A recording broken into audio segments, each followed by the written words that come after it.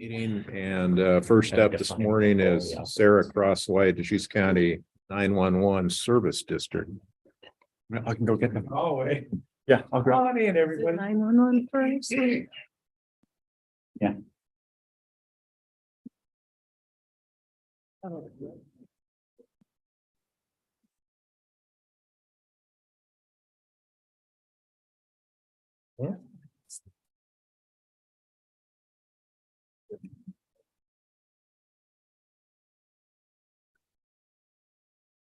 I guess I should say we will open the public meeting. Is that- There.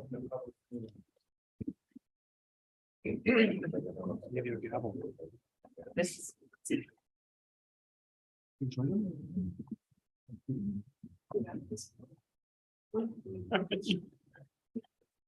Yeah, that's what you get us from both sides.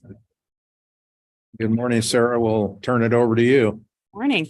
Okay, so I heard Dave disappointed you guys yesterday without a joke. Yeah. Is Yeah. that what I heard? Yes. Okay, so I brought a couple. Okay. Okay. Okay, so I'm gonna start off with the blonde joke. I'm blonde. Why couldn't the blonde dial 911? Why? She can't find 11 on her phone. Okay, my next one. A man calls 911 in a panic and says, my wife is having a baby. Her contractions are only 1 minute apart. The dispatcher says, calm down. Is this her first child? And he says, no, I'm her husband. You're welcome. Thank you, that appropriate. Yeah. Okay, as you all know, I'm Sarah Crosswhite, Director of Deschutes County 911. To my left, Jonathan Spring, Technical Services. am I right? And I have Kim, our Administrative Supervisor, and Beth, our Administrative Analyst, which I cannot go anywhere without them because they're a huge help to me. Okay.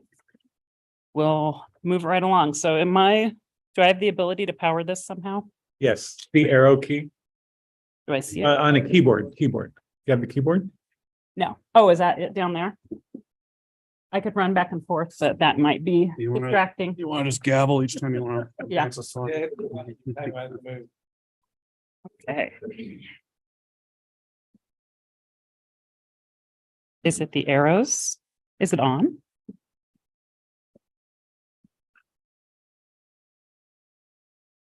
Mystery.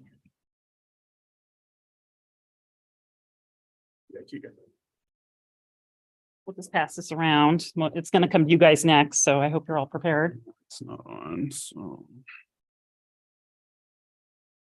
See, this wasn't me this morning.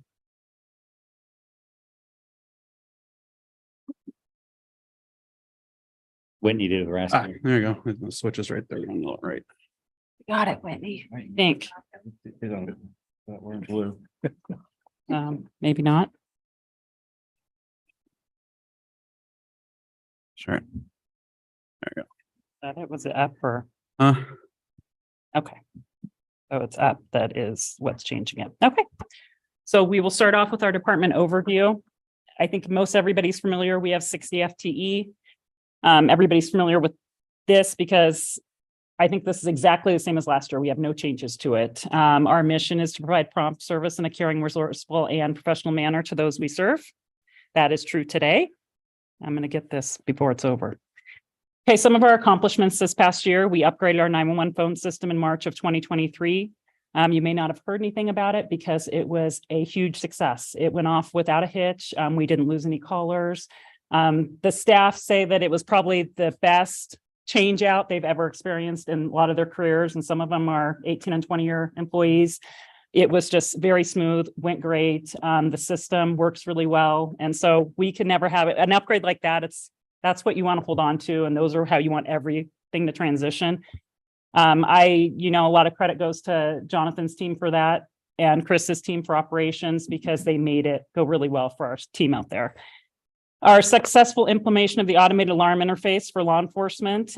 This was a big deal. This is a couple years in the making. And what that is that the alarm companies have access into our CAD system. So instead of a phone call for our dispatchers, it's actually the call just pops up on the screen as an alarm from the alarm companies. There's several alarm companies that are now involved in this. It's ingenious. It works really well. Just one more call that we don't have to deal with that pops up and we can dispatch it out. So it's pretty effective and it's just another tool of technology that we will see probably more and more of in the future. And then we have our new 911 backup center. Originally, we had a different date, so we kind of changed it, but we're looking for a fall completion and our staff went and saw it this last week and it looks great. So we're excited about that. Okay, we'll jump into the meat of it here. So we are maintaining our current tax levy for the 8th year in a row. We are proud and excited to be able to do that for our taxpayers. And that's huge. I think it's a huge accomplishment. It just shows that we are able to work within our means, and some of those savings we all know are from the personnel cost, and you'll kind of see that as we go through. We also have our statewide telephone tax that we receive quarterly from OEM, and then we have our IT and radio service level agreements with our police and fire agencies, as well as our non-public safety agencies. Our requirements, as I stated, there's no significant changes. You can see in 705, we don't have any huge, we're not asking for extra FTE. Right now, we're working to hire the open vacancies that we do have. And I think next year, fingers crossed, that I'm going to come in here with less than 2, or Chris is doing this presentation. He doesn't know it, but. Okay, our fiscal issues, short term, I think we keep hearing about it, is that the technology assets are shorter life than previously. We just see that, we're on this timeline, we have to replace it by this date. And then we also have the supply chain issues. As we're working on doing our towers, that's been a big issue. That's kind of pushing those into the next fiscal. And it seems to be a constant thing, is that getting the equipment that we need from the radio vendors or from just anybody, it's been really challenging. Long term, we have the enhancement and the replacement project and the radio system maintenance. That's always going to be happening. We're always going to be, what can we do to better the system, to make it the best for all of our police and fire users. Next Gen 911, this is going to be the infrastructure behind the scenes, and then as well as what it does to impact the operations on the dispatch floor, pictures, video, all those options that are out there that, are coming. And you can't really hide. As much as we'd like to say, oh, we're not going to do it, that's not an option for us. So preparing for that is a big deal. And, hiring for that is a big deal. And then as our capital reserves plan, we continue to work on the life cycle replacements, and you'll see that in the next part of the presentation. But our technology, that's the biggest piece of this, is what do we need to replace? When do we need to replace it? And anticipating what those needs are. Our 5-year levy rate projections, you can see kind of where we're looking at potentially needing to make some adjustments, which is the fiscal year 2029. That's where we may have to adjust the levy rate. If I can help it, we're not going to have to do that.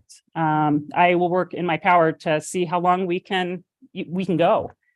We have a great capital reserve plan for our expenditures. If we can continue to have cost savings and push that out, I would love to be able to do that and use what we have in our capital reserves for some of those big projects so that we don't have to go to the taxpayers and change that levy rate. And then our future expenditures, I tried to do 5 years for you guys. As you can see, 27, 28, we're a little bit lower, but anticipating 27, 28 is a little bit more challenging than the first 3. So I did send a addendum so you guys can kind of see what those projects are on the attachment that I sent forward for you guys, that I can kind of speak to those. So we have a couple big years there. You see the first 3 years that we're doing our phone and radio recorder replacement. You're referring to something. Yep, our capital reserves plan that I should be in your attachments there. Sorry. It's after the colorful Justice Court one, and it's labeled DC 911 710 capital. There it is. Thank you. So this outlines all of these numbers that you're seeing on this slide here, and just kind of breaks down what these projects are for, and what you'll see what we're carrying over this fiscal year on projects that we weren't able to get completed. And then you kind of see what our plans are for the next fiscal years and some of those higher numbers. We do intend in 26 to hopefully do a remodel on our dispatch floor, which would include new consoles, changing the design and the layout. What we've realized over the years, it's been great. It's not as effective doing that theater seating when you have somebody behind you that's in a critical call and they're loud. And so we're going to look at doing, the seating where you're facing in towards one another versus over somebody's back. And so, we have a lot of things that we want to work with a designer on and see what the options are, because there's so many different things out there now, and so many things at some of these conferences that they talk about where you're actually almost kind of in your own bubble for sound and stuff. So we want to kind of look at those and explore those as we look at designs in the future for the dispatch floor. But we have tried to line out everything. John gives me a good list every year of what he thinks we have coming up for technology projects. So we put that on there, and hopefully they come in a little bit lower, but if not, we will do what we need to do to make it all work. Well, it's good that these are all, no big numbers, I guess, is the observation. There's just a lot of things to do, but no big $5 and $10 million project on a specific date. Well, or more the point, first of all, very impressive use of reserves and saving what you have. I mean, sometimes it's the bad news is, well, we saved on personnel, so we can put it in reserve. Bad news is we saved on personnel and we need people. But the good option that you have is that you're spending, but you're actually, at least from my brief look, like you're putting more into reserve than you're spending in any given year, which is always a bonus. Correct. And that's, the goal. We are still putting aside the 500,000 every year for the radio project, the technology and enhancements, and then also 115. And that's been a commitment for over the last 7 years. So we're putting that aside. And so if, let's say, something happens and the state decides they don't want us to partner with them on radio anymore, we have options that if we need to go out and buy a new system, we will have the money there, and that we're not going to be going out and asking voters or asking anyone else for that. Those funds will have those funds set aside. And so the goal is a lot of these big projects you see, I want to have that money set aside so it's earmarked for those large projects versus having to go out and do something different. So that's kind of my intent going forward. So when you see that large number in the capital reserve fund, there's a reason. It's spoken for. We're listing it out. We're trying to identify what those numbers are for, and that's the plan. Have you worked with a reserve specialist at all just to determine where your funding strategies are going? Now, I work with county finance, but beyond that, no. Okay. Yeah, I think we've talked about, getting that capital list and capital forecast going with 911. So. Okay. 911 is Sarah's baby, Charles, It really is. and you run it so outstandingly. We just can't say enough really great things about. But please tell me, are you still at like 8 FTE that you need? We are at 6 on the dispatch floor and 1 supervisor. So we have 7. But I did ask because, Megan could not make it today, but I asked her so I could tell you exactly because I knew you were going to ask. So we currently have the 6 vacant telecommunicator positions and the 1 vacant supervisor. We have currently 1 that's going to start July 5th, and we have 2 others that are currently in our background process. So 3, and we're hoping to get them started all really close to one another in July, maybe August, depending on kind of what their schedules are. And then we have 4 other applicants that are in the early phases of the process. So to me, that's all great news. So, yeah. Excellent news. Yeah. I know, have your calls already started ramping up for summer where you go way up? We were just talking about that. You see this nice warm weather and all of a sudden calls start to change a little and they start ramping up quite a bit in the last couple of weeks. Well, that sounds really positive. We do not want your team burning out. We don't either. So another note back to, you mentioned the state radio project and the state is our partners, and we're all see each other at the interoperability executive council once a month, but that's where the relationships are had for the partnership also. So Joe Messman is this radio guy. I saw him recently and he implied that we're getting a good deal being a partner with them, as in costs a lot, but I think it's going wonderful though. So, let's not think that, there's a ominous future here. I think it's gonna, be a long-term partnership and work out for both sides.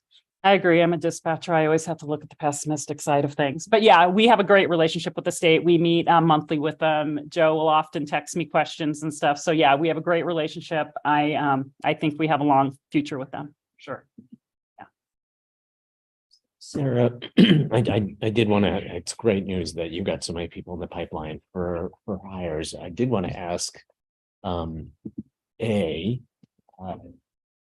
how price sensitive is it? I mean, is pay like a really big factor in your success with recruitment and retention, or is there are there a lot of other factors? And then if so, then I also wanted to ask about the relationship of pay to the assessed rate. I mean, is it, is that something that is kind of within the structure of the way those districts are set up, that you or we could make the decision, okay, to improve recruitment and retention efforts. You do a 1 cent increase so that you can be more competitive as an employer. I think we're pretty comparable to our size of dispatch centers. So I mean, we are at a great advantage there. We can match some of these, like ECSO and Medford. We're very close to what they're paying, and they're quite a bit busier than us. And their staffing, I talked to the director last week, and they are at like half. They have 27 dispatchers, and they have 40 on the dispatch board operate, which is very scary to me. So I think we're comparable in the pay. I think the challenging thing is recruiting outside of the area into Central Oregon because of the housing. I think that's the biggest thing, is that people look at that and go, oh, that's pretty scary for them to try to make that move and purchase a home. And not sure that they can actually swing that. And I've talked to nurses, I've talked to teachers recently, and you can look good in terms of comps for a district your size or a hospital your size, but in this housing market that we have, that is unique to this place, it's not enough. I just wanted to ask about. I mean, you can, and I'll agree with Commissioner Chang on this. You can look at the comparables for some of the different areas, but you also want to look at the comparables for potential positions, law enforcement administration or law enforcement technician, and see how you compare on those, especially since, Bend is kind of ahead of everybody in terms of paying higher rates, but sheriff has been edging up over time. A lot of the smaller districts are trying to figure out how they edge up over time. So that might be a decent comparison to run. Or people in emergency services in other, outside law enforcement, EMS. Fire departments. I don't know exactly what. There's a good benchmark there on paid here. What the local comparables would be, but people. It's a recurring theme, we're hearing from every department is, people can't afford to live here, so it's really hard to recruit and retain people. If you were, hopefully you get to fully staffed with it. I know how hard it is to get through background sometimes, but if you actually fully staffed for a couple of years and you held that, do you think that would change your rate raising equation? I don't know. Cam, Dan, do you think it would? So we're looking at your operating budget. What was the question? I was actually questioning, if the personnel was actually completely filled out for like a 3 or 4 year period, would that actually put enough strain on the budget that it would require raising rates? I don't know that it would at this time. I think that part of it is that they have significant capital needs in the future that they're saving for as well, given the reserve level, because I think we're talking about how many folks do you have currently vacant? About 10%, 11%. Seven. So you're probably talking somewhere in the range of $1 million every year. So for a few years, that would be about $3 million. And I think that the reserve would still have some left in there for future capital. Yeah, but that's my point. Sometimes the good news is your personnel savings actually allows you to be able to contribute to reserves. But if you fully staff up on personnel, that starts to put a strain on the equation and how it goes. I mean, I think the answer is no, not yet. So thank you. You answered the question, but that is something that I see and I worry about in this and other budgets. Yeah, I just kind of reran the model because we assume a 95% that they'll spend 95% of their operating budget every year. If you assume 100%, which is likely, that does bump up when you would need to raise the levy to like fiscal year 26. All right, thank you.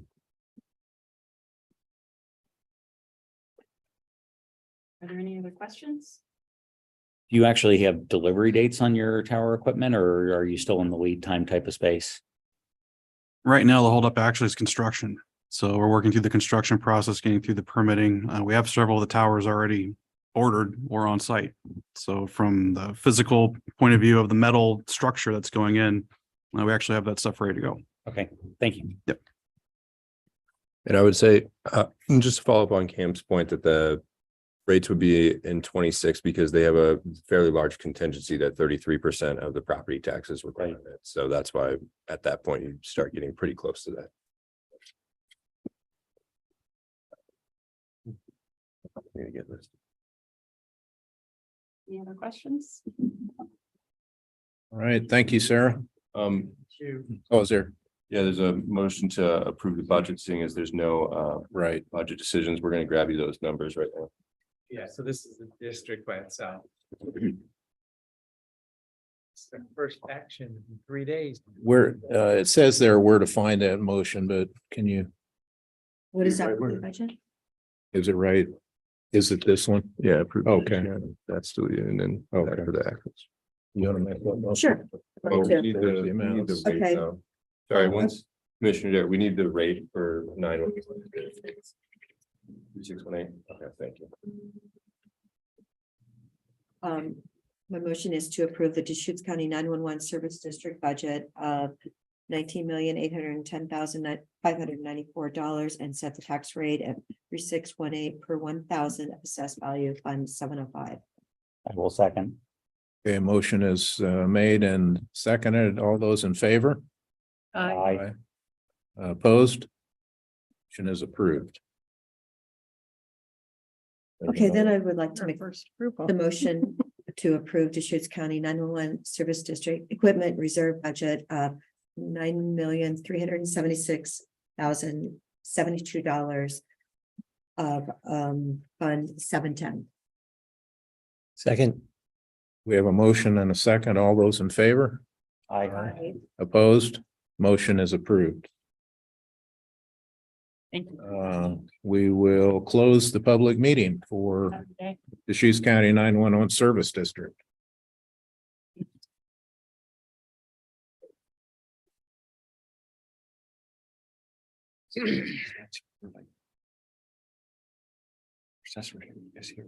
Oh, he's okay. Yeah, we're running early. so- Schedule. Good job.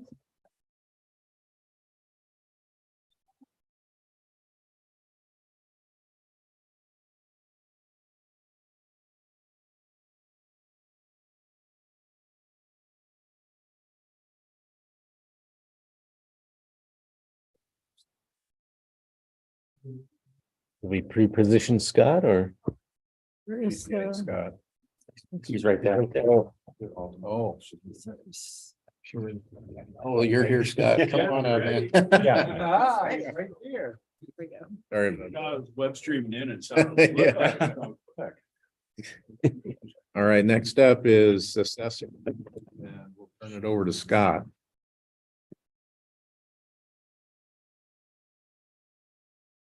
Good morning. For the record, Scott Langton, County Assessors.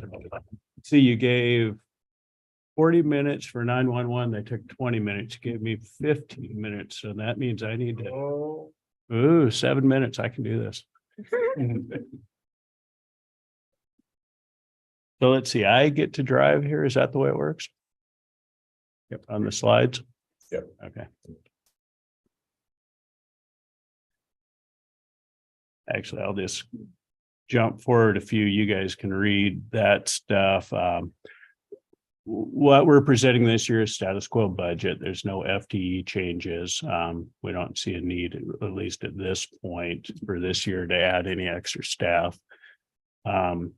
So that equates to a 4.6 budget increase, which a lot of that is the COLAs and software cost or vendors and whatnot, just because of inflation. Our book says 4.77. So Oh, I bet it might have been updated once you Commissioner Ching mentioned that the book says 4.77. Was the proposed budget was, I'm sure, updated after the elected officials compensation committee. And so the percentages of, it's just a little bit higher there. Wow. Shows up in the numbers. That would be part of it. 1.17% Yeah, there's got of your budget. Too big of a budget for that. But I'll give you a little background history here on this slide, and I picked 24 years because that's how long I've been here. I came as a deputy assessor and then was ran in 2001. So a little history of both assessed values, where you're getting your revenues from, and changes in my office. So with that graph, you can see that with Measure 50, the market value has fluctuated with the recession, and now you can see how we're booming. The assessed value has been more of a stable line, which will vary year to year because basically increases in assessed value come from two main things. It's a 3% test on existing properties, which nets out to about 2.8, 2.9%, because we do have certain items like industrial machinery, equipment, some things that are depreciating. Anything above that, let's say 3%, is due to new permitted activity. So new construction, new partitions and whatnot. So when you put a regression line on that, it's been fairly stable. Deschutes County, of course, as everyone knows, is growing much faster than most other districts in the state. So we've had more property tax revenue come in than a lot of the neighboring counties throughout the state. The one thing I will point out is, when we look at changes in FTE, we're at 35.26 FTE for this year. So when you look, that's over the last 20 plus years, we've increased 2.5 FTE.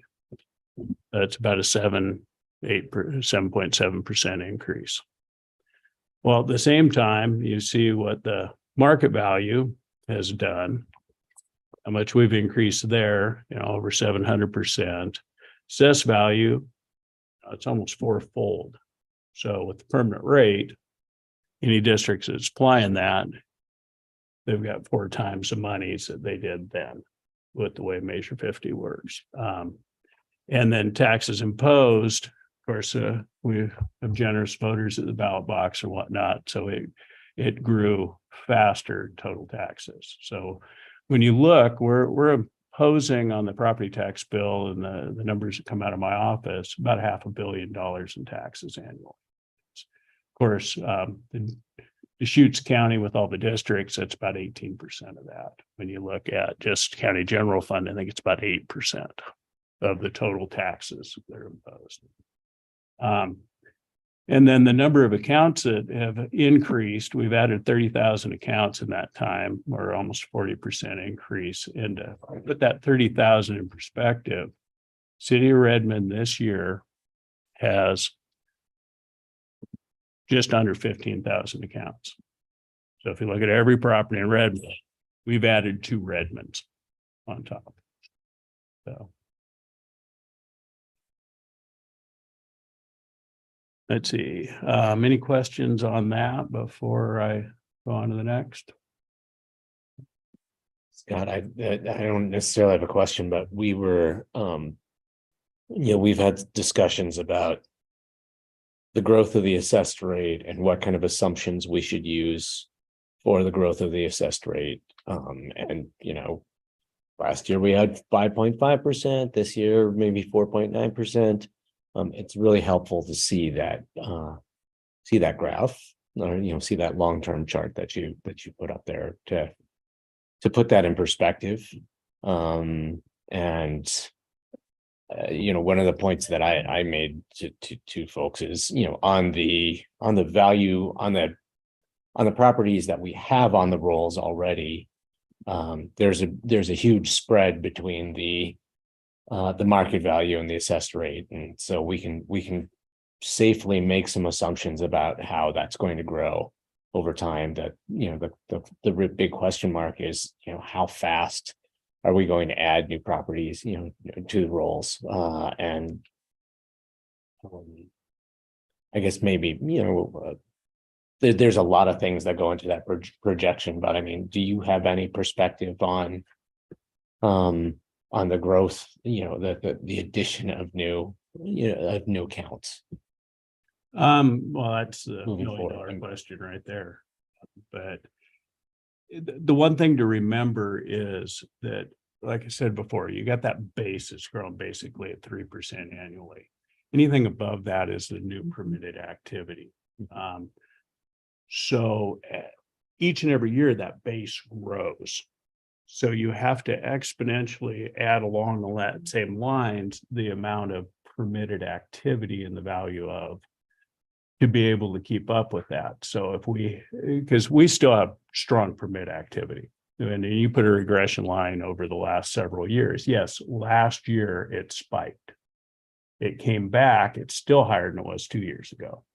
So we're still seeing positive growth. And I guess that's one thing too to point out here is that a lot of what you guys look at is rural county, and there's those departments like mine that are the entire county. The vast majority of my work, yeah, it's significant what happens, and we pay attention to what happens in rural county, but really in the whole scheme of things, it's not the driver. It's what's occurring in the incorporated cities. But with that said, then you look at that base. Well, how much more permitted activity is going to occur over last year to maintain that 5, 6, 7% growth that we'd been seeing? I don't think that's necessarily realistic. And you look at Oregon land use laws and not passing judgment one way or another, they're looking at more growth in incorporated cities. So I see actually that the rural areas have kind of tracked, but unless you're getting new Tetheros or some big ticket items out there, I see actually the rural growing at a slower percentage than incorporated. Now, when you go to incorporated, what kind of growth are you getting and when is it going to hit the tax rolls? We have enterprise zones where you're foregoing those tax dollars, but the idea of that is if you didn't offer that tax incentive, you wouldn't get the business anyway. So it's delayed before it comes on. You look like at Bend Core, there's going to be a lot of activity in that. The Schutz County and other taxing districts won't see any revenue from that because it's urban renewal. So any of that new growth that occurs will go to urban renewal. Now, passing judgment good or bad, but you're delayed until at what time they retire that urban renewal. Mhm. So you have to factor all that in. So I mean, that's a long-winded roundabout way to get back to your question as far as what do I see in the future? I see positive increases, and then you can even see if we did have a recession again. It would take quite a recession before that 3% is in jeopardy. It's then how much over that you're going to experience. And I think where we've been, I think it's going to be slower than that, maybe more like the 4.9, which, it might be a little doom and gloom to what we're used to here, but you talk to any other commissioner, budget committee in the state, and they would love to have that. Right. So. Scott, do you see uptick of ADUs as a market change in the curve, or is that just kind of keeping the curve going? Just keeping the curve going, but to be honest, you put on a new apartment building, that has 90 units, and they're literally selling for $300,000-$400,000 a door. When you look at how much value we're putting on, it takes a lot of ADUs to even come close to equaling that. So I think in the whole scheme of things, yes, it's going to be a positive, but I don't even know if it would be measurable, or it would be very, very minor. Okay. My ADU didn't change my tax bill.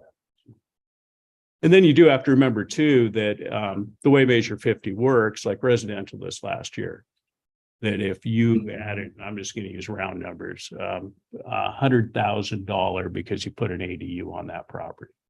We're gonna add 100,000 to that market line that you see on there. But then we're to adjust that for Measure 50 benefits of existing properties is where that ratio comes in. That ratio is 37% this year. Mm. So we're only adding $37,000 to the assessed value. So your tax rate's only applying to 37,000, not the 100. Okay, that makes sense.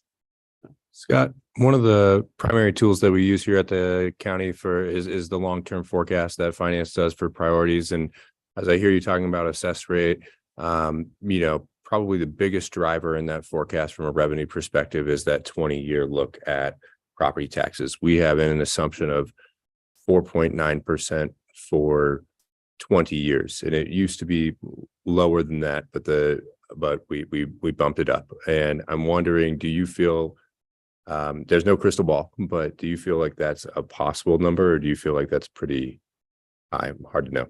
To be honest, I have no clue. I wish I had that. Yeah, crystal I wish ball. we did. Probably wouldn't be sitting here right now. Yeah.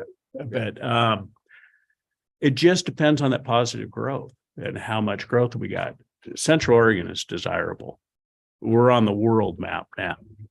So we're going to continue, barring some outside tragedy that kills the economy. I see positive growth. Now, to what level and how that increases the base, that's a tough one. Yeah, but I would encourage you to look at that growth pattern and what's going to occur in the incorporated cities, because that's where the biggest bang for your buck's going to come from. 0.3% higher than like other incorporated cities over the last 25 years in Oregon, large metropolitan areas. So, that which is maybe in line with some of our growth, but we'll look into the incorporated cities some more, because those 0.1% difference over 20 years is many millions of dollars, as folks know. So it changes the forecast quite a bit if it goes up or down. So we're always just trying to make it as accurate as possible.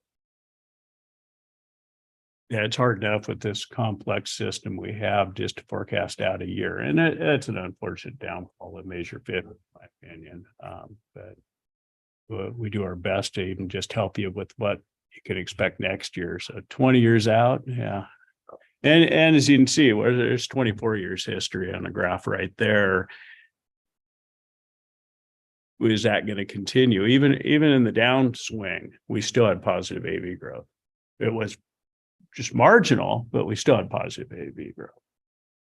I mean, I've seen some real estate speculation. We're a little far afield, but I've seen some real estate speculation that says that we're approaching like a Jackson, Wyoming territory where we're basically going to plateau, even if the rest of the market starts to go down. It's a very desirable area. There's not enough properties. There's not a fast enough build rate. So, that speaks to even a really hard recession would probably not be an issue. But even as you say, the curve is so high, even if we were affected by it, we probably wouldn't get anywhere near assessed value. And I guess the difference I see between us and Jackson Hole is we do have the ability, even though with Oregon land use, it's difficult, but we can expand UGBs. We have more area to grow, and we can do the infill. So I see us having a little more growth than that potentially. And the market value, there's such a gap there. I don't see that really impacting them. And I think I'd love to see the UGB move faster, and or at least land use rules move faster, because then we could drive some of that, but we don't have the resources to actually build on it at any rapid rate. There's just not enough people. Yeah, so look at 20 years, this tough one. Because, well, we go back to the start of this chart when Measure 50 was started, market values only go up as a consideration. They never go down. And then you look out there in 08 and go, oh, look what happened. Mm-hmm. But if you put a trend line, regression line on either one of these, if you're looking out 20 years, they kind of make sense. It's just there are those peaks and valleys. Right. Teal Lewis gave us an excellent history of Ben's UGB and what happened, whereas it was supposed to be added, along. I think 6,000 acres weren't added in that probably could have really helped the situation in today's world. But I don't think we're going to move the Tetons in Jackson Hole. So I think there are 13 of them there and hope. So yeah, they definitely are limited there. I like the Cascades. I know. Well, they're a little bit further than in Jackson. One of the really important pieces of Tia's presentation was basically she was saying that we added the wrong acres. We added the acres that were MUA 10 or rural residential zone, while we should have taken in some of the EFU that's immediately adjacent to the eastern boundary of the city. And this is a side. This is way outside my will. This is a side conversation, but at some point later on, I would actually love to ask you about, you take a 59-acre parcel and you develop it at RR10 densities versus you take that 59 parcel and you incorporate in the UGB and you get 500 units in there and some multifamily housing, like what the assessed value implication differences are between those two, because we're having a lot of discussions about comp plan amendments and rezones. Yeah, so I'll ask you about that separately. All right. The other thing I wanted to point out is the fiscal issue of, the funding for my office and the tax portion of Roberts and a little bit of IT and Board of Property Tax Appeals. We have what they call the CAFA grant from the State Department of Revenue. And it basically is local dollars collected, its portion of delinquent interest that comes out of the tax office, and a recording fee that the clerk, and that money's all sent to the state and then reallocated back out based on budgeted numbers. So like this year's budget, what's approved is what's in the grant. Then all 36 counties, if everybody basically keeps the same budget, they get the same percentage of whatever that pot of money is. The last time it was revamped was in 2001. Because we had some counties that were failing to do their statutory responsibilities as far as assessment and tax. We're currently in that same position where there's some counties out there that are failing to meet those. But the impact of that was back in 2001, it represented about 36% of county cost for assessment and taxation. Because those funding sources weren't indexed, and they stayed flat for the most part. When you look, it's been plus or minus $20 million annually that's allocated back out to the counties. Of course, over that period of time, the cost of doing business has grown, it hasn't stayed flat. So now we're looking at, we've gone from 36% to this year, we're probably around 12%. And without a change in the law or additional funding, that's only going to go down. So each year, that means county general fund is picking up a larger portion of that mandated service. There is legislation right now, whether we finish session or not, or how session ends, but there's a lot of talk right now, and there is a bill in House Revenue to look at different funding. I don't think anything will come out of this session, might not even be next, but at least there's conversations. And I know Oregon Association of Counties, it's one of their top priorities. Assessors Association, Tax Collectors Association, same thing. We're fortunate where we have the growth here, and I've had the support of this committee where we're, I think, adequately funded. That's not true in other counties. And that is having pretty significant negative ramifications on their ability to tax appropriately, which actually impacts us as well, because it's like the state school fund. It's more general fund monies that might have to offset those omitted properties in other counties. Mhm. But I just wanted to make you guys aware of how each year the general fund, as far as a percentage, is going to pick up more and more of this function unless there's legislative change. And we don't have that in our long-term forecast. You've seen that theme in a few different areas, public safety, DA's office. Legislatures got big ideas and they just keep going down different paths, but some of this foundational funding is just slipping away and it becomes the unfunded mandates or the expectations of service without funding. And I guess I got a question for you guys, and I guess it's more of just a curiosity. When I look at the pie charts on funding, I think we've got that.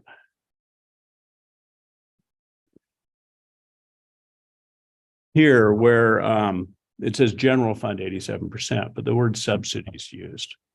And I guess it's curious on why the word subsidies used there when you look at when the state was founded and when counties were formed, that there was certain mandated services that the county took responsibility for, such as, elections, recordings, the district attorney, assessment and taxation, sheriff.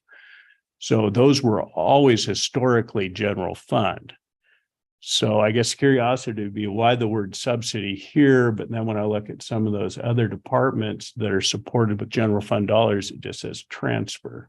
To me, that would be more of the subsidy. So That's good feedback. Maybe we could not use that word, but yeah.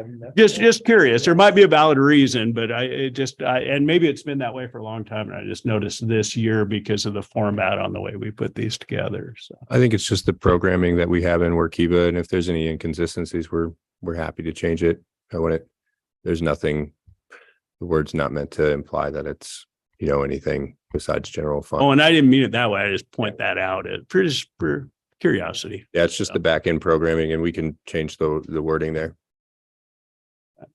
Scott, I mean, what you just described is basically kind of increasing local responsibility for paying for the services of the assessor's office. And I mean, one of the questions one of the things I'm curious about is the work that the assessor's office does. It benefits the county as a taxing district. It benefits, basically you do this work on behalf of all of the taxing districts in the county. Correct. And I'm wondering what from policy perspective, what an appropriate funding, mechanism or structure looks like so that the taxing district, all of the taxing districts that are benefiting from the services of your office are contributing in some way. I mean, going through, this CAFA allocation. I mean, that sort of tries to capture that, but yeah, whether there's another way of getting at the benefit to all the local taxing districts besides that. That's a great question. That's exactly the question in the House Revenue Committee right now. But prior to 1992, 100% of assessment and taxation was picked up by the county general fund. So the vast majority of our history, 100% has been paid for out of the county general fund. They started this program because of certain counties that were failing, and then it's ebbed and flowed over time. And that is a sticking point, because one of the proposals was, should there be a cost share with the districts for services provided? We could have 100% of assessment and taxation funded for Deschutes County if we had about somewhere plus, I think it's about 1.9%. Now, when those conversations occur, of course, taxing districts are real adamant, loud shouting no. And that's what's occurring right now. Like I say, where we're getting the monies now is a portion of delinquent interest and a recording fee. Those could be upped. There could be a cost share. There could be a model where, you know, that above 3% growth with the new construction, and that's where a lot of our energy and focus, or at least appraisal wise, is you know, taking some of those funds, those additional dollars from the districts. But like I say, those are the conversations that are occurring right now, and everybody's dug their feet in pretty hard. How we get beyond that, I think that'll be up to legislative leadership, and by all means, your opinions on that, share with our legislative delegation and those power players. That address that. Well, thank you. And that's something that, you know, theoretically we could be working on through the Association of Oregon Counties. You're our representative from the assessors, right? I am. Yeah, and it is their top priority, and governance is, put it that way. The governance committee and the legislative committee adopt that, and I think they have 3 or 5 top priorities, and that was number 1 when the session started. So now, can they move the needle? Can we all move the needle? That's to be determined, but that's the reason I wanted to make sure you guys were aware of that as far as where funding comes from.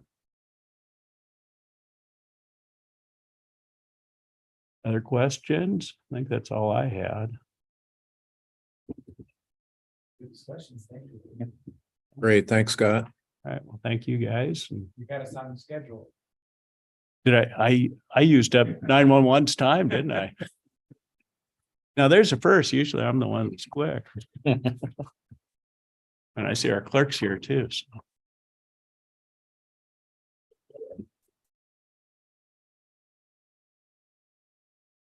All right, next up is clerk's office. Thank you. Thanks. We should. I hear you going on vacation.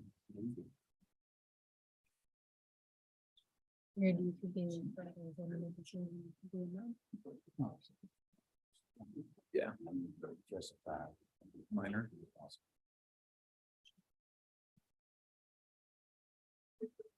Turn it over to Steve this morning.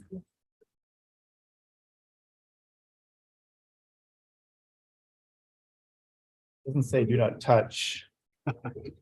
So tempting. Pretty much every person who sits down there picks it up and looks at it. Just looks at it in awe. Except me. Good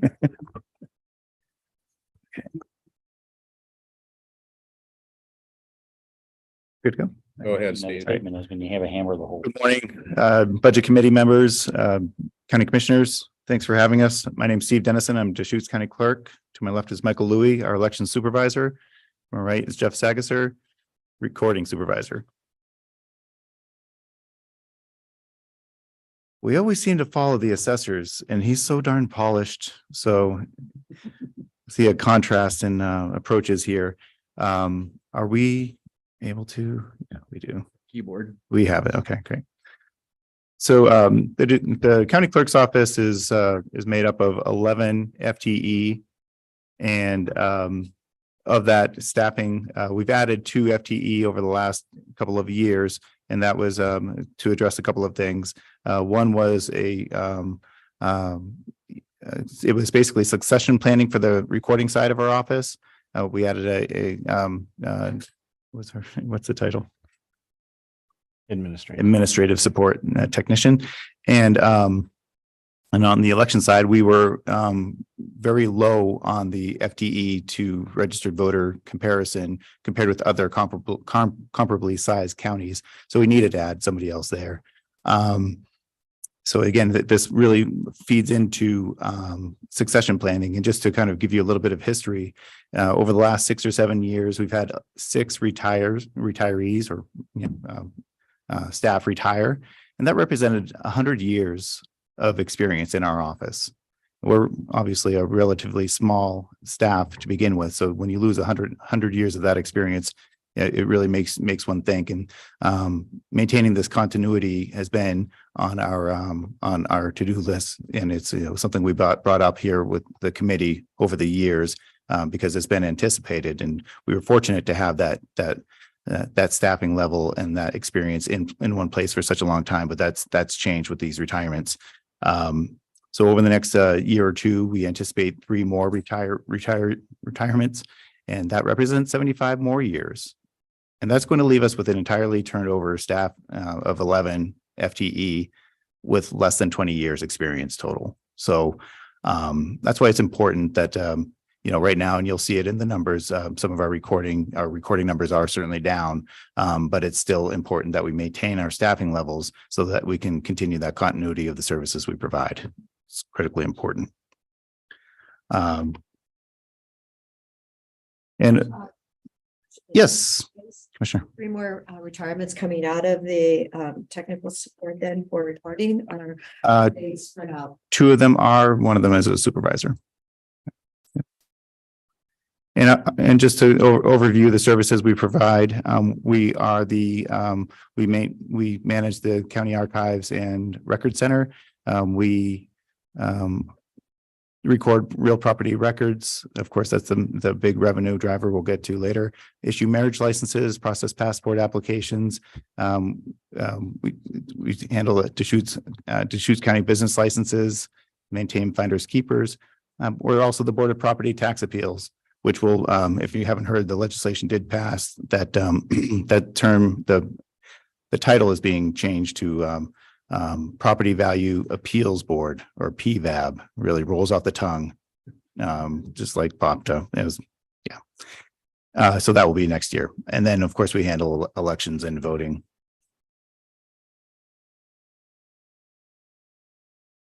So in addition to the day-to-day work that I just described, the other important accomplishments that we've done over the last year was that we imported 22 volumes of miscellaneous records dating back to the 1900s. That's a backlog of work. Migrated audio tapes of board meetings or commissioners' meetings back from the 70s and 80s. And now that's accessible for anybody here internally to do research.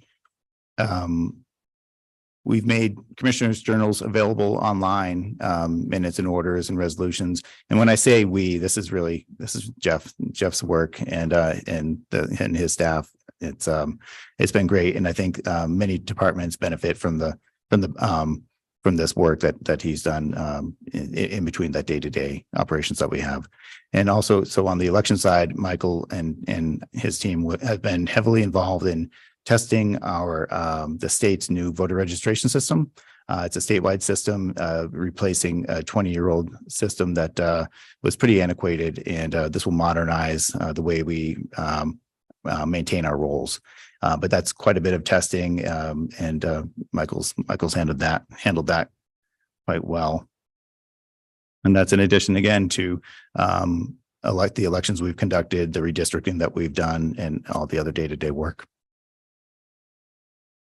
Of our resources, again, there is revenue from processing passport applications, issuing marriage licenses, but the biggest portion, of course, comes from recording real property records and transactions, and those come from not the number of transactions, but actually the number of pages per transaction.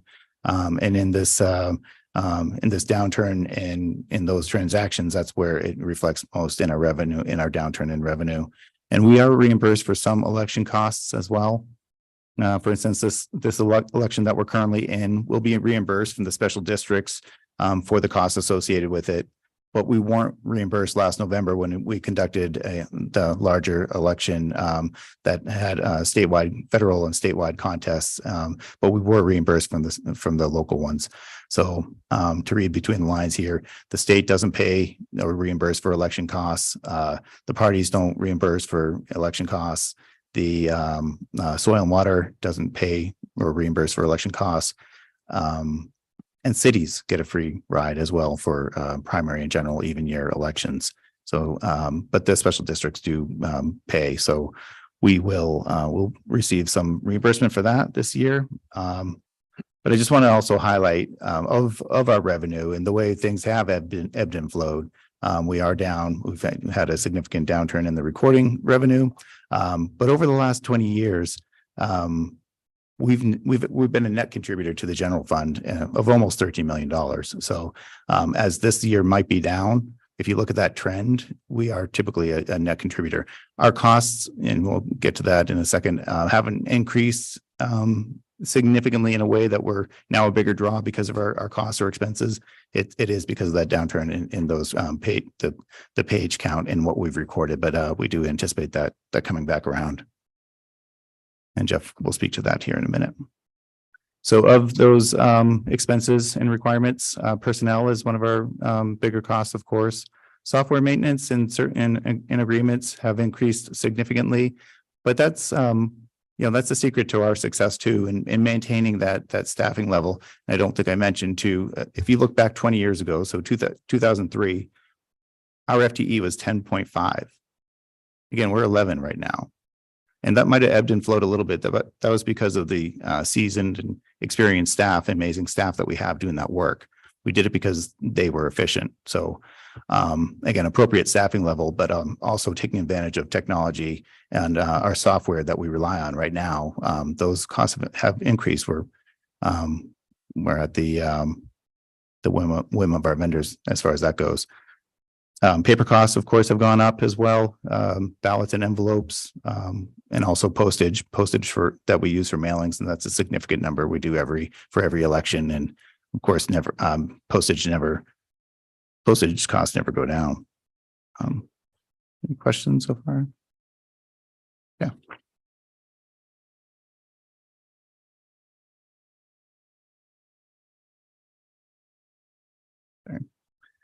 So we have our fiscal issues. So as I mentioned, the recording revenue has dropped nearly 50% over the last year, and the primary driver of that has been the increase, the quick succession of consecutive rate increases, and it's really driven the market up. We're no longer seeing the boom years of those refis that we had a couple of years ago. Now folks are on hold right now, and our numbers reflect that.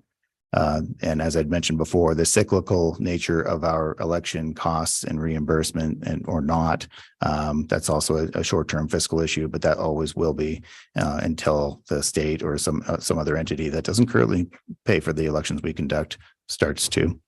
The long-term fiscal issues that we have, if the rates maintain or increase further, that could be an impact. This is back to the crystal ball we talked about in the last session, not having one. We don't know what that's going to be. The unknown costs relating to our new voter registration system.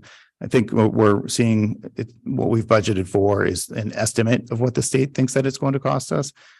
It's a roughly $8,000 increase over the last year that we paid for that for a similar system.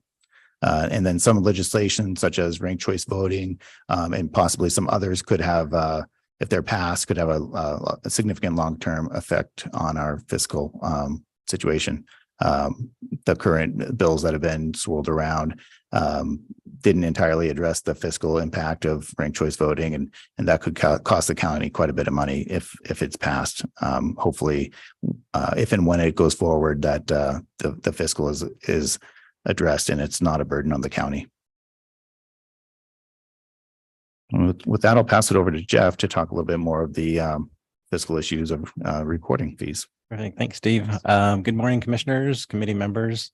In looking at the revenue side of our short and long-term fiscal issues, there's obviously one big factor. It's our primary driver for revenue, and that's how many mortgages get recorded. As the cost of borrowing goes up, there's less revenue coming into the general fund. With the Federal Reserve increasing rates over the last year, 9 consecutive times, pretty historic move from the Federal Reserve to try to curb inflation. We've seen our revenue, as Steve mentioned, go down 50%. Additionally, with respect to the number of documents that we record, those are also down, and we're about 50%. So, and this is just really a direct reflect of what the Federal Reserve is trying to do with curbing inflation. And Steve Steve mentioned that a lot of that was based on page count rather than other things. And there's been a lot of document simplification efforts that have been going on as well. So that's obviously having an impact, correct? Correct. Yep. Cash sales. Cash sales, Yeah. no And, pages. and yeah, cash sales, Steve brings up a very good point. We're seeing a lot of cash sales. So coming into the area, they're not even doing any kind of financing. Right. So that is a direct impact on the revenue that goes to the general fund. That's really the big elephant with respect to revenue, the fiscal issues, not only short term that we recognize, but also moving forward, what the Federal Reserve is likely to do. So, but I was taught as a young man to give the bad news first and then the good news. So last month, the Central Oregon Association of Realtors pointed to a Bloomberg article citing that key housing indicators have rebounded in the early months of 2023, and mortgage rates have likely peaked with the Fed hikes almost done. So hopefully that is, we'll put that in sort of maybe a win column, and maybe some green shoots come from that. Also, the Federal Reserve hints toward continuing to raise rates. In last month's April forecast, the Mortgage Bankers Association indicated that mortgage originations have bottomed out and signal a 16% increase in purchases and 75 or 77% increase in refinances. That's a national, and so that's a national forecast. How that translates here locally, what would offset that would be cash sales. This all bodes well for recording mortgages and increasing our revenues. Additional good news on the revenue side, issuing marriage licenses, we remain constant, issuing 1,400 marriage licenses per year. That contributes to about $35,000 to the general fund, as well as our passport applications year over year are up 22%, contributing $50,000 to the general fund. So I always like to kind of say if those activities are constant or going up, we see people are still falling in love and traveling. So on a last note, before turning it back to Steve, recording and marriage fees are set by statute. So that's in the hands of the legislature. And as well as our passport fees, those are set by the U.S. Department of State. So those are a little bit outside of our control. Thanks, Jeff. So going on to our current challenges and future initiatives, some of these might look familiar, but our current challenges right now, it's space needs. This will be also a future initiative or a long-term challenge, but it's our space needs for elections specifically, and the flow of what the path of the ballot looks like once it's heading out our door and coming back in. It's a significant issue. Because it's an inefficient process and flow that does pose some risk. So right now, our current footprint in our office is not efficient and needs to be addressed somewhere down the line here. And as mentioned, if some of this legislation passes, other things like the integration with Oregon Health Authority, similar to the way we integrate with elections with the DMV, we receive that data and update voters accordingly, something like that, or same day voter registration, or that ranked choice voting. These could have a significant impact on how we conduct elections. Not saying good or bad, it's just that it will affect the way we do our business. Then, of course, succession planning is one of our biggest challenges, and we can continue year over year and day after day to reevaluate that. Going on to the future initiatives, again, just working with the county, whatever we can do to address our space needs, ongoing conversation, and hopefully we keep moving that along to another level. We're considering a subscription-based access to our real property records, which are now available online for anybody in the general public, which is great. Everybody has access. They are public documents. So, but they come putting those documents online and getting them there. It comes at a cost to us too. So if there's something to do there to secure them, and then also maybe generate a little bit of revenue, it's something we're considering here in the future. And of course, in the nature of the current climate of elections and public perception of elections, voter outreach and engagement and education is never more important. So that's something that we're going to continue to evaluate to see if we can increase that or improve that relationship between our office and the public. With that, that is all we have. So happy to answer any questions. Just kind of a quick vision about secure and safe elections and space needs. Is that just a big flex space or is it a custom built space? I just kind of a vision on what would be ideal. So ideally, one, we would be, our office would be, would still remain intact and not split, where elections, Michael and a couple of our folks go one way and everybody else stays here. So having our same building, same office, that's I think goal number one. Number two is that we're nearby the other services that we have reciprocal services with, you know, down the hall from the assessor, across from CDD, down the hall from you. It's you know, tax and finance and everything. So having that I think is important. Being able to send somebody just down the hall and not back in their car is helpful. But you're right. So the current footprint of our day-to-day work of our desk space, I think, is appropriate for the staffing level that we have, which I think is also appropriate. But it does flex. So right now there's that space that we don't use as often, you know, the place where the election board members work. If that place was twice as big, that would be kind of the flex space. Okay, 3 times. At a minimum, 3 times as big. Yeah. So for a comparably sized county, so Jackson County, for instance, I've witnessed seen their space and their flow, and they have ample space, and they're still outgrowing their space. So, but maintaining that secure path of the ballot and having the space to do the work is important. There's a couple of other pieces too, but we can discuss that later. You know, a second ballot sorter as a backup and things like that. But just right now, we are we're going to make this work. Obviously, we do. We do it election after election, and we'll do it next presidential election. But we're only going to be able to fit so many people up there. Whereas we needed to, you know, commissioners were gracious enough to offer this space down here for the presidential election when we needed to socially distance. That still created other obstacles, and it was even less efficient. So I see us going forward until something can be addressed. We're just going to manage it with the number of people that we can have in that room at a single time, and do the best we can. But it is a significant issue. Steve, has anyone spoken to you about the shelled out 3rd floor of the courthouse as a potential flex space? No, not yet. I mean, you know, there will have to be a whole bunch of stuff worked out with the circuit board about, you know, who gets to go in there and who doesn't get to go in there and stuff like that. But sure. And it's not right here in the building, but it's also not that far away. Yeah, it's a couple of blocks. That's another viable option. We're paying to shell that space out, and the circuit court isn't going to need it for a good chunk of years.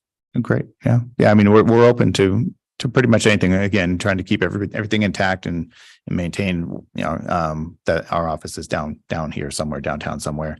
But yeah, being across the street isn't a terrible option. Yes, please. Yeah, with the bubble. Yeah, it's I had another thought, but it's a fleeting one now. So, but no, that's another great option. But yeah, I think no matter what we do, it's probably going to, you know, we'll have an effect on other departments.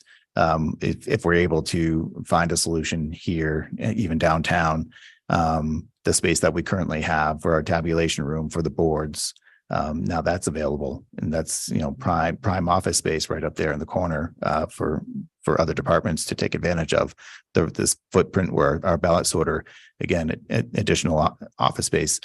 I don't know if it'd be an expansion of what we need, because again, we're pretty well set, but things just move around. So when we can address our space issues up there.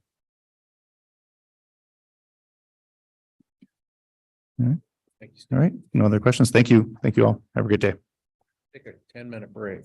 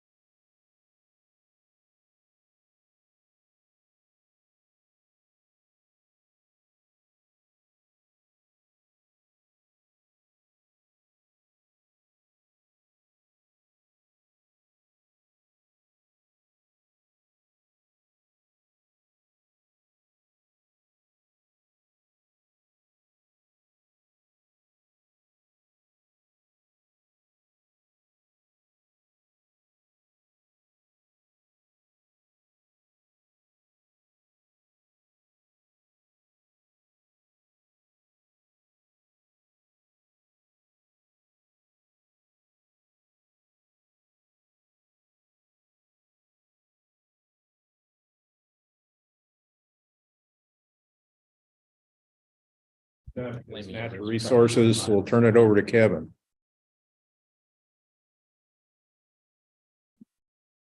All right. Good morning. Just real quick, am I going to be changing the slides or just ask?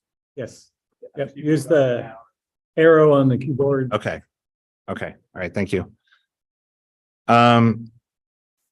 Yeah, good morning. My name is Kevin Moriarty. I'm the county forester, and also the department head for the Natural Resource Department. Our Natural Resource Department is actually, I am one of two people in that department. We are a very small department. You know, some of the main things that we do within our department is help a lot of communities with fire fuels issues and other natural resource type work like noxious weeds.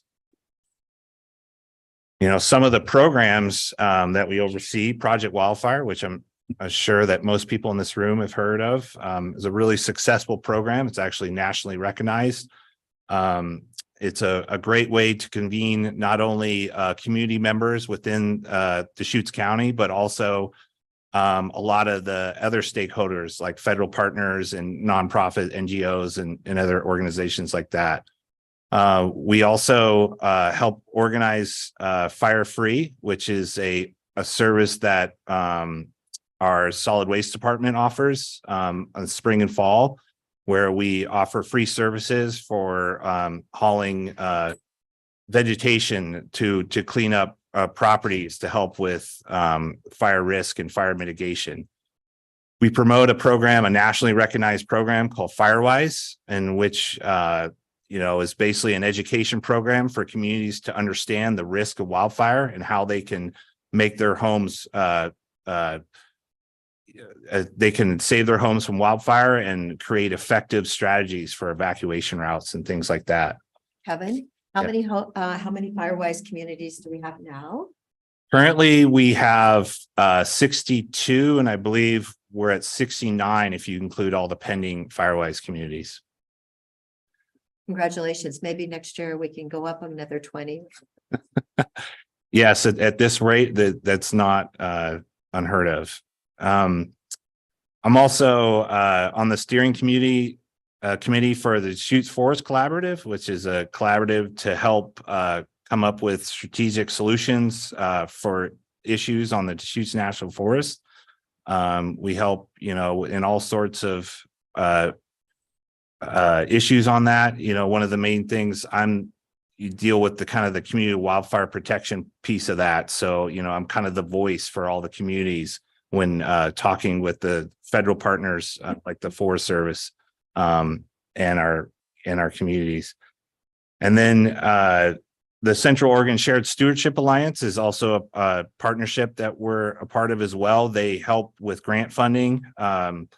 They were a really integral part with the last 762 grant funding that we received with the Landscape Resiliency Project. And they are going to help us again this year. There's a new round of funding coming up this summer that they're going to help us with. Oregon Living with Fire is also another organization that we work with that also assists with grant funding and works not only in Deschutes County, but in Crook and Klamath as well. And then we have the Noxious Weed Program too, which is a program where we have a cost assistance program where people who have noxious weed issues on their property can reach out and we can provide 50% of their costs to do treatments for noxious weeds. Some of the accomplishments that have occurred for fiscal year 22-23, we awarded 38 Firewise communities grant funding totaling $172,000. That was through 2 rounds of grant funding.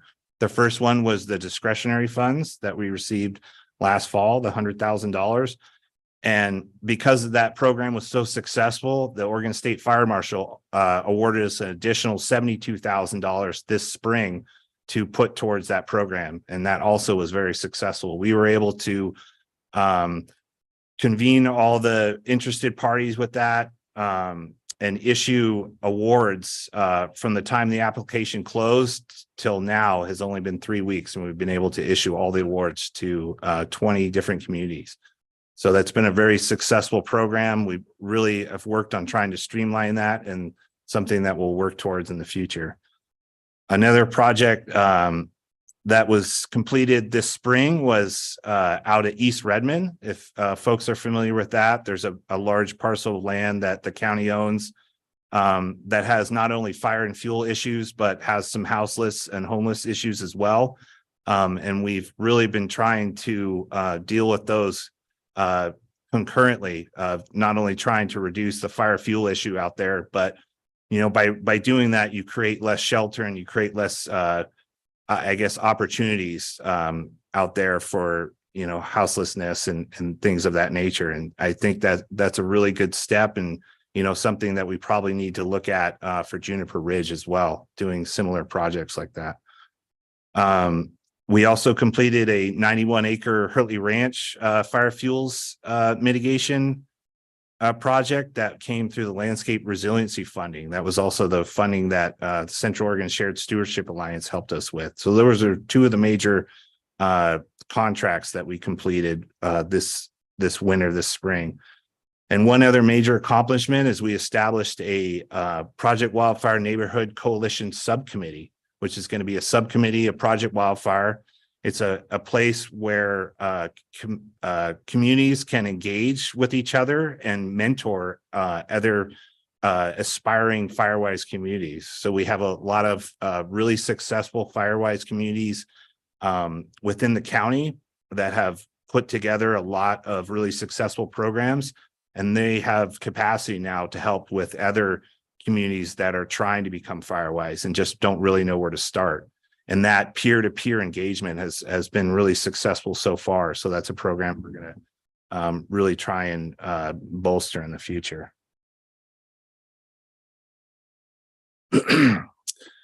As far as our finance budget details, natural resource is at least our staff is almost entirely funded by the PILT and the Title III, which are two different programs, but I think in large are mostly very similar in the sense that they're taxes that are garnered by federal land within the county. That is not, the PILT is basically a payment in lieu of taxes, and Title III is something very similar. I don't understand exactly the difference between the two, but essentially all the federal land within the county, we get a certain amount of funding from that because they are not essentially paying taxes like every other tax lot would. And then the other major revenue that we get is from grants and agreements. So we have a lot of grants that we receive over the years. We get federal, state, and some local grants. And then some of those come as actual grants, and some are just agreements where funding is transferred. For fiscal 23-24, we, being new to the position, I really didn't try to change much as far as the budget. One thing that we did change is we added a line item of $15,000 to the 326 fund for noxious weed compliance and abatement. This is Charlie Hanna, who is the vegetation supervisor for the road department, helps us out quite a bit to do noxious weed compliance and identification, but he really isn't funded to do that work. And so we thought it was appropriate to at least have a little bit of funding, so he's not using road department dollars to do work that isn't necessarily tied to the road department. So that's something that will kind of adjust as time goes on, but that's a starting place. We're adding that line item, and that money came out of our contingency budget. Something that was identified very early on when taking this position was a need for personal service to administer fuel reduction contracts. Something that is taking an incredible amount of my time is trying to create or develop and create and implement projects on the ground for communities. I get a lot of requests from communities for grant funding, and not only from communities, but individuals for grant funding. And trying to implement contracts on the ground does take a lot of our time. And with only 2 people, it's hard to increase any kind of pace and scale to meet those demands from the community.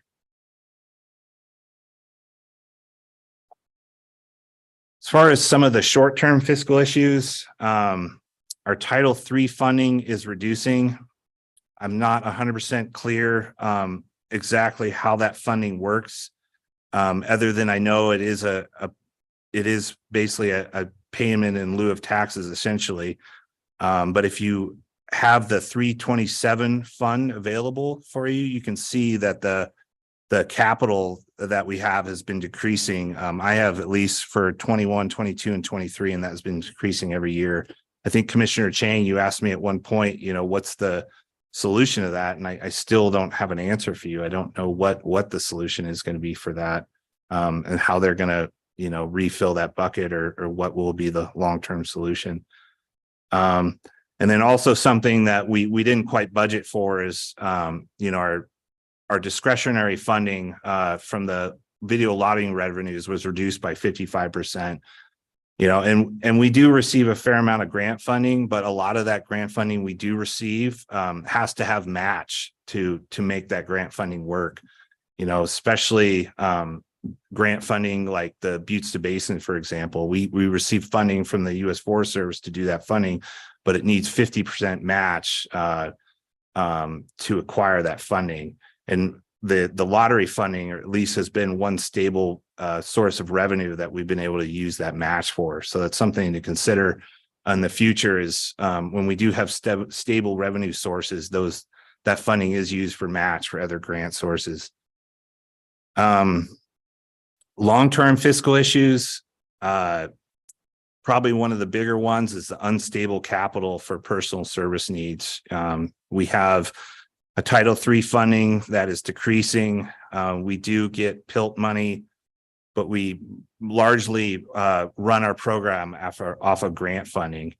And with the ebb and flow of grant funding, that's hard to plan in any kind of manner, to come up with a 5-year plan or something like that when we don't really know what the funding is going to be even for the next year. So that's something that I have identified as something to think about. We have a pretty substantial contingency right now that is probably appropriate to start using to some capacity, but that's not a long-term solution either, to use contingency for that manner. So I think a combination of using grants and administrative funds from the grants, using PILT, Title III, and then, maybe trying to increase revenue in some other source to make it more stable for the long term. And then one other major issue is just keeping up with the pace and scale of Deschutes County natural resource issues. Not only what a lot of people know that we deal with is fire and fuels, but there's a lot of other major issues on the natural resource side when it comes to issues within the county. I mean, juniper encroachment is a real issue in the county. It utilizes a lot of water. It takes over and basically replaces sage steppe habitat. Drought, we're in one of the worst droughts in county history.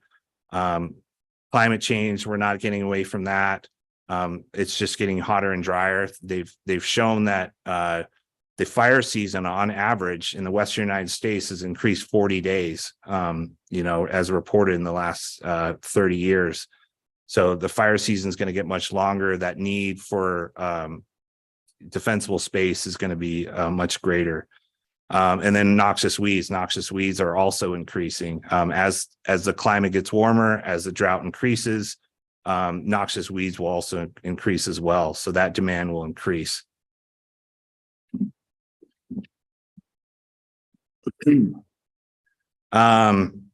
Like I said before, some of the major challenges is contract administration capacity, the ability to actually take a lot of this grant funding and implement it on the ground.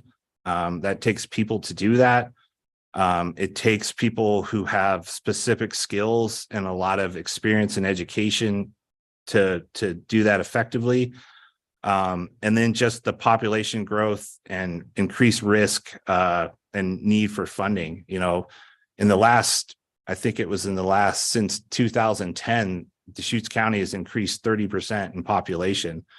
And since 2018, our Firewise communities have increased from 28 to now 69. So it's more than doubled in just 5 years. So with that trajectory, we can promote communities to become Firewise, but can we keep up with that capacity to meet their demands? So some of the future initiatives that I propose are streamlining the Deschutes County fuel reduction grant process. So we've kind of streamlined our Firewise grant process, but we have a lot of other grants out there that are kind of grassroots oriented, and they aren't really streamlined. So I'd like to take the model that we've used for the Firewise grant process and use that for some of the other funding sources we have. So we have a more streamlined, more equitable process. So it's not just someone calling me up and then talking with them and just having that small interaction. And we want to make sure that we're reaching out to the entire community. And then also increasing the pace and scale of fuel reduction and noxious weed removal. And that just gets back to all this funding that we have and these natural resource issues increasing as some of the climate issues become more of an issue. On that one, do you think the issue is more the amount of funding you have or the amount of people that you can actually find to fund to do the work?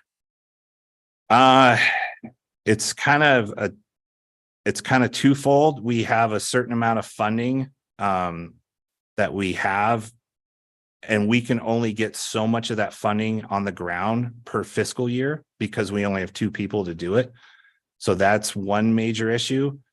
But as we improve our outreach, which is something that we've really worked on this year, the demand for that funding will also increase because the need is out there. We just haven't really tapped into what that need is.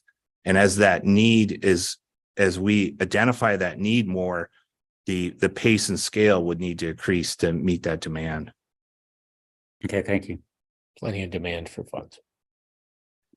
For plenty of demand for funds from people, property owners out in the county. I guess that's all I had. Is there any questions at all, or? Is the 6% reduction in personnel services as a result of a grant not renewing, or am I looking at that right? In Fund 326, personnel services. It says it's reducing by 6.37%. I'm not 100% sure why it's reducing. Yeah, it's because we changed staff. So people that have been here for a long time are generally coming in leaving at a really high step, and then we reset steps. Yeah.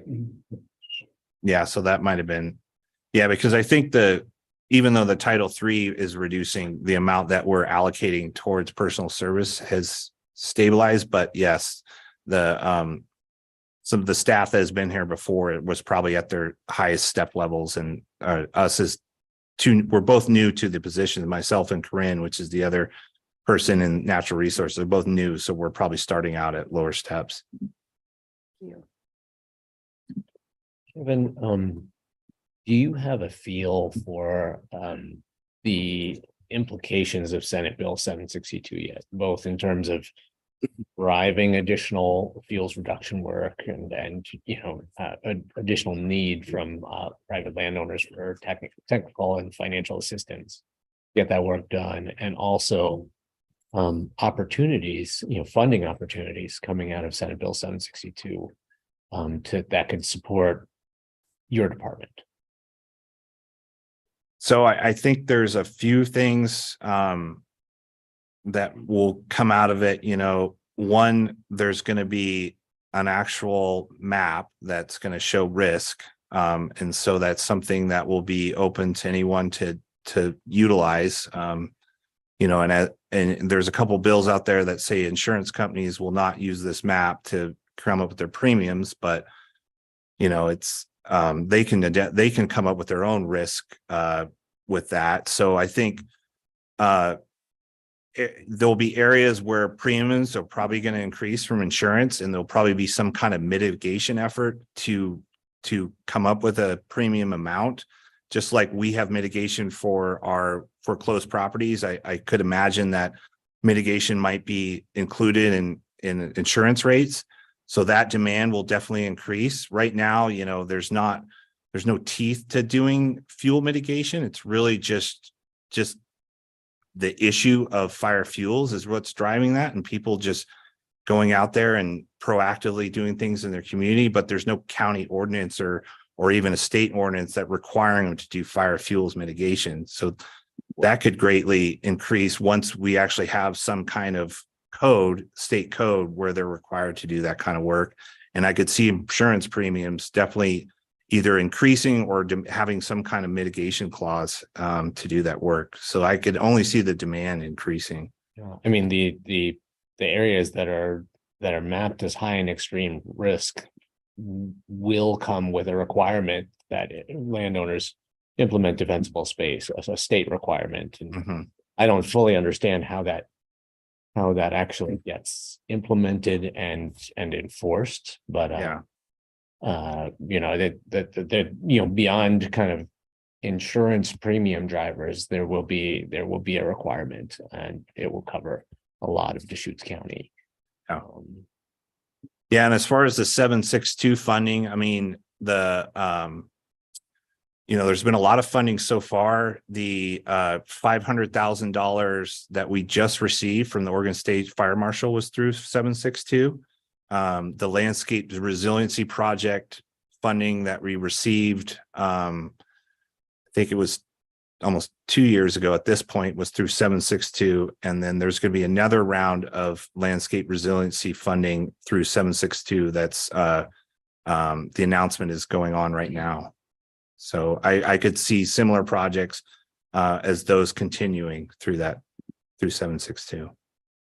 And the county received some the Senate Bill 762 landscape resiliency program. The county received some both funding to do the work, but also because the county acted as the coordinating entity for the application.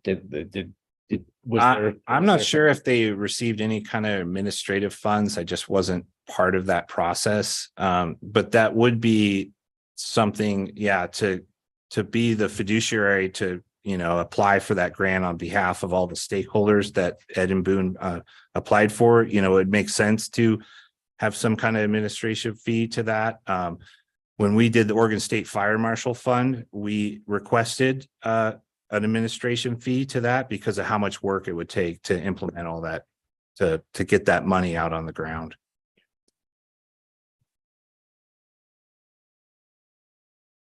Any other questions? Just acknowledging that you mentioned the video lottery funds, and it is dynamic. The funding, the goals are noble and very important: fuel reduction and resiliency to fire, and it'll change over time. So I'm just showing your support for what you're doing and how we're doing it, and it'll probably be funded differently over time. But that's why we do an annual budget.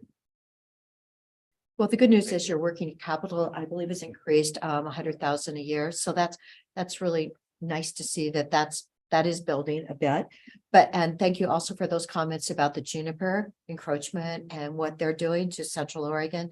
And I'm wondering, the Juniper funding through the BLM, has that been dispersed at all? And I thought we maybe would have more coming in. You're referring to the BLM community assistance agreement. Yeah, we do have a little bit of funding right now. We started with $50,000. We have a remaining $30,000. I have at least 3 people interested in that program right now, and we hopefully will have an additional $50,000 for that. Okay, that they'll put back into that pie, your pie for dispersal again. Yes. Okay, good. That'll happen this year. Yeah, I have to reach back out to the BLM to see if that money has been transferred yet, but to my knowledge, it hasn't. But I have requested it for fiscal 24. an additional Great. 50,000. Thank you. Thank you so much for doing that. Yeah. The one other thing I'll say is that the National Association of Counties and some other kind of, bigger regional or state organizations have some pretty good policy papers on PILT and Title III kind of backgrounder documents, and I'll try to make sure that I pull some of that stuff up and get it to you so that you can get the full context, and also kind of can track how, Secure Rural Schools program, that Title III comes through. There's no guarantee that is that will be funded more than a couple of years. Yeah. It's been renewed now probably 7 or 8 times over the last 20 years. And each time it's 1 year, 2 years, and we don't know whether it's going to come back. We've missed some years, so it's definitely it's something to the whole policy setting around that is something that's really important to keep track of. Yeah. Okay, I appreciate that. Thank you. All right, thank you, Kevin. Okay, thank you. Next up is community development.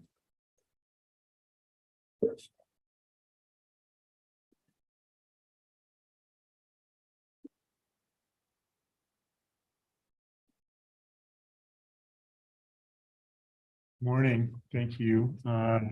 County Commissioners and the Budget Committee. I'm Peter Gutowski, Community Development Director, and joining me is Sherry Pinner, our Senior Management Analyst. And what we're going to do in the interest of time, we have a very modest PowerPoint presentation. I'm just going to go through the first 4 slides, and then I'll transition to Sherry to talk about some of the intricacies with our budget. As all of you are aware, Deschutes County Community Development Department has a mission statement that facilitates orderly growth and development in Deschutes County through coordinated programs, really through the divisions that are listed on the screen, with our building division, code compliance, coordinated services, our on-site wastewater team, and with planning. And this is integrated again in a coordinated fashion across the street, with services to the public and to our constituents. Wanted to highlight some of our accomplishments as it pertains to the Board of County Commissioners' goals under safe communities through our code compliance section. We continue to achieve voluntary code compliance, and for most of our cases, we're able to resolve them within 12 months. For service delivery, admittedly, we don't always, and we haven't been able to meet our performance measures, but we do have performance measures, and I think we're one of the few departments that track it. And if we aren't meeting our performance measures, we're articulating why we're not. And this is presented to staff and the Board of County Commissioners on a monthly basis. We'll talk today about some of our retention and recruitment challenges and some of the resignations that we continue to see, which impacts our operations. But nonetheless, I'm not going to list all of these, but we have performance measures that deal with our daily inspections, which are being met, to how we're processing land use applications, those that are somewhat simplified and others that are much more complicated, and as well as it pertains to our on-site wastewater program and to coordinated services. As it pertains to a resilient county, this was discussed this morning as well. We are in a position, thankfully, with some legislation that was signed pertaining to rural accessory dwelling units. This was a topic that came up with the assessor. There's some legislation, Senate Bill 644, that was passed. We are going to be briefing the Board of County Commissioners on June 5th about how to execute that program. And to my knowledge, we're the county that's leading this effort on rural accessory dwelling units. So we have amendments that have been initiated, which is why we think this is an accomplishment, and our ability to check in with the board to initiate a public hearing process this summer. So it is a priority and we are well aware of that. House Bill 4079 was an affordable housing project with the city of Bend that has been achieved. It was a pilot project with Palmer Homes. And they're right now working through, it's gone through an urban growth boundary amendment process. And right now they're coordinating annexation. The other piece that I think ties under Resilient County is thank you to the Board of County Commissioners for their support. Of course, the Budget Committee supported this last year. We're entering a second year with the comprehensive plan update. We're going to be in a position to initiate amendments this fall, and the Board of County Commissioners should be in a position to hold a hearing and consider adoption in winter of 2024. But we've had some significant accomplishments in our outreach to the community. We've been to prominent places like Kieran Bend and Sisters. We've had open houses in other rural locations. We've been to Brothers, and per capita, I think we had a higher turnout from the Brothers representation than we did in places like Sisters. I think we had 18 people in Brothers and facilitated a conversation there. Interestingly, if you were asking what was the main topic of conversation, it had to do with the landfill siting process. So it was important that we were there to receive that feedback. So in any event, we've had numerous community outreach efforts, and our planning commission is the citizen involvement arm, and they are regularly convened to go through some of the draft comments and concepts as it pertains to updating our draft goals and policies. So that's a snapshot of our accomplishments. If we had ample time or more time, I'd be providing you more of a list, but I know that your time is precious. But this is a snapshot that I think reflects well of what we've done over the last 12 months.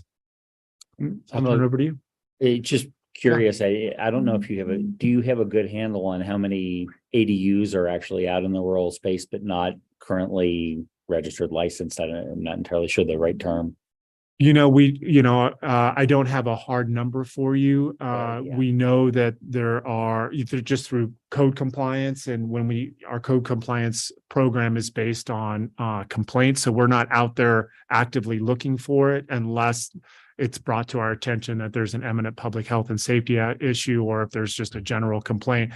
I suspect there's quite a few in the amendment process that we kicked off last summer. We received a lot of input from residents who were asking, hey, is there a possibility that I can convert a potential ADU in compliance with Senate Bill 391?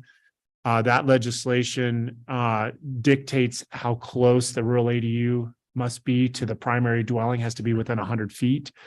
And so when that's communicated back to these inquiries, the impression that I have is, to the extent that there are residents or property owners out there operating accessory dwelling units, they're not within 100 feet. So when this program, if it is ultimately adopted this year, we'll have a robust outreach campaign. And for those that don't meet those separation distances, it'll be another incentive to decommission those on their own. I do believe over time that code compliance will likely see more complaints about illegal rural ADUs. There was a conversation about Senate Bill 762 and wildfire hardening, among other responsibilities. So I just think it's a natural conversation that will elevate as programs like rural ADUs are implemented at the local level, because people will get their entitlements, and those that don't it will be easier to discern those that were lawfully established and those that were not. Okay, thank you. Okay, we're going to transition to Sherry's overview of our budget details. Thank you, Peter. So community development submitted a fiscal year 24 budget in a total amount of $12.4 million. As you can see from the graph, 80% of our revenues are received through charges for services. Fiscal year 24, we are budgeting to transfer from reserve funds into our CDD operating fund. And in building the budget, we wanted to anticipate current service levels and permitting volumes. And I can share with you that in March, when I was analyzing that, I thought that we would naturally see sort of a spring or summer increase as we normally do, but not real significant. And that has not played out yet. But I do keep an eye on that on a daily basis.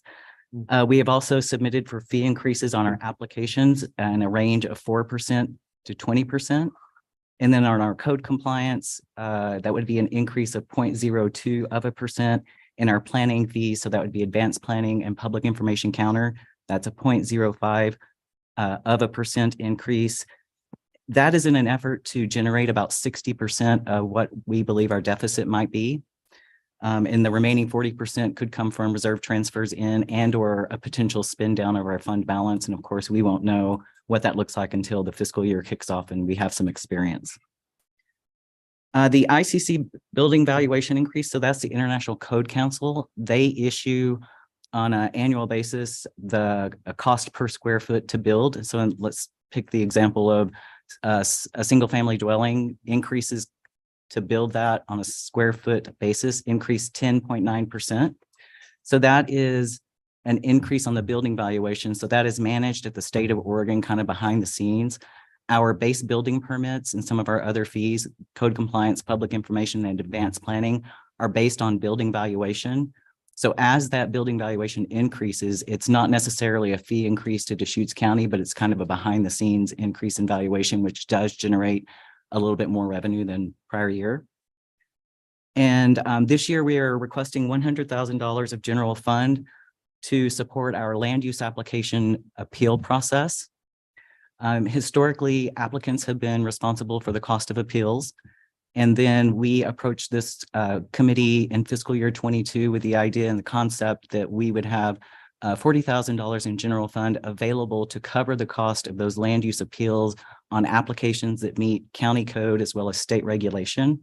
That was granted those both years. And just as a really quick update, fiscal year 22, we utilized about 51% of that 40,000. And this fiscal year, we're right at about 14,000 of the 40. And of course, there could be some outstanding invoices that I'm unaware of, but that is an actual cost of service reimbursement. And then we are also a recipient of $20,000 of the marijuana revenue, and that is allocated to our code compliance division to support those types of cases.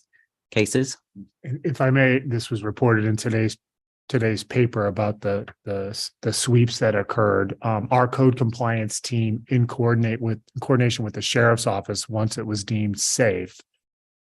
So that the raids, as reported in the paper, I think started approximately at 7 a.m. Our code compliance team was out there around 9:30 to 10 to document. Of course, there was a report of a failing septic system, among other building code violations and clearly land use violations. So it's just an example of how integrated code compliance is.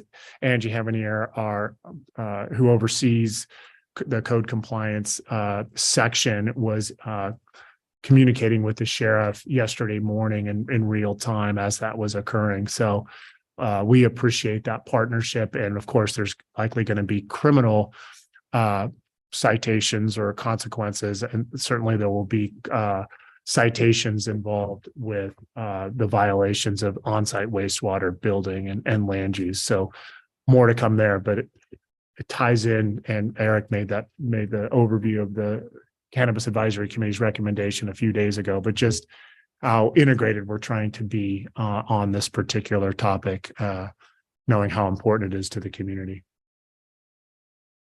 Oh, you're looking for me to advance. That was the look. On the requirement side, you can see that 70% of our requirements are for personnel services, 16% for materials and services. I can share with you that there really are no major initiatives in our material and services budget this year. You may recall the past two fiscal years, we've obviously had the comprehensive plan update expenses, and although by the end of June this year, we will have received all the general fund to pay for that particular project. I think the project's going to probably wrap up in the first 6 months of fiscal year 24. So there is that amount of the budget built in, but that should close it out. We started fiscal year 23 with 72 FTE, and we had a series of unfilled positions. By the end of December, there were steadily 14 that were not being filled. Many of those are the same type of classification. So we went through a process of analyzing that, determined that we could reduce our FTE by 8, which gives us a new basis of 64. And that is what is included in the fiscal year 24 budget. And just a little tidbit of information, about 60% of our staff have 5 years or less experience with the department. And that's a pretty significant change from the last couple of years, correct? It is. We've had, the highest year of resignations, if you will, would be 2022. We had 16. We've had 6 so far this year and are anticipating a couple more. Currently we have, I think in short order, say 45 days from now, we'll have 9 additional unfilled FTE that will, is really a nice management tool to be able to reduce your expenses and sort of determine whether they should be filled based on permitting activities and volumes and that sort of thing. I mean, this will come up in another slide, I'll save it for that as we talk about challenges.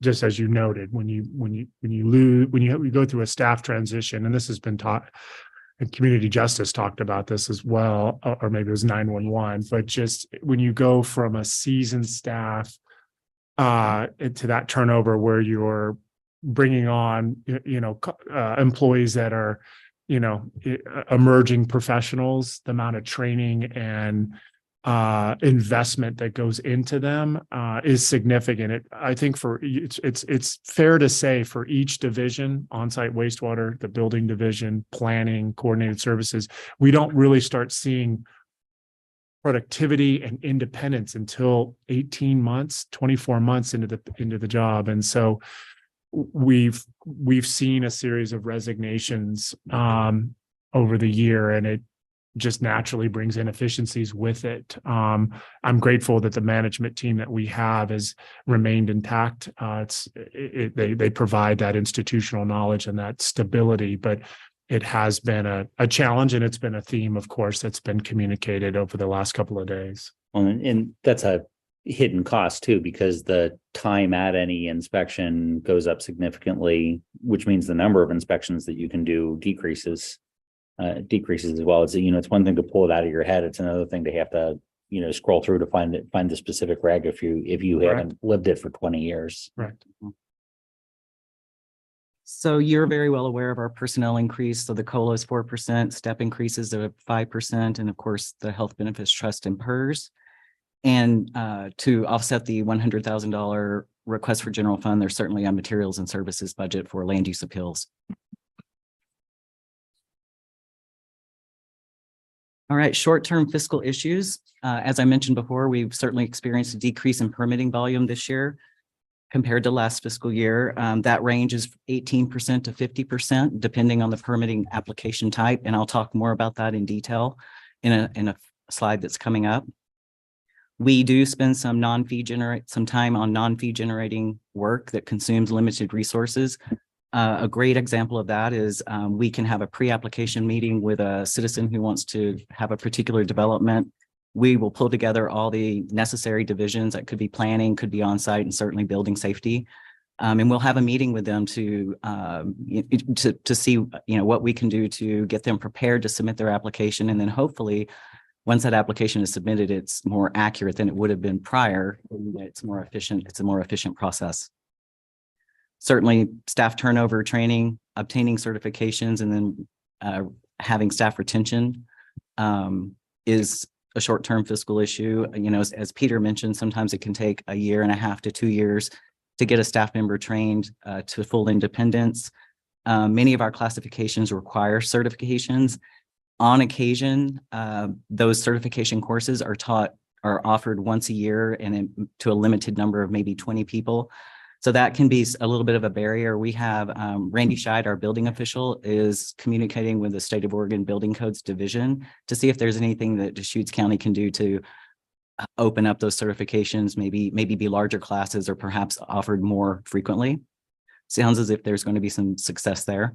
And if I can, just to put that in context, we lost one of our two assistant building officials and a building inspector that had just reached the 2-year threshold. We went through a robust interview process and brought on two very dynamic building inspectors, but they're at the building inspector 1 level, and they are very much at the emerging professional level. And thanks to Randy relationship with the building codes division, they were able to get the classes which will lead to certifications that will help them with their structural, mechanical inspections for single family dwellings. And as Sherry noted, the state caps those educational trainings, and the consequences of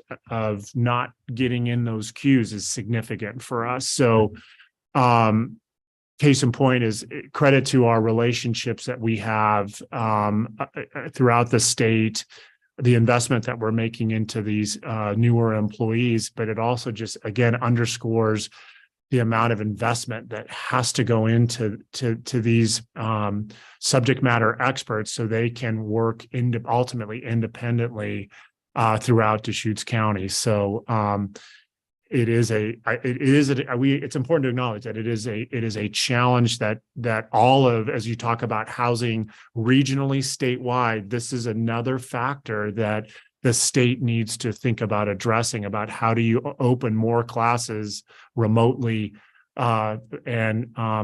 These classes are only made available if you are hired by a locality. So even if on the alternative, you just wanted to have the certification so that you could better position yourself for employment, they're not made available. So just an acknowledgement of some of the structural challenges that we are dealing with statewide to try to make sure that localities have the appropriate number of inspectors on the ground and plans examiners for that matter.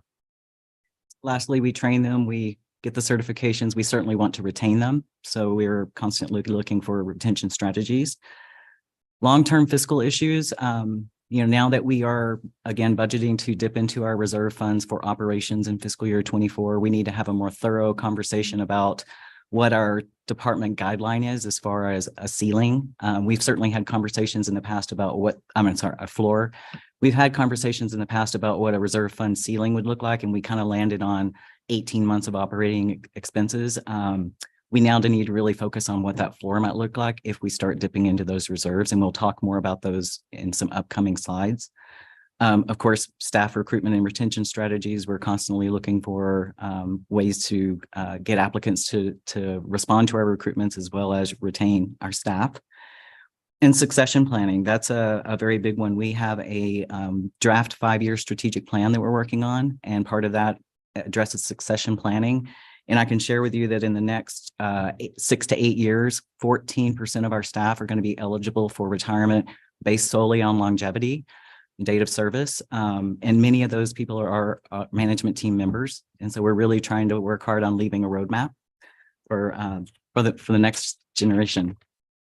In terms of that, and in terms of some of the non-revenue generating pieces, can you Pareto some of the stop points that convince people to not go forward into the permit process and try and get that delivered on a website or some other way, just to basically say, here's the 10 questions you can ask yourself before you come in and start asking us questions. And, based on that, can you actually weed out some of that before they're coming in to consume your resources? Yeah, absolutely. We can. And that's on our next slide. Okay. Yeah, great question. Thank you. Oh, no, that's not the next slide. Let me back up and answer that. So we've done a lot of effort to make our website more user friendly. And that is our goal, is to try to answer those questions prior to citizens showing up the door with an application. On occasion, I think when you have, some of the easy lots have been developed. And so when a citizen feels like they might have a difficult lot, they'll come in, or a difficult development project, they'll come in and just spend a little bit of time with us ahead of time to understand some of the some of the issues and challenges that they might face, which really plays forward with us. As we get those applications through the door, then they're more accurate. Okay, thank you. And so this is really just a visual of the permitting volume decrease that I've been referring to.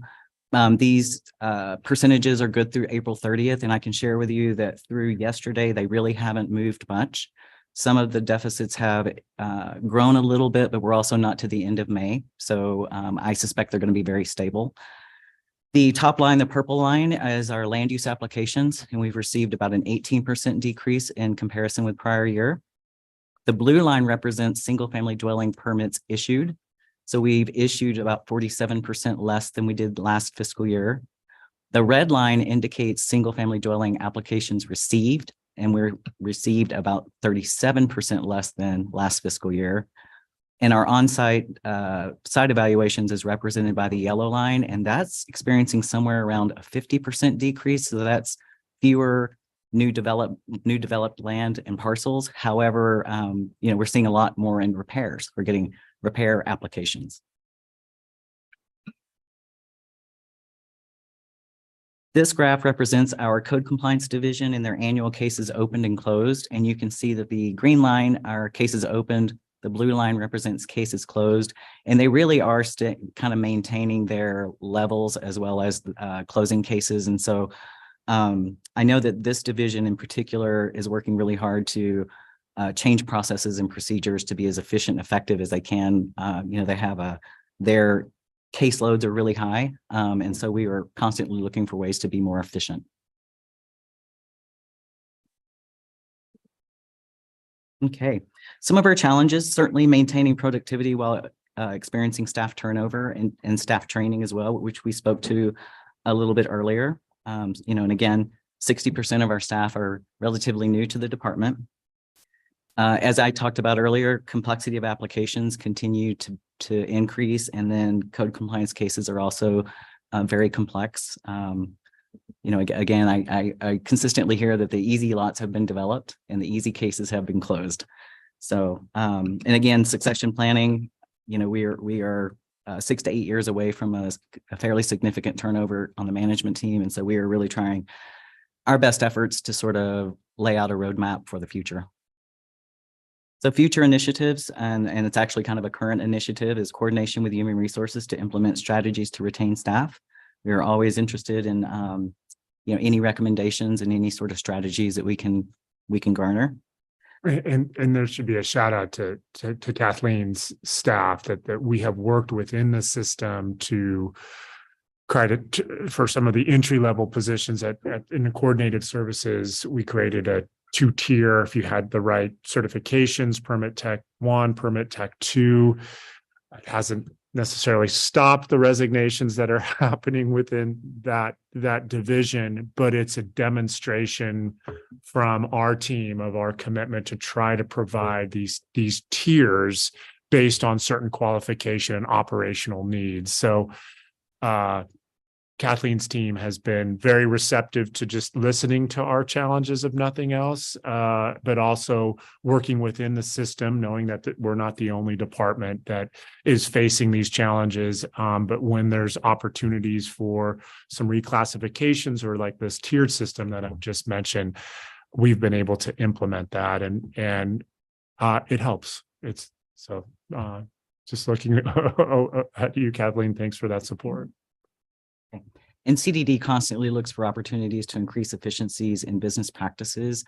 Most recent example of that would be accepting single-family dwelling applications electronically, and then also certainly providing support for those one-offs who aren't necessarily familiar with how to go about doing that. I think there was some initial hesitation on what that might look like, but it's my understanding that our developers who are submitting electronically absolutely love it. So we're constantly looking for business practice improvement. And again, we spoke to the continual website improvement with the goal of improving content and customer experience, and hopefully answering those questions or providing links to where the answers lie through our website. So that wraps up my conversation about Fund 295, which is our operating fund. Are there any questions before we move into our reserve fund conversation? So CDD has 4 reserve funds, 3 of which are specifically set aside for operations. 1 which is a capital improvement fund for future, either future remodels or future unknown costs associated with capital improvements. As I mentioned before, in fiscal year 24, we are budgeted to transfer in from our reserve accounts to the tune of about 560 to maybe 600,000. Much of that's going to be utilized by out of Fund 300. That particular reserve fund funds operations with administration, code compliance, on-site and planning. Fund 301 is for building safety solely and is a requirement through an Oregon revised statute. The same holds true for 302. That's our electrical reserve, and that is also a requirement of an ORS. And then Fund 300, or 303, you may recall, we opened that one last year with the intent of, this particular year, we're utilizing it to set up some electrical charging stations. Fiscal year 24, we have budgeted to have a remodel of our lobby in a sort of a security hardening project. We're not yet quite fully committed to moving forward with that project, but we wanted to get it in the budget so that we could have the conversation with you, and we'll determine later on whether or not that's the best use of our funds or not. So this slide has a correction. Fund 300 should indicate about 475,000 instead of the entire 560 to 600, but we will utilize funds from Fund 300 for, again, administration, code compliance, on-site and planning. Fund 302, which is electrical, we are anticipating a need to use that. And I can also share with you this year, we're having to utilize some reserve funds for electrical, which we did not anticipate during the fiscal year 23 budget process. And again, I've mentioned the lobby hardening project, which we wanted to have an open discussion about, but we're still trying to determine if that's the best process forward. And on this slide, as Sherry noted, we have eight unfilled positions, and likely we're going to add a one more to 9. And that's going to and that gives us some flexibility as we turn the corner into next fiscal year. We're going to be very conservative about whether we fill or when we fill those positions in light of the revenue volatility that has been articulated this morning. I want to just be honest to all of you. This will have implications to code compliance. It will have implications on the building division, on plans examinations, on building inspectors. It will have likely implications in long-range planning, and in coordinated services with our permit techs. We are seeing permit technicians are our entry-level position, and we're seeing resignations there that are happening, I dare say, not monthly, but probably quarterly. We're just seeing turnover, and these are employees that have not been there for 6 months, in some cases, or for a year at most, and they are going into the private sector. They are leaving the region, and it just comes down to their ability to earn more in the private sector, or just geographically moving to a location that's not quite as expensive. And so we have enough staff now at that entry level position, but it has just been a recurring trend. And this has been happening for I'd say for 12, 18, 24 months. So just the last thing that I want to see, again, knowing how important it is that we rely on the revenue that we receive. I don't want to see us really drawing down our reserve funds, especially Fund 300.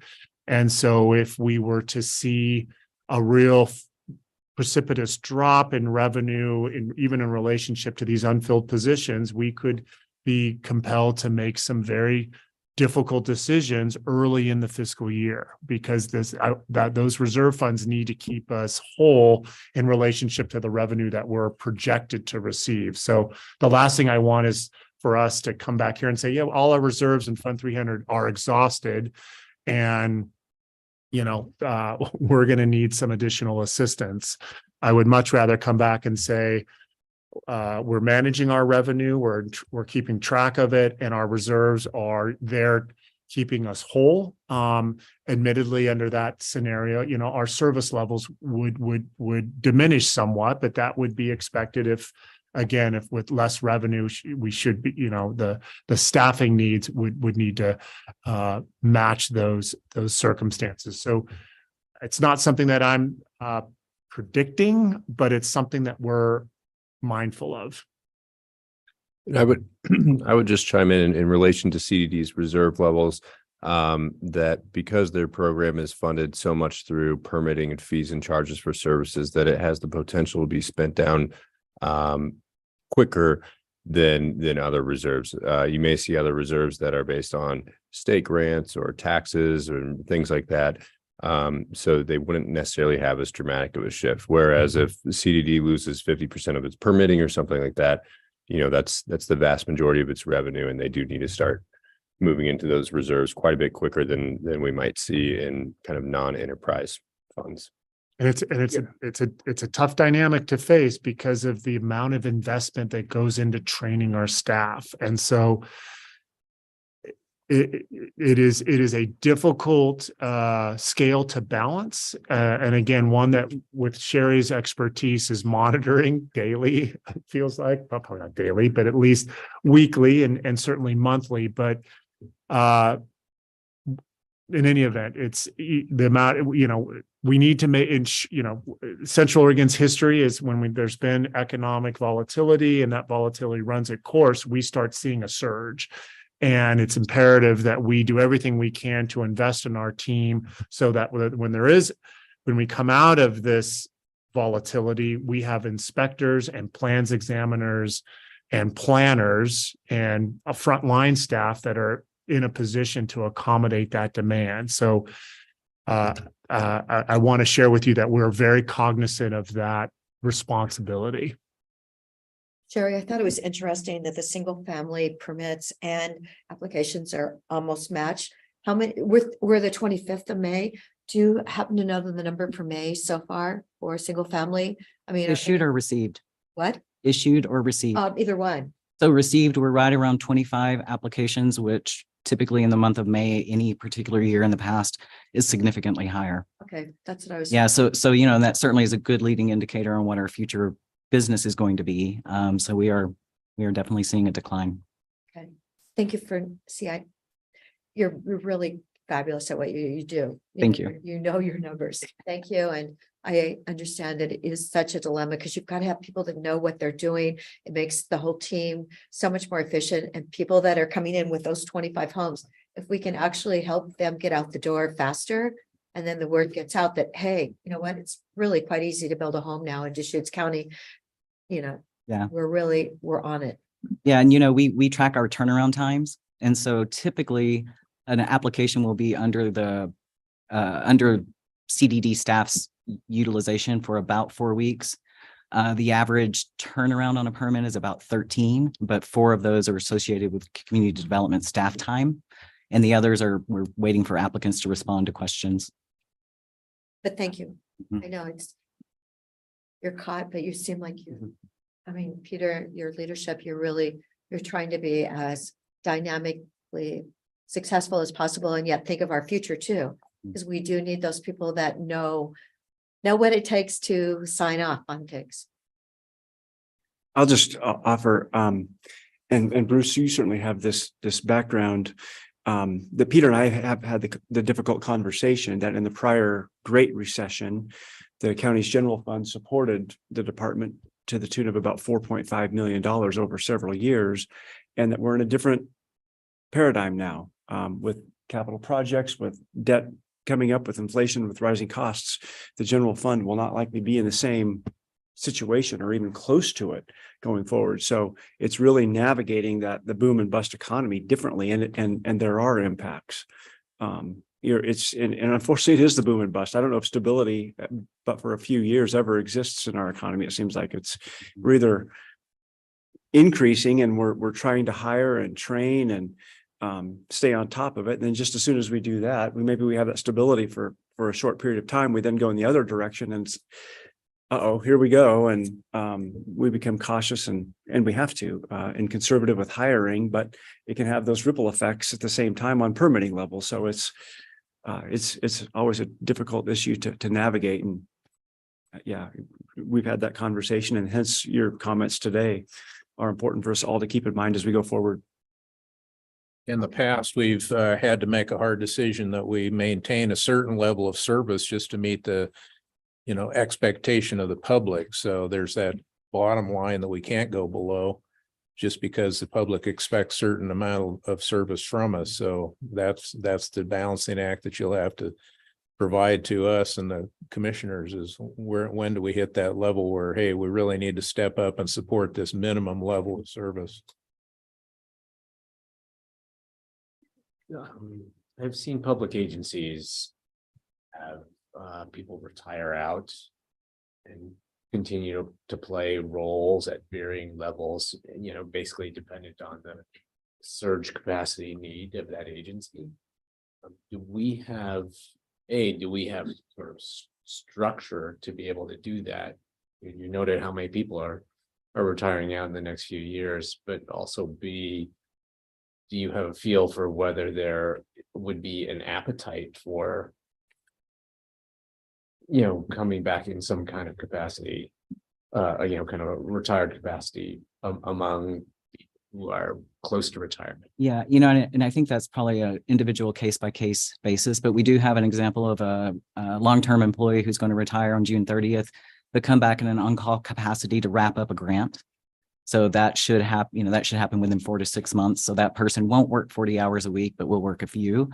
Anecdotally, I hear sometimes staff talking about retirement and how they might come back for a few hours a week, but largely, that's not set in stone. And as I kind of look at Kathleen, staff has to be really, really careful. You can't just go to a colleague and be like, so retirement, it's just not appropriate. And so you're hopeful that we're one of the things that's not noted in here, it's not noted in our work plan, but I am preparing a strategic plan for CDD, a 5-year strategic plan that really is kind of and if our work plan is our external deliverables, which the board's going to have a hearing on it on May 31st, the strategic plan is more of an audit kind of internally, like what are our challenges, what are our opportunities, what are our best outcomes over 5 years. I'm hoping that strategic plan, which will be ultimately shared with admin and the board,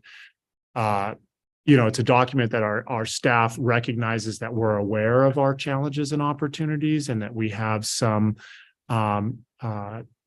initiatives that should be explored and pursued that elevates the conversation so that on the issue of succession, colleagues can generally feel like when they're ready, they can communicate to the team and talk about what their needs are, what their goals are, and how it fits into our operations. It is something that we need to be really cognizant of. Right now we have staff. Our building official is going out and involved in some inspections because we're just down staff and so we need to be nimble.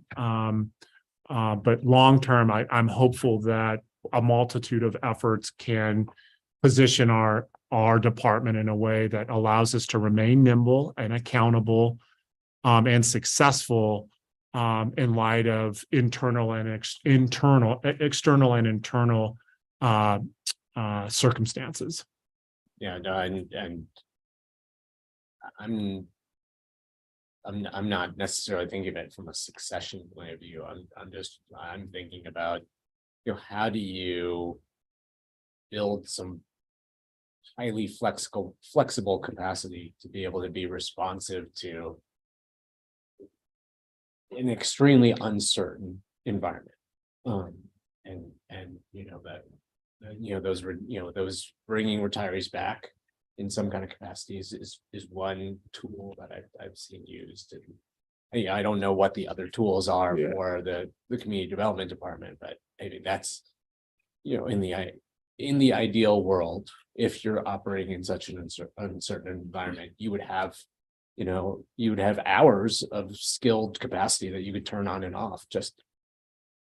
Yeah, I don't have the answer. I think a theme that is resonating as part of this conversation with the budget, and I'm not trying at all to diminish our line staff who are extraordinary at what they do, but I think recognizing the role that managers play in an organization, because turnover is going to likely happen at the entry level, at the emerging level for our employees, but ensuring that there are the appropriate investments and compensation in your managers, because they're going to be the ones that ultimately report to the board or to the budget committee to ensure that day-to-day operations are intact. And what that means, that's a conversation that should occur at another time. But from what I've seen in this, you know, this year will be my second year as a department head. I just, you know, whether it's Sherry monitoring the budget, or it's the managers, the building official, the onsite wastewater managers who are, and the planning manager who are ensuring that the board's priorities as it pertains to policy or the day-to-day oversight of permits are being met. I just can't speak highly enough about the team that I have, and I would extrapolate that to the managers and department heads that you have been interacting with over the last couple of days. They are vitally important to the success of our operation, and I offer that as a theme, not knowing, leaving it up to the details to be determined. But that's a plug for the supervisors that are here day to day. So any more questions before we move on to Fund 020, 296, and 297? Fund 020 is our code abatement fund. Historically, there really hasn't been a resource, identified revenue resource for that particular fund, and we haven't abated many homes in my experience with the county. As I understand it, solid waste either has or will have a conversation with the board and this committee as well, regarding increases to their fees. And there's the potential that a certain amount of that increase, if approved, would then fund code abatement. In the event that occurs, and code abatement has sort of a future funding stream, our code compliance division is sitting on standby and ready to sort of set up a code abatement process and work through the nuances of what that might look like. I'm going to talk about 296 and 297 out of order. And a fun fact, I worked in the finance department when these funds were created in right around the year 2000. So historically, Fund 297 was created for prior year proceeds from land sales, located within the Newberry neighborhood. So the way it was used is that the funds would be allocated to Fund 297 and then transferred into Fund 296 if Fund 296 Groundwater Partnership needed some funding for particular items. So Fund 297 was also the fund that we managed the Lapine Sewer loan, the bond that created that loan. Both the bond has been paid off and the sewer loan's been paid off. And so really that fund is just sitting there ready for future purpose. And then within the Fund 296 Groundwater Partnership, which received all of its funding from Fund 297, there are programs that we have with Neighborhood Impact. They have a non-conforming loan program that we've funded to the tune of $240,000 between the years of probably 2014 and 2017. There's been one loan since 2017, and there's still an operating fund balance of $61,000. So there could be a point in the future where they come to us and need more funding, and that's where the money would come from, that particular Fund 296. There is a revenue stream for any lot developed within the reserve in the Pines, which is inside the Newberry neighborhood. There's a pollution reduction credit of $1,500. Development in that area has been significantly slowed lately. And so I did budget to receive some of those pollution reduction credits in fiscal year 24, but really the volume is to be determined. Also within Fund 296, we have an internal program for nitrogen reducing rebates. These rebates are $3,750 per approved applicant. And so that would help offset the cost of a new system. And we have issued 10 of those this year. that wraps up our presentation. So any more questions or conversations you'd like to have?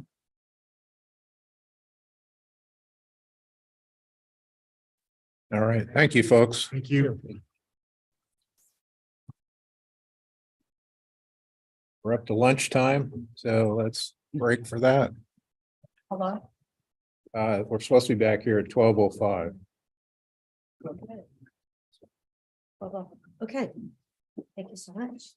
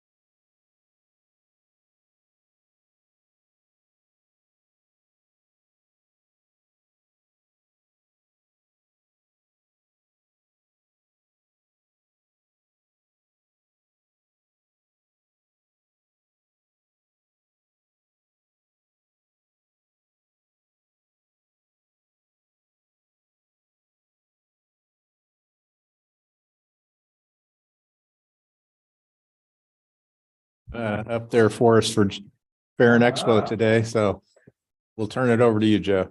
Did you guys coordinate kind of on shirt styles or? Obviously not. No, but next year we'll be sure to. We apologize that it wasn't perfectly on point for this year. Commissioners, administration committee members, thank you for the opportunity to present to you today regarding Fair and Expo Center and Fair and Expo Center budget for FY 23-24.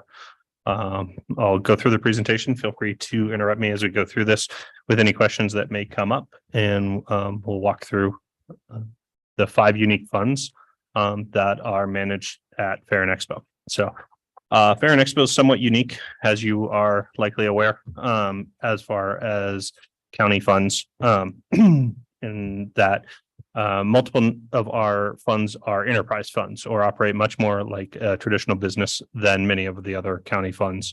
Out of our 5 unique funds, which are listed, I assume, on the screen in front of you, 3 of those operate in a enterprise fund model, and 2 of our funds are capital reserve funds that support the operation at Fair and Expo in a capital expenditure, capital reserve fund asset model. The 3 funds that are enterprise funds are Fund 615, which is Fair and Expo year-round operations. That's what the fund we use to fund the operation of the facility, including the production of over 400 unique events each year on an annual basis.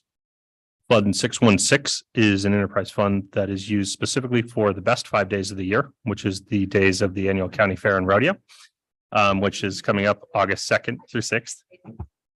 August 2nd through 6th this year, and operates as a short-term business that we ramp up, operate, and then wind down each and every year. And then Fund 618 is also an enterprise fund. That's the year-round operation of the county RV park, which is one of 2 county parks that we operate on behalf of the county. And then there's 2 reserve funds, as indicated. Fund 617, which is the reserve fund that oversees the property itself, essentially 310 of our 320 current acres.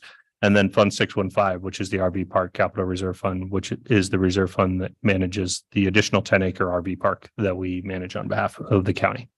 You can see the mission, which is to provide and operate the premier multi-purpose facility and provide exceptional customer service and unlock the economic potential and economic impact for Deschutes County. And I think we do a tremendous job of that, and continue to move forward with not only what we're providing to make Deschutes County a better place to live, work, and play, but also to continue to improve the economic impact of the facility and what's possible in the production of unique events at that facility with those 400 unique events we host each year.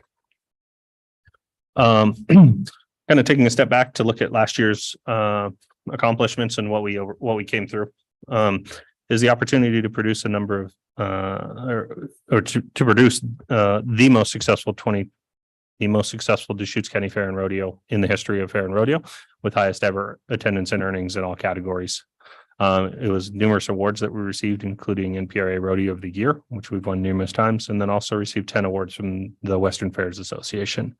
We continue to play an important role in emergency response, serving as an evacuation center for fire and other local disasters, and as a staging area. And we play that role not only during, but also in preparation for those possible events that may occur in coordination with a number of different groups, including federal, regional, and local efforts. And yes, sir. Acknowledging that, it's the Western Fairs Association and the State Fair Association. It's interesting that receiving those awards probably propagates the information around that this is the place to be. So I'm referring to entertainment and vendors and other things too. So it's kind of it's an uplifting to even to be acknowledged. Mm-hmm. Absolutely. Yeah. We were honored with those 10 awards, and over the last several years, we've run numerous others, including in 2021, the Western Fairs Association Merrill Award, which is the highest recognition they provide, and these others, which certainly provides additional awareness to what it is that we're doing here locally at Deschutes County, right? The facility is recognized not only nationally, but now internationally, but it continues to draw attention specifically amongst the fair, and allows us that opportunity to align ourselves with bigger and better partners, not just during the fair, but on a year-round basis as well. And we're starting to see some of those efforts really come to play come into play with some of the new contracts into 2023 and 24. Just two comments on that. One, because I also have a emergency services hat. I really appreciate what the campground does for not only countywide, but but other law enforcement agencies, fire agencies, and the other things like that. So thank you very much for the great support that we get on that. Just on the courthouse, I mean, it's the courthouse is going to take a while to build, no matter how it's done. How's it working to have the court out there, and is that impacting your operations in other ways in terms of events? Or did you finish it up? It's done. Yeah, so oops, sorry. Yeah, so we wound down the current offsite hosting operations as the current courthouse is able to return back to a more normal schedule of business without the limitations of COVID. Although that I believe is likely to be temporary. I don't want to speak on behalf of them, but in our understanding is there's a significant possibility that will return when courthouse construction begins for a prolonged period in potentially 24, 25, 26, and maybe further. And we continue to play some role in that today in some courtroom mock-ups and that sort of stuff. So continue to support those efforts where we can. As far as impacting our traditional lines of business, it doesn't provide a significant impact. We're able to work well with the court team for their load in and load out of that. And they've been more than accommodating on our specific needs. And we've worked at this point, worked all of our contracts around that specific install and don't have that on our current plate to utilize for events outside of what we currently have contracted to minimize those impacts. And so it doesn't provide a negative impact in any way, shape, or form. And in fact, is a positive for us. Right, thank you. Yeah. The other thing we learned during COVID is having that courtroom set up and the opportunity to put a court date on a piece of paper gets issues resolved, because not everybody wants to go to court. They kind of use it as the backstop to, well, if we don't resolve it, so if the dates need to be set, having that facility, even if it's the specific cases get pulled at the last minute, is good. Right. Yeah. Well, and it speaks well to the investment that was made 24 years ago now by Deschutes County, that the facility is so flexible in what it's able to offer, is that we're able to accommodate something like that courthouse and continue to keep it in place while continuing to provide our traditional services that we provide. And that's that hosting of events as well as the county fair, but also that highest and most important role that we can play, which is that emergency response. And generally we're able to do all of those things and more simultaneously, but certainly aware that we want to make sure the facility's in good repair and operational and ready at a moment's notice for anything that may come down the road in the future, where that becomes a sole service that we're providing as an emergency response need to the community. And that's, again, our highest and best need that we really never want to be utilized for, but we have to be ready for regardless. And at a moment's notice, because unfortunately, despite our best efforts and best requests, people don't pre-schedule their emergencies, as we all know. So Our police ask for that all the time. yeah, we've asked. The Forest Service tried to do that, and they pre-scheduled some planning several years ago with some staging, and obviously they did a great job, because then nothing happened. And the minute they moved out, then we started to see impacts in the local forest. So despite best efforts, it just seems to happen at the worst possible time. But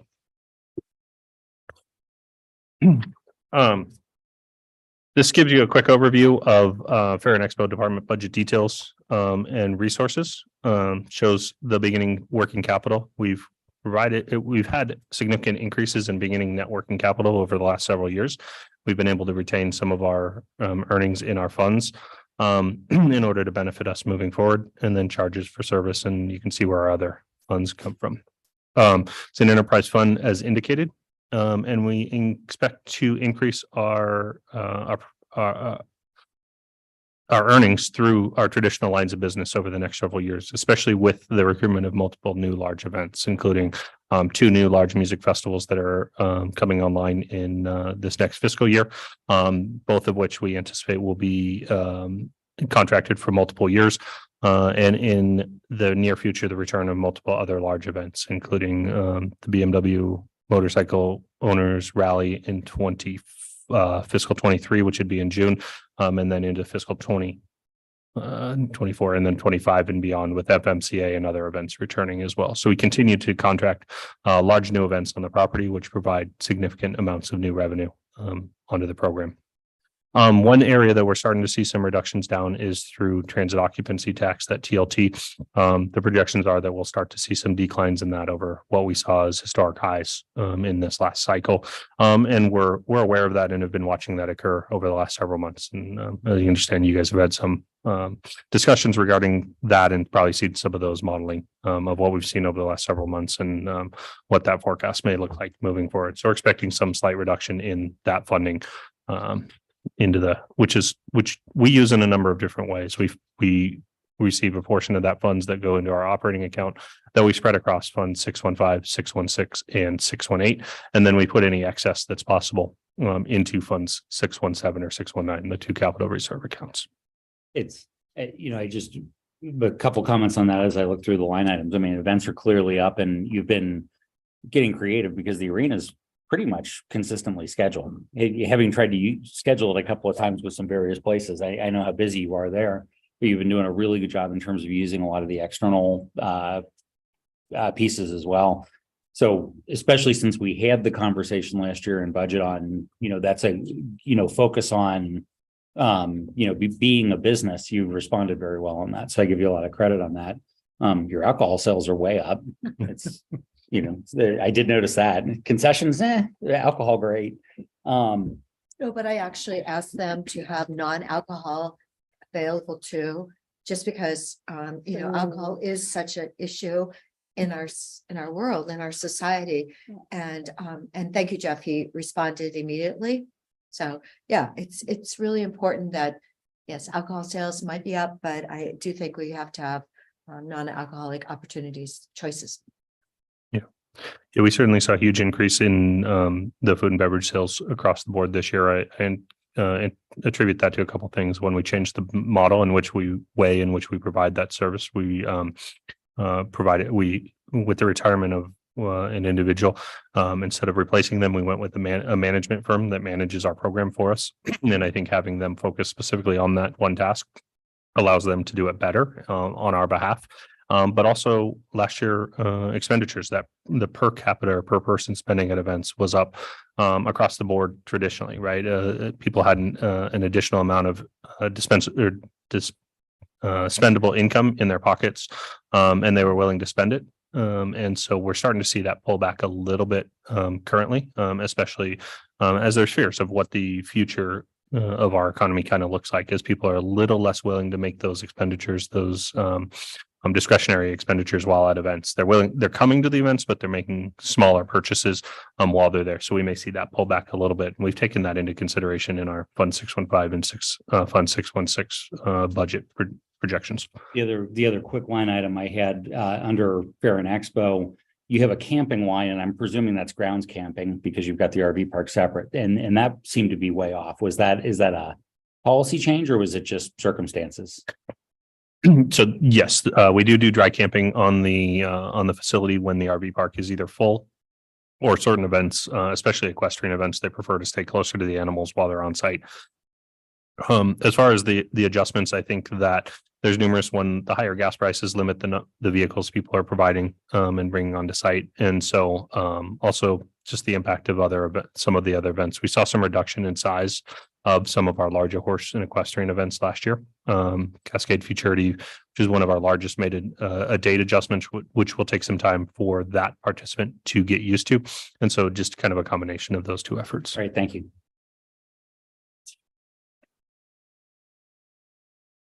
Let's see, moving forward, understanding your time, kind of some additional budget details, the requirements, increases in the number of FTEs. We added some FTEs or an FTE last year, and inflation continued to drive expenditure increase for Fair and Expo, which again, we're cognizant of, and then working to overcome that through the contracting of new large events And then, of course, as part of our special request, we're asking for 4 new positions in order to be able to accommodate the needs of the impact of those new contracts on the facility into the future with events that are contracted not only for this year, but for multiple years as well.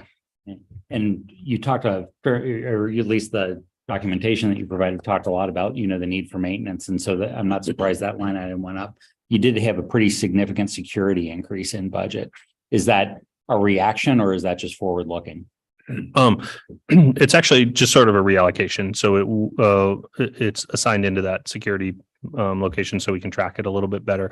Prior, it was rolled into that food and beverage function as a function of that the expenditures in that area. So it looks like a significant new increase, and it is increased because of the cost of that. Security has increased significantly as a labor cost, but we've also moved it into a location where we can track that better.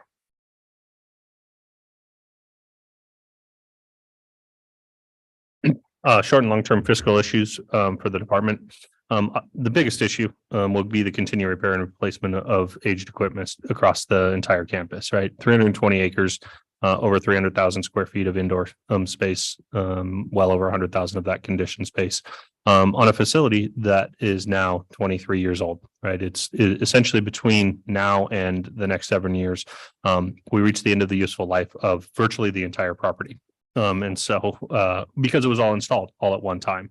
And so we continue to address those issues and try to Band-Aid what we can to keep it moving forward, and then invest back into the repair and replacement everywhere we possibly can, while also being cognizant that the reserve fund exists, but it's a tremendous benefit to us to have that, and something that's absolutely necessary.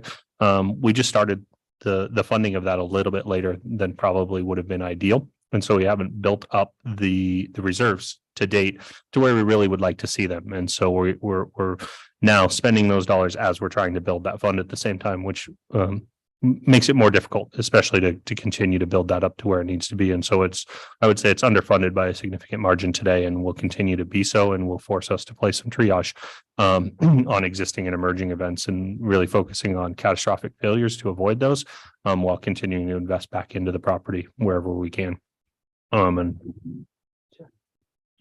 So the reserves that you use for maintenance, for expansion, for master planning, the next big thing, I mean, what are you have a variety of revenue sources, there's event revenue, there's TRT, there's other things. Which sources are the ones that are contributing most to your kind of facilities and capital future needs?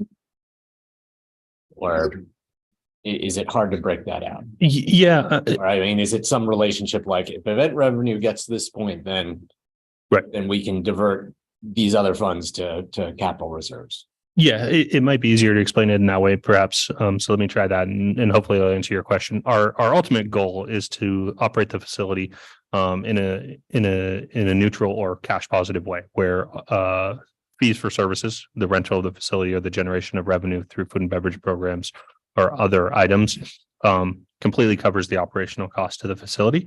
And we're able to utilize the amount of TRT funding to put into capital reserves to fund that. And I think at that point, then we create a model where we're much closer to being able to both walk and chew gum at the same time, where we're able to do replacements and repairs and continue to fund that TRT at the current time. It's not exactly that way because of the way the TRT funding is designated as marketing. And so to be utilized for the marketing of the facility, the region, and certain things. And so hopefully that kind of makes sense, right? The revenues become convoluted and go to pay the expenses. At the end of the day, the net profits get put into the capital reserves is how I kind of see it for myself, but it gets sort of convoluted in how we get there in this perspective. Does that kind of answer your question? Yes, I didn't actually understand that the 1% and other increments that are allocated to the Fair and Expo from TRT are marketing restricted. The 70% of the 1% is, yeah. Yeah, and there's I mean, I was under the, I know that the funds that go to the Central Oregon Visitors Association are marketing, well, they're supposed to be spent on promotion and tourism related facilities. So I thought that, and then the TRT that comes to the county is unrestricted. And so I assumed that you at least your funds were at least as flexible as the visitors, Central Oregon Visitors Association funds, and could be spent on both marketing and tourism related facilities, which I would say, the Fair and Expo, the entire facility is a tourism related facility. Yeah, and there's been kind of an interpretation by county legal that kind of the expenditure of those funds on the facility does meet the requirements of kind of being marketing and in that same regard. So it sounds like it's very similar. I can't necessarily speak specifically to the Visit Central Oregon designation, but we use some of those funds for marketing, but some of them for Capacity building. repair, replacement, and that sort of stuff. It's because we're talking about it. Can you give me, can you give us an idea of how you work with Visit Central Oregon and what efforts that they're doing to help you advertise your significant amount of events and the growth of those? Yeah. Well, we work with, we refer to them sort of as the visits, right? Because there's multiple different Visit Central Oregon, there's Visit Redmond, there's Visit Bend, and we work very cooperatively with all of those, as well as others, Travel Oregon, Sport Oregon, and numerous other partners, to either recruit, retain, or support events that are coming, right? And there's kind of three efforts there. A lot of those efforts are individualized, but we go to those groups to provide support as needed, and each of those groups is supportive in unique ways when that time comes. For example, for certain events, they may provide some marketing support dollars to support an event that we've already recruited. Other times they may work with us to recruit an event to be here on site and help in the bringing out a potential event producer and putting them up locally for a visit so that they can visit the region and see why it is they should be here. And otherwise, sometimes it's working with those event producers to encourage visitation to their events once they've decided that this is a location, by providing collateral marketing materials and that sort of stuff to events. So we work closely with them. Obviously, we can always continue to do better in those relationship building that we're doing. And as we continue to grow and expand, and they continue to change, we're finding ways to collaborate more and more. And I think the other benefit, though, is we each have our own unique initiatives, right? In that we leave no stone unturned, because Visit Central Oregon has their unique initiative that they're focused on. We may be focused on something completely unique from that, but we're attracting the widest possible array of potential attendees and events into the market as possible.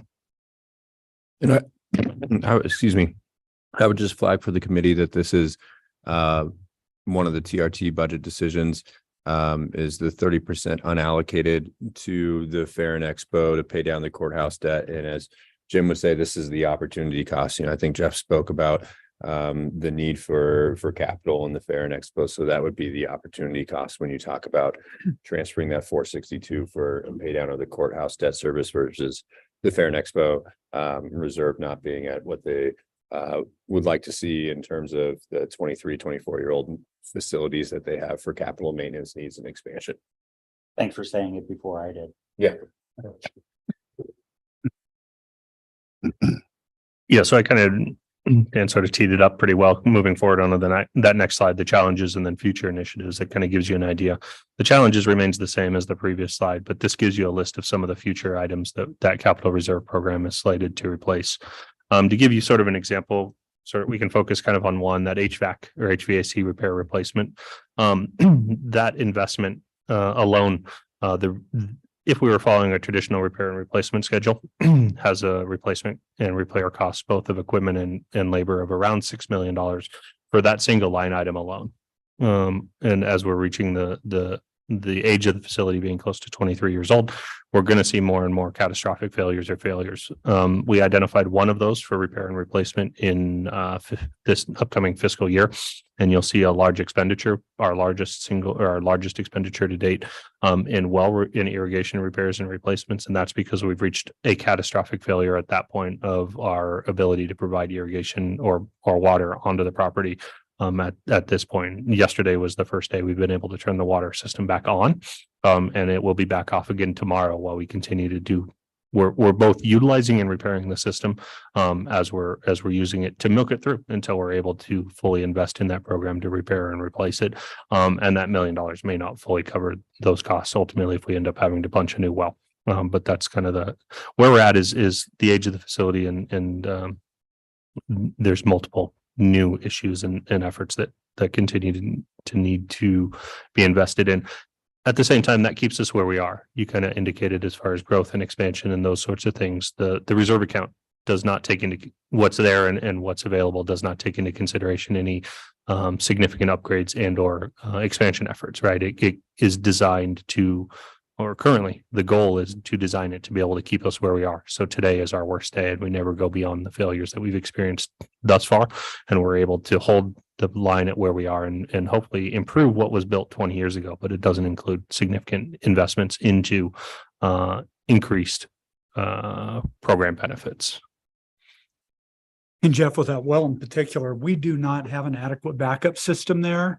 And so that would be a critical failure if we were not able to continue with our operations, if that well wasn't functioning properly. So I think there's a number of significant, very important capital improvements that we need to make to the facilities to continue to be able to operate, and also thinking about growth and expansion in the future as well. At the same time, we do try to be excellent stewards of those resources where available. And thus far, where we've made those capital investments have been where we've seen positive returns, especially on lighting efficiency programs, or other places where we can see the benefit of utilizing, I'll call it co-op dollars, right? We did a large efficiency upgrade with our HVAC control system, but we were able to use some grant funding to be able to bring that project in at a $0 cost after the rebates and after the grant funding we received to the county. So with those are the ways we've been working to try to continue to invest in the property, but build that fund at the same time. And I see no reason why that would change. While at the same time, we've earmarked a potential $1 million or asking for $1 million budget expenditure through Fund 617. We're also working on some grant funding opportunities that may be able to offset some of those expenditures where those full dollars may not have to be spent. And I believe it was earlier this week, we got good news that the first decision on that, some grant dollars may have been awarded for the studying to move that program forward. So continue to try to find those efficiencies where we can so that we can utilize either other outside dollars or leverage money that exists or efficiencies so that it cuts down our operating costs and allows us to continue to invest in that. So we're building that fund as quickly as possible to meet the demands of that aged facility. This maintenance reserve is an area we've had a long range view. It's not new that we've known the opportunity and the need going forward. And as we ramp up activity there, it even accelerates the need. So I'm concerned about tapping in any kind of reserve funding opportunity we have there, because we've known about this and it'll come crashing down on us if we don't prepare now. Yeah, I think that's been our single biggest goal, is to continue to build that reserve as much as possible and try to earmark and to shoehorn as much as we can into those reserves as possible so that we can start to be prepared for when those times come, whether it's an unknown or a failure that just occurs or pre-planned maintenance, that we have those dollars in place to be able to repair. And again, coming before me and those that made the decisions before I to create that capital reserve fund, that was a tremendous effort. It was just done probably later than would have been ideal. Probably should have been started the day the facility was built, and instead was 10 to 15 years later. But we're there, and we just need to continue to figure out how to fund that. But that's our goal, is to put as much money in that fund as possible each and every year, and to do so, right, is two things. One, either utilize TRT, but simultaneously is also generate as much net income as possible off operations, the more enterprise-based operations, so you can invest those dollars into the property at the same time. So that's kind of our goal, to where, again, back to your question, Commissioner Chang, is that we're fully self-funded so that or net positive in our operations, so that we're able to utilize essentially offset those dollars that we're using for marketing and those efforts, and move those into TRT, and then hopefully some positive net earnings at the same time. So when we were, when that legislation, when I can't remember, was a bill or it was just a specific funding item, was moving through the legislature this last session. Well, this session that's not over yet, but which is not going to produce a whole lot of things. That would have provided state funding for fairgrounds. And you know, when we talked about it, you said, well, this is much more important to a lot of other, you know, counties around the state than it is to us. It was not unimportant to us. I mean, that would have genuinely provided a benefit. Yeah. 2510, and also Senator Bonham has the bill complimentary in the Senate, and I did write letters and testify to support it. Yeah. Because we can use every dime. Yeah. And back to that, as we went through the analysis of that, I feel like I may have provided a kind of a misstatement there. It is an important impact for us. It does fund that from our perspective, and the piece that we play and the role we play as far as a portion of the network affairs. It is even more important for some of the smaller fairs, where it makes up a portion of our budget. That increase would have been from 53 to about $180,000 for all fairs, right? For us, that's a percentage of that funding. For other fairs, that's their entire annual operating budget or more. And so it does play a larger role for them, but to where I gave the impression, and I can see how I may have done that. That was I didn't correctly speak that it is not important to us. It is to us as well, but it's much more important to those others at the same time. So I'll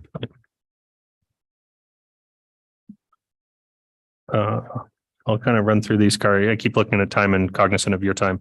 On 615, we continue to increase the number and type of events and the scale, and so significant new revenue anticipated for that fund. Fund 616, I focused a little bit more on how we'll expend those dollars. We're going to continue to build on the success of prior year fair. Our goal is to try to capture and hold on to as much growth as we've seen. Also, taking into account that the economy is adjusting, and it may not be in the same position fair 23 as it was in fair 22. And people may have a little bit less disposable income, or may not be as willing to spend that disposable income unless we provide a quality product. So we expect slightly less attendee spending, and we do expect increased cost in the production of that fair, largely because of inflation. And then we want to continue to build that brand so that when the economy stabilizes and people are feeling much more comfortable, we're prepared and ready for that next level of growth that may exist. We do anticipate we'll continue to see growth as the market continues to grow, right? If we do our job well, we should be able to at minimum hold growth with the growth of the region as well.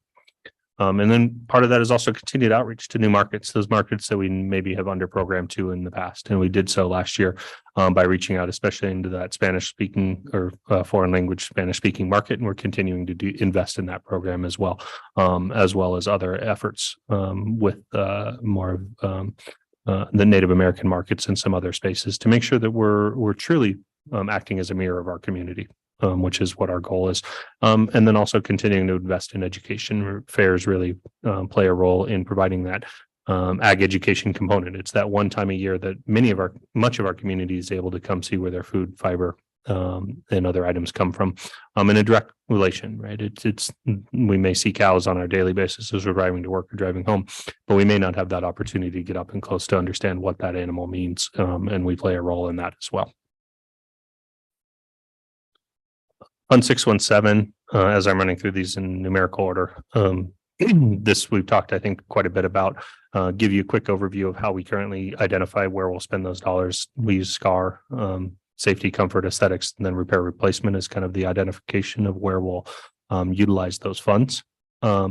And continue to try to grow those funds as much as possible. And you see some of the other investments. And I think we've kind of talked pretty much at length about Fund 617 and that cap reserve program. Jeff, do you have an idea of the well cost? Let's say we did have to drill a new well. I mean, is that a possibility? I mean, that is a possibility, right? Yeah, the likelihood is that the aquifer that we're sitting in is probably will quickly be depleted, and we probably need to go down into the next one at some point. Our production rates have significantly decreased. We're at about half of our production of what we once were.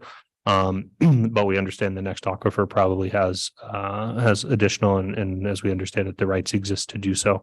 The cost to do new well, as we're seeing today, is about $1,000 a foot, and we would probably need to be close to 1,000 feet in order to be there. I mean, that may be a bit aggressive, but that gives you a ballpark. Probably not aggressive on the well cost, but maybe the depth that we would need to go.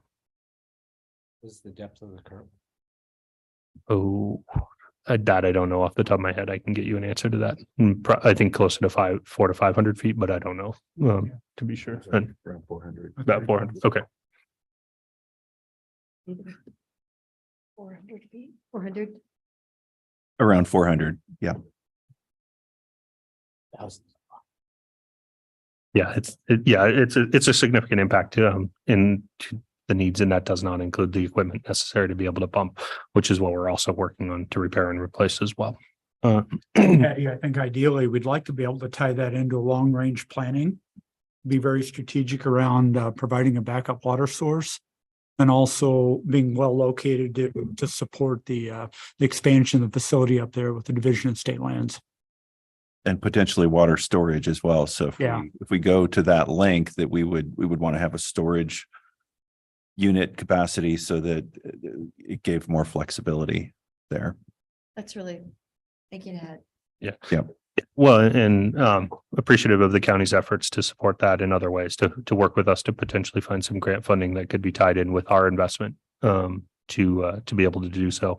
And the commissioners may remember some of the grant funding requests that came before you that were approved, where we were able to go address the request for the studies, and which is what I believe was just funded. And then ideally, we're able to go back to the drawing board for the request for additional grant funding to fully support that and be able to build out a complete program. That the $1 million is really what it would take to repair, replace, and maybe some improvement to the existing system. But this would allow us to build on that for the future as well. So again, utilizing those outside dollars to benefit our existing programs.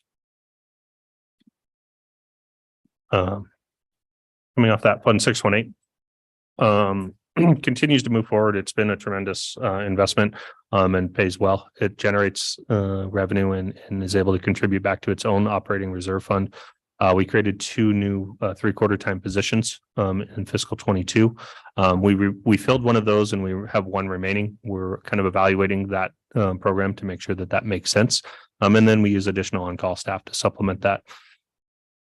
As we've seen with the standard TRT, the visitation is adjusted, and there's some external market conditions, including the build of a new RV park in North Redmond that's had some impact on our business, specifically our winter business. And our goal is to continue to utilize that park as heavily as possible and to make sure the visitation stays high. But really, we also utilize that in order to be able to offset the impacts of bringing large events into the market, either for the ability for the production of that event to be utilized on site, or to offset the impacts that some of our larger events, especially these large music festivals, may have on the market that where they'll exceed the current capacity that exists. And so we'll continue to see strong business in Fund 618, whether it's just through the rental through those events and what we currently have. But we'll also build upon that with midweek stays for a more recreational visitor as well, while also not being viewed as a competitor to those existing in the marketplace as well. We're also cognizant of that position that we play, where we operate as a business, but we're also a county agency, and we don't want to play a competitive actor in those spaces to those private businesses as well. Fund 619 is RV Park Capital Reserve. This one is a fund that is either currently or will likely be fully built out because it was started early enough and we're able to contribute to that through the success of the RV park. We're only about 10 years into the build out of that RV park, 10 to 12 years. And so we're not reaching the useful life of the majority of the equipment. And we've got about $1 million in the reserve program thus far. And we anticipate we can continue to fund that, whether that's for the repair and replacement of programs and ideally the possibility that that park may need to be expanded at some point in the future. We want to continue to put dollars away in that place. So that we have those opportunities when that time comes. And then special requests, I'll kind of wrap up there and turn it over to any questions. We have 4 special requests for the facility. Maintenance specialist 1, we're asking for the addition of 2 new positions. It offsets the additional impact of wear and tear of age of the facility. Obviously, our team is doing more to continue to keep the facility in good repair as it continues to age, but also because we're increasing utilization of that property with additional events, over 400 unique events on 320 acres, 300,000 square feet of space. And we just continue to add to the demands of that facility. And so I think those are a reasonable ask.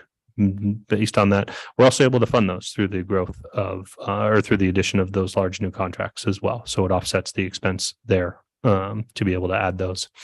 An administrative support assistant. We continue to grow, and obviously that means additional demands on our current administrative staff.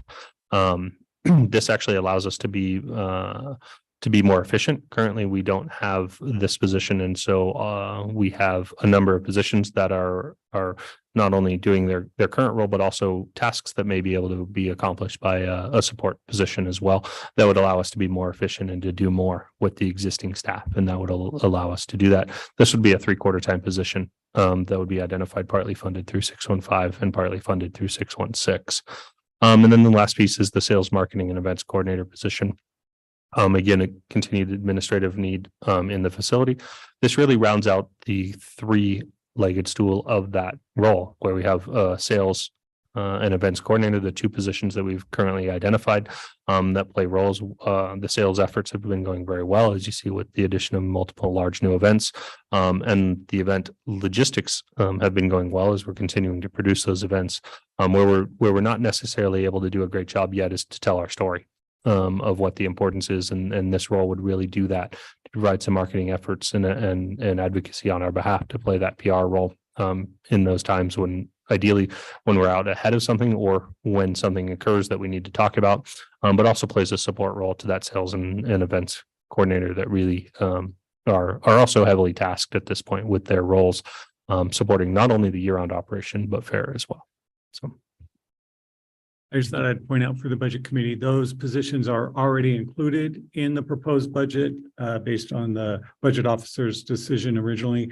And so his numbers already reflect that, but all the detail is in the special request tab for you. Can you explain the maintenance specialist positions? Are those handyman kind of people, or are they specialists in electrical or some other field? Currently they're more of, and the position would be of a handyman style position, of a jack of all trades, which is what the majority of our positions currently operate as. And in an ideal world, yes, we'd have some specialized labor or specialized trade skills as well. But we're not currently at that point where we do have, an electrician or a, landscaper. Kind of everybody plays multiple roles. So there's just more tasks for these folks to do. Like give a couple of examples of what they'd be working on. Yeah, so it is varied, and virtually every day is unique with what we do. But that role will do everything from being the landscaper and mowing lawns and taking care of the facility itself, to the setup and tear down of events, the cleanup of what goes on during and post events to return the facility back to the like new condition for the next event.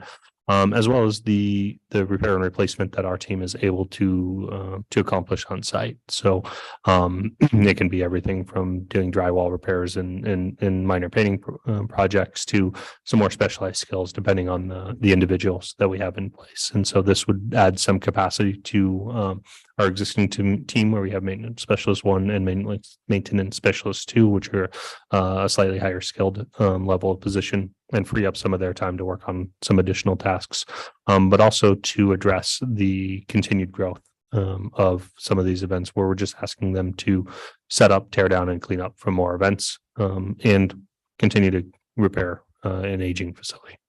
One of the things that Jeff alluded to is just with these larger and more frequent events, the turn time in between is so much faster. It's like you got to get in, you got to get out, whether you're putting dirt in or taking it out, there's not like always a couple days lag to be able to do this. And that takes more labor to get it done in a more concentrated period of time. And so I think that's some of what this labor is also going to help address. Great point.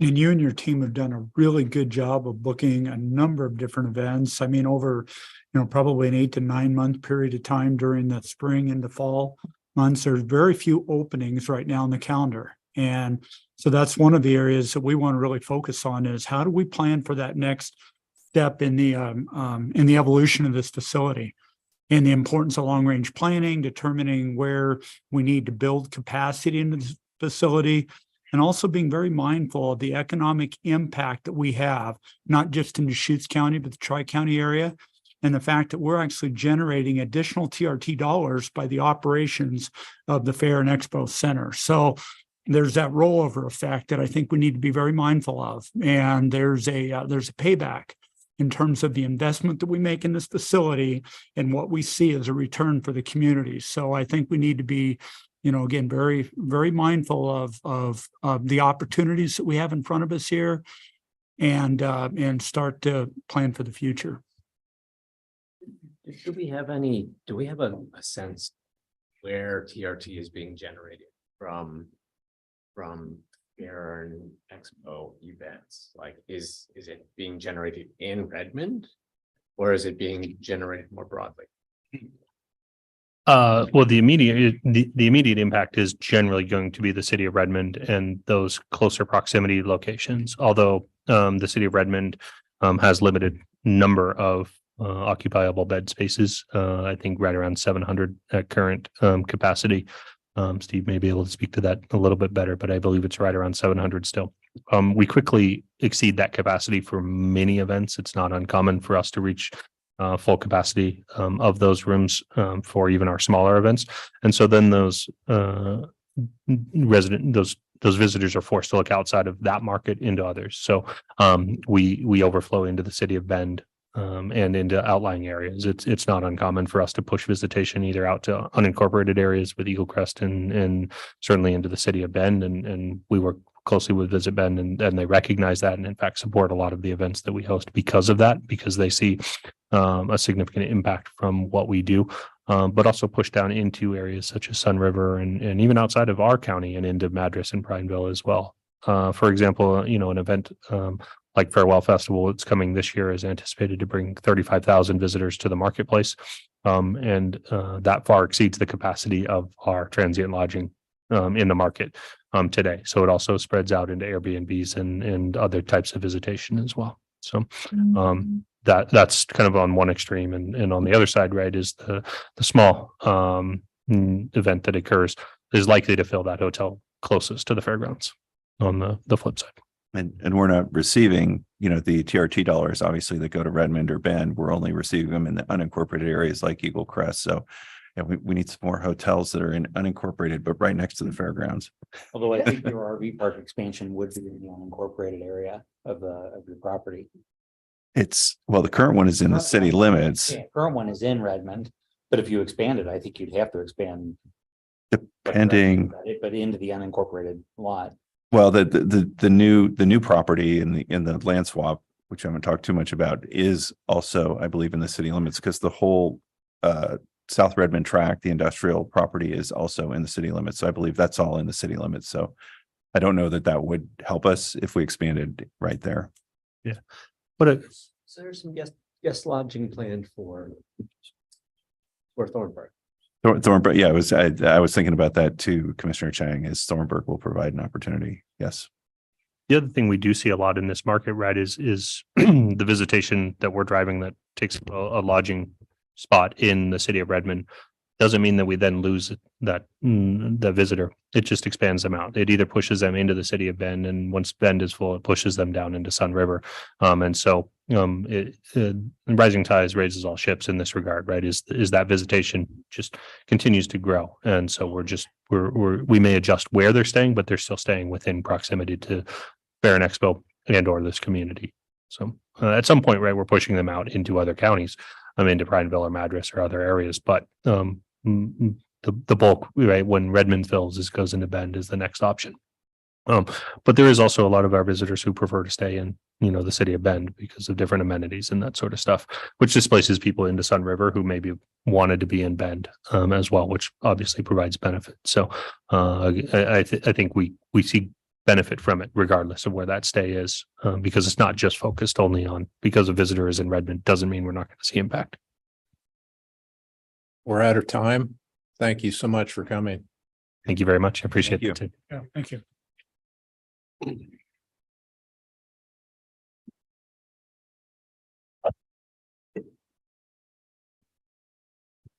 Bruce, the last time I was working in an event there, getting set up, their very excellent maintenance crew came up and said, "You've got like 15 minutes, and then I got to go do something for an hour." So it was like, okay, these are the things that we need so that we can get set up. So yeah, they're running around. I bet. Yeah, I bet they're busy. You're not leaving. Sorry, Jim, I lied about the. That's all right. Sarah. I learned something today. I don't think you tried to set me up on purpose. No, I didn't. What was that? Guys, they were gonna fire John. So I saved him. Next up is facilities. Lee? How it is being used this time. The 700 has to, the 30% to 400 is. I mean, if it's the same as Visit Central Oregon, it can be used for tourism related facilities or. You know. It's great. There's.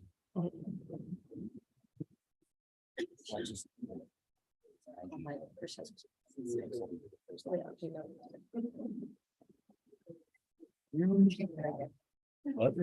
that nice? Yeah. Can you believe that's not, can you imagine? Other people. TMT money. Go ahead, Lee. All right. Or what? Good afternoon. Lee Randall with Facilities. I'm excited to be here to share with you about the Facilities Department and our proposed budget for FY24. I will start with a general overview of the department. We'll go through our PowerPoint presentation, and then we'll move on to your handouts and talk about General County Projects Fund 070, Park Acquisition and Development Fund 130, and we'll conclude with Campus Improvements Fund 463. So our department is 25 FTE strong. Our mission is to develop and manage county-owned facilities and buildings. And we perform a variety of tasks within our divisions within the department: general facility management, building grounds and maintenance, custodial services, and capital construction management. And that's us. My favorite part of the whole presentation, so I want to make sure I paused long enough for everyone to catch that. We're located in 4 cities, approximately 40 buildings, 500,000 square feet of office space. And we expect that to grow going back a couple of years and then through 2026 by about 21% in square footage out through 2026, which will mark the proposed completion of the courthouse expansion project.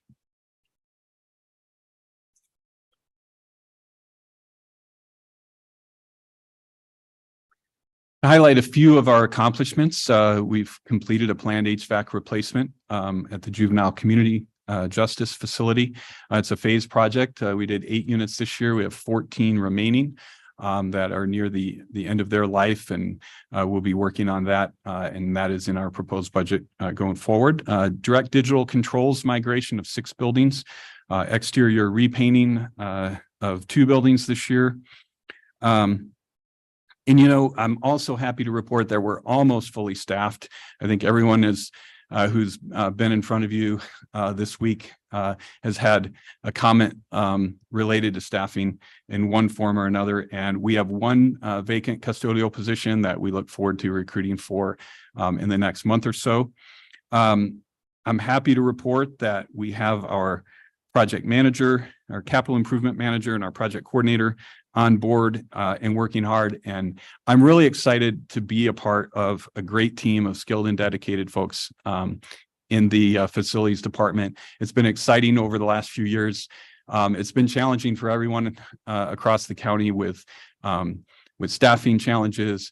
And I feel like we have come out of the last 3 years in a really good spot. And I do want to thank Human Resources. I try and do this every time I get the opportunity, but they have done an outstanding job in supporting us in the last year. I think earlier in the week, you saw in Kathleen's presentation, the number of recruitments by department. We had a significant number of recruitments and the process just keeps getting better and better. So it's been great working with them. Additionally, our team self-performed in a sort of quid pro quo reception remodel for Human Resources. That was a joke, but we did complete that project with in-house staff. So contracting, as we'll talk about further as we go forward, it's a challenging market in contracting. And in that particular project, we chose to do the work in-house with our team. And our team came through and I think did a great job. The project was completed in a timely fashion. And I think the end product is a really nice addition to their department and to the county. We continue to work on carpet replacements, snow removal, landscaping, accessibility repairs and improvements, all those things that the typical facility department works on. Moving into our resources, the majority of our resources come from internal service charges, and we receive resources from services that we provide to tenants as well. On the requirements side, you'll see again this year increased custodial contracting costs. Those costs continue to be a challenge. As I've mentioned in the past, we contract out about half of our custodial work. And then we're seeing escalation in other contracting material costs as well.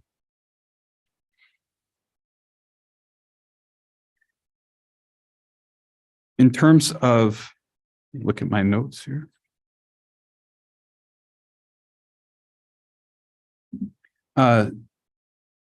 Short term, in terms of fiscal issues, escalation and inflation continues to be a challenge, like we're hearing across the board among departments. I already mentioned custodial costs.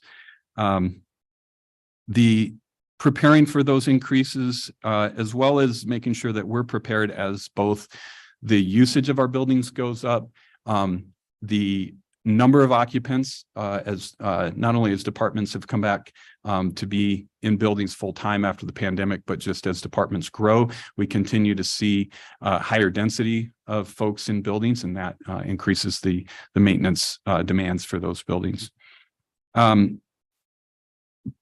Along with those short-term issues, the challenge for us is to find new efficiencies and improve processes. And so as we look at staffing, we'll talk more about that in a few minutes. Long-term, the challenge continues to be to provide accurate conceptual budgets as we look at forward to upcoming projects and then to manage those budgets. It's a changing environment. There are a lot of challenges to doing that. And then projecting those future costs so that we can prepare to fund things like roof replacements, et cetera. And we'll talk more about that in Fund 070. Just an observation and more for discussion, but the courthouse, we're talking about 40.5 million. And that number probably matters more, as in, even if escalation or changes We really can't go higher right now. Right. Because we don't know what the world looks like. You know, other times, 10% overrun is kind of acceptable, but with this great unknown, it's just not cool to be able to think, Right. we'll have a overrun and we know it. Right. And Right now, And I'm happy to say that the team that we have in place for the courthouse project has that front of mind. We have worked diligently to build in projected potential escalation into that 40.5 number rather than viewing it as something that may happen. It's something that we want to be prepared for now and make sure that it's accommodated within that 40.5 limit. And we'll touch on that a little bit at the end when we talk about Fund 463 as well.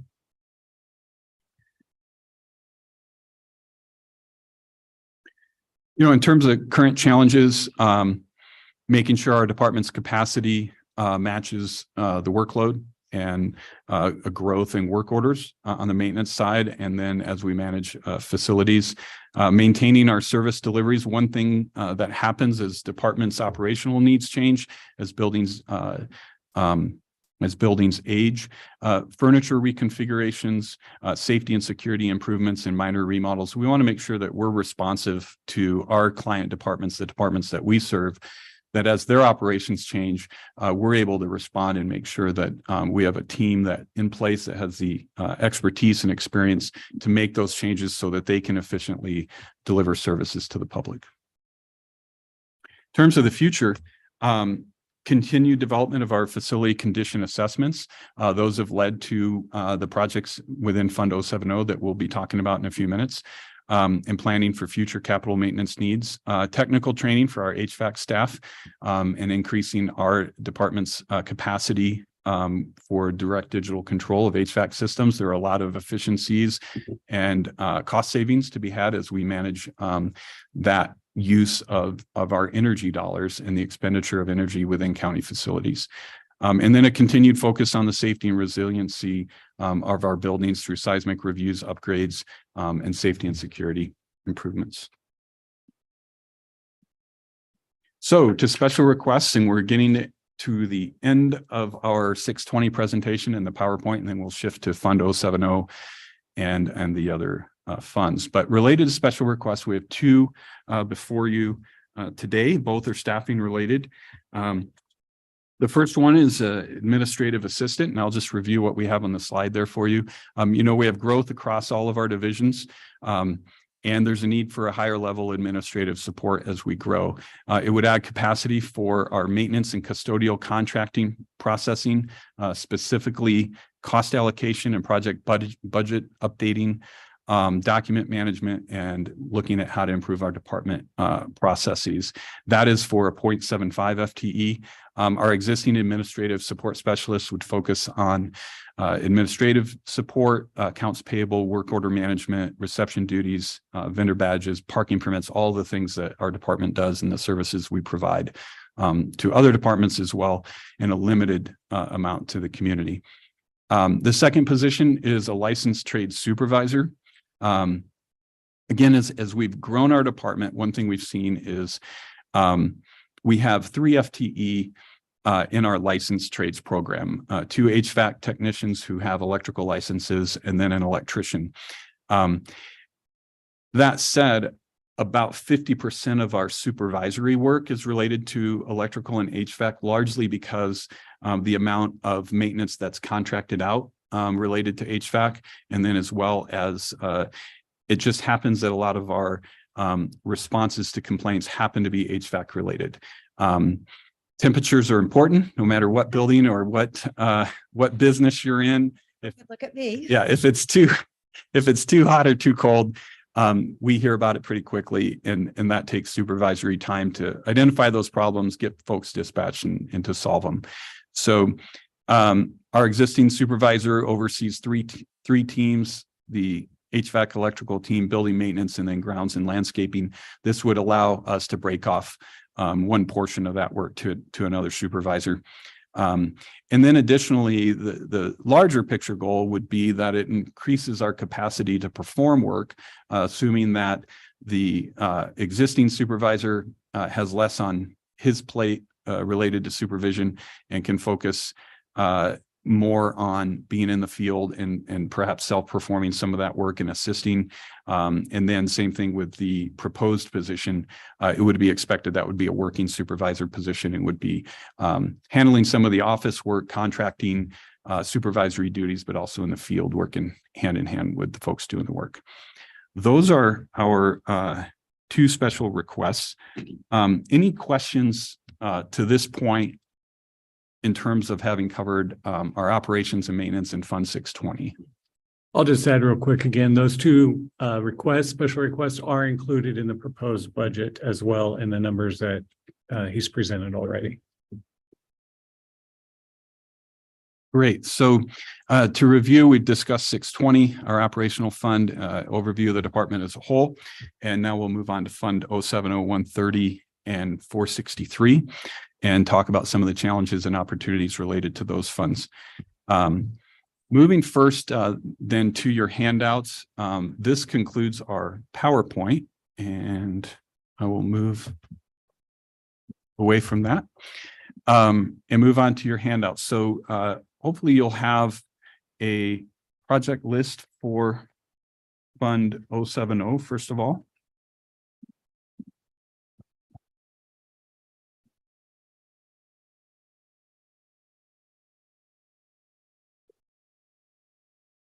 So Fund 070 is the General County Projects Fund.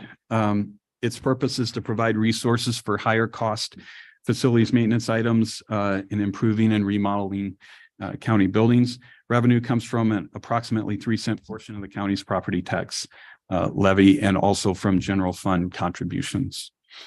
As we look at the list that you have in front of you, I'll just highlight a few of our projects coming up next year, and I'll begin with some of the accomplishments. So over this past year, we've completed some exterior painting projects, digital control upgrades, as we mentioned earlier, a significant number of sidewalk improvements this year. It's one thing that we focus on as part of our goals for the year related to safety and making sure that people can come and go safely from our buildings. And we work closely with risk management and making sure that we are inspecting our sidewalks, repairing them, and making sure things are safe. And so we did complete several projects related at about 4 different buildings related to sidewalk replacements. So was your concrete work right out here just like show and tell for today? It was. We timed that.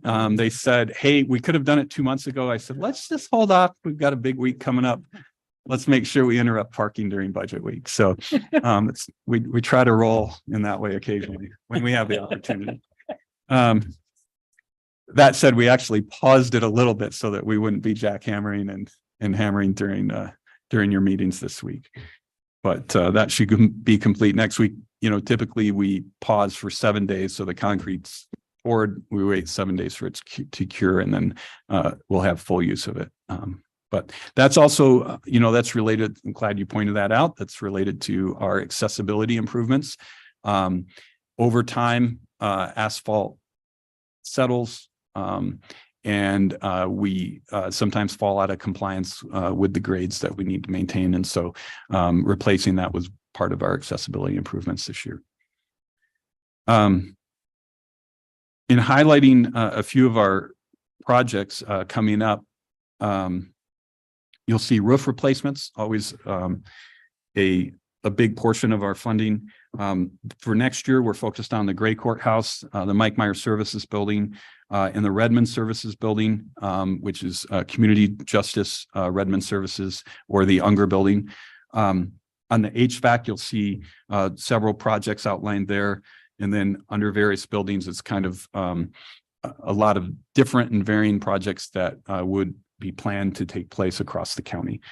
Finally, UIC improvements. We reported last year that we were able to report good news related to the cost of those improvements due to technology advancements. They've gone down significantly, and we're very close to completing all of the requirements of our 10-year permit, which we have a couple more years. It expires in 2026. So we'll be working through the last of those required upgrades. Finally, remodels. Some of those are funded through transfers from the receiving departments, and they're listed there at the bottom of your page. Having our project coordinator on board going forward will be a great asset to the department in helping to manage the work within this fund specifically. We had about a 4 or 5 month time of vacancy for that position, but we have someone on board now, and they're getting up to speed. We just completed some work on the OSU Extension building and helping them complete some work. And Brent has several other projects that he's actively working on. We're beginning part of the roof work at the Mike Meyer Services building with skylight replacements. We're doing that ahead of time, and then in preparation for replacing the work or the roof. And it's always hard to not be able to mention the Mike Meyer Services building, have Mike sitting there, shaking his fist and cheering us on. So I had to cut short my Mike Meyer Services building presentation this year, but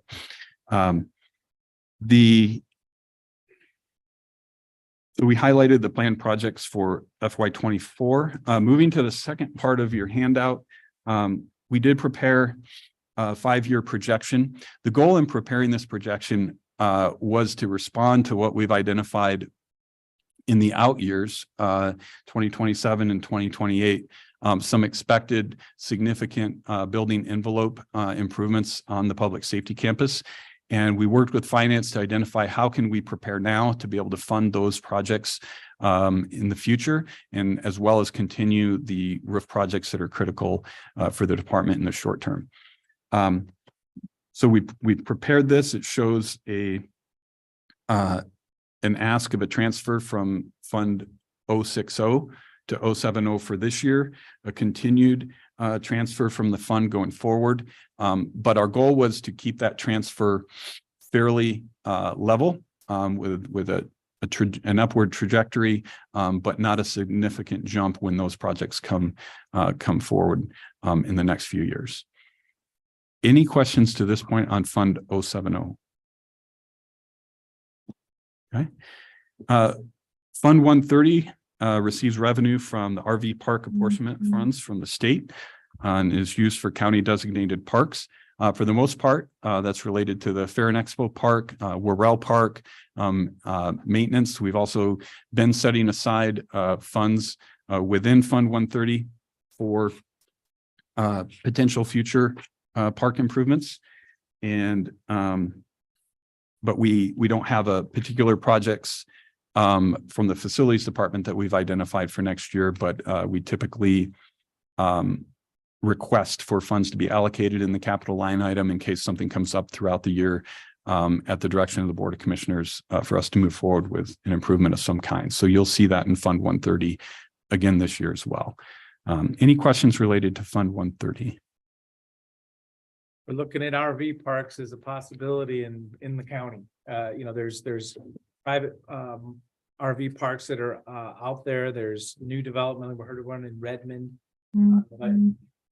There's a new technology wave coming. I mean, the lithium batteries and solar panels and 12-volt air conditioners, low usage air conditioners. It is interesting to think about what the possibilities are. And this is the van life as well as maybe not optimal full-time living, even if people want to stay here. So just acknowledging that there's a whole new future that might come on this also. Feasibility study will be done in the fall. And at least I'll call it the Fort Thompson site.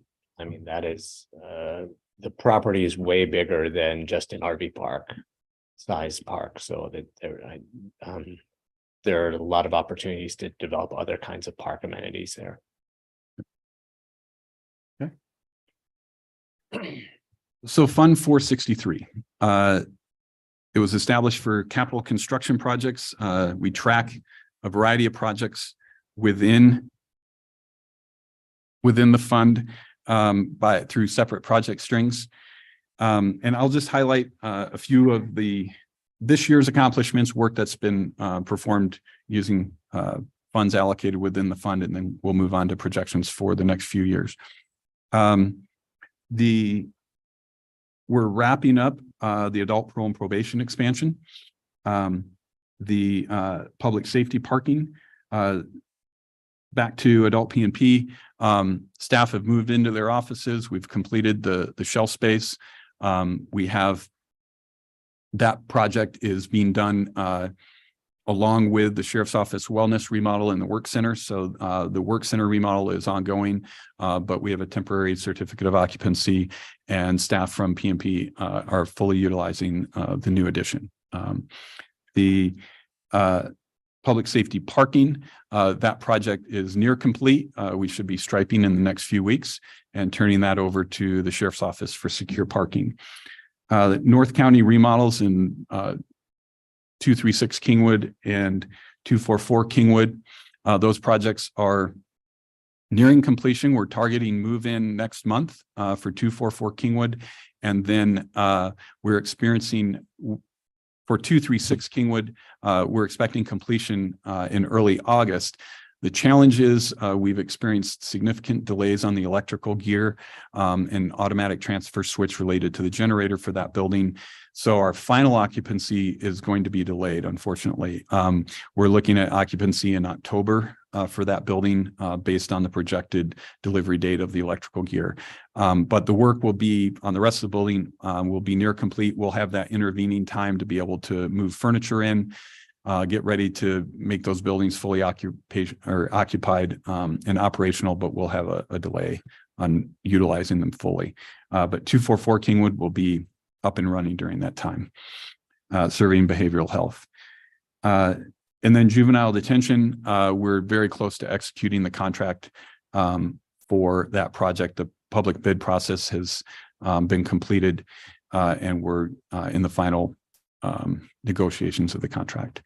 That's work that's been ongoing and underway. Under work that you'll see projected for next year. The courthouse expansion, I'll touch on that last, but the AJ Tucker building site restoration, we expect to be back with the board in about a month or so with some very specific options. We've completed the first step required by Bend Planning Code to offer the building for sale.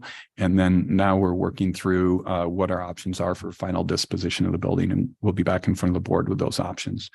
Downtown parking, that project is moved to kind of a wider, to taking a wider view of parking and looking at a variety of improvements across the campus, still related to courthouse expansion and an important component of expanding the courthouse so that we know that as we add square footage, we have the capacity to handle additional people to the downtown campus. But currently the project is looking at accessible pathways across the campus, ways to better allocate and use the parking that we do have, some minor increases in capacity of parking, and then looking at how we manage our parking and seeing what improvements we can find there. So we'll also be bringing back recommendations to the board. We have a consulting team on board, traffic engineer, civil engineer, and they've been preparing kind of a comprehensive look at the downtown campus parking. Finally, to the courthouse. We're projecting, as you can see in your handout, $10 million, approximately $10 million expenditures in FY24. With a project of this size, the length of time that permitting will take, the exact time that we'll be starting construction is difficult to nail down in relation to our fiscal year. We're targeting approximately this time next year for the start of construction, but there's a lot of work to be completed between now and then. Currently, we are in the third stage of those typical 4 stages of design, beginning with programming, schematic design, design development, and then construction documents. We are right in the middle of design development.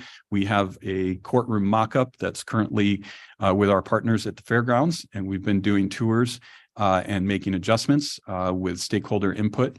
And we think we're at the kind of final minor adjustment, but as we go through that design, sight lines, security requirements, all of those things are much easier to see in person in a life-size replica. And we had the opportunity to build that at the Fair and Expo Center, and it's currently in place and being reviewed. With progressing from programming to design development, we've been able to reduce that initial square footage that was associated with the expansion.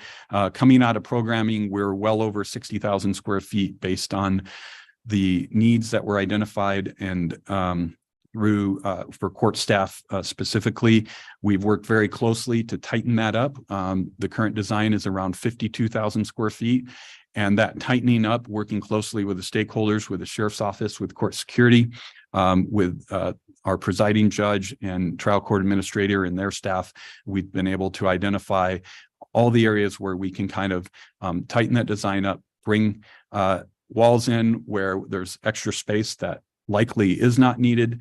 It also allowed us to pull the building back from the property lines slightly in each direction, which sort of reduces kind of its impact on the corridor there as well. We anticipate submitting plans for permit review to the City of Bend in late summer or early fall. And that's where the timeline will become a little more difficult to project in looking at City of Bend review times for projects. The budget has been maintained at the 40.5 million for expansion and at 1.5 million for the associated remodel costs. That's been, as I mentioned earlier, our team that we have together, LRS Architects, Pence Contractors on the CMGC side, and our owner's rep Cumming Group have all been very committed to making sure that we design to the budget, that we don't have items that are hanging out there that could cause cost increases in the future. And so within that budget, we've identified potential for cost escalation and accommodated that or accounted for that within the budget, projecting out to a construction start time likely around this time next year as the project proceeds. And so that the team has been committed and worked very hard to make sure we stay within the amount that's been allocated at this point.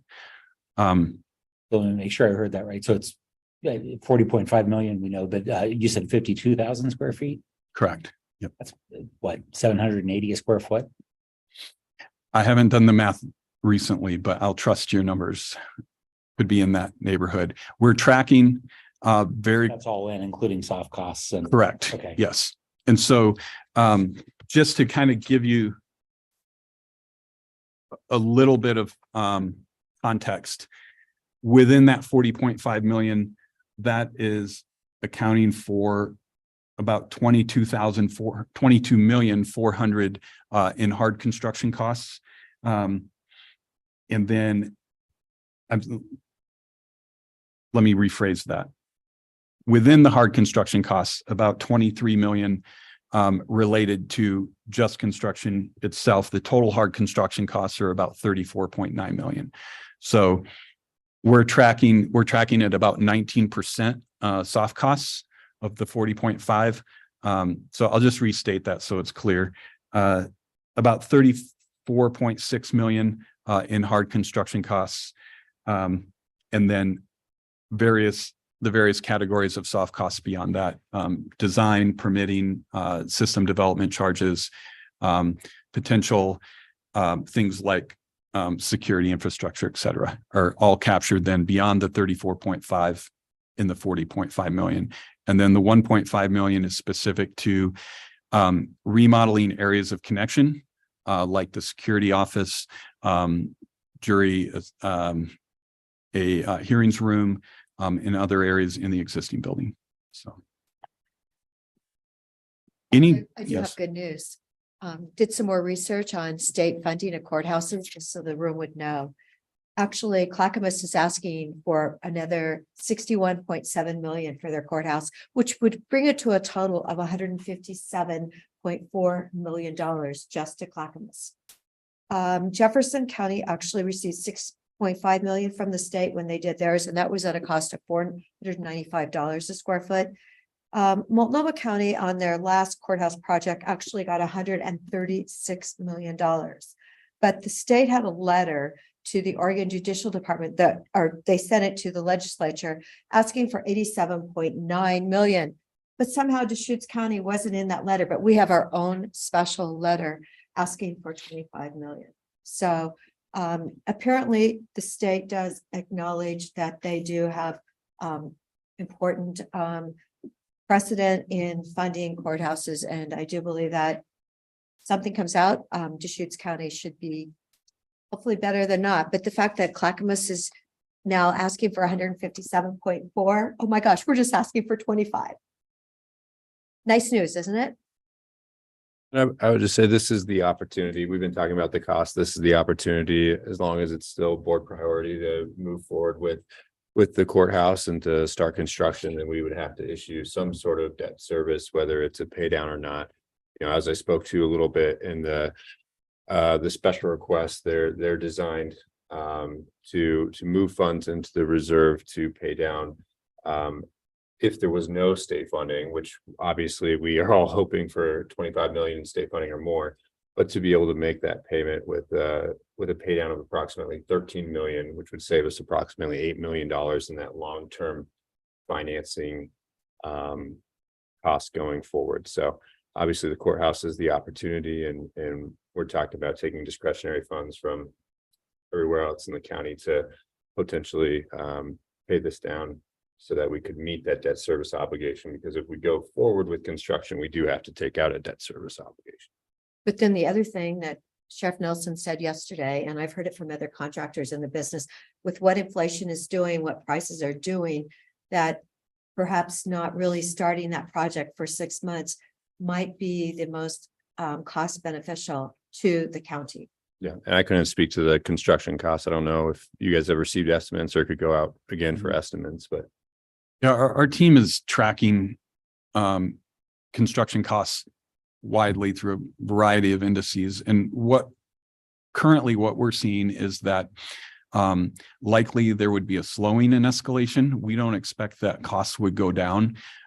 We've projected in the past as high as 10% escalation, but somewhere in the 8% range.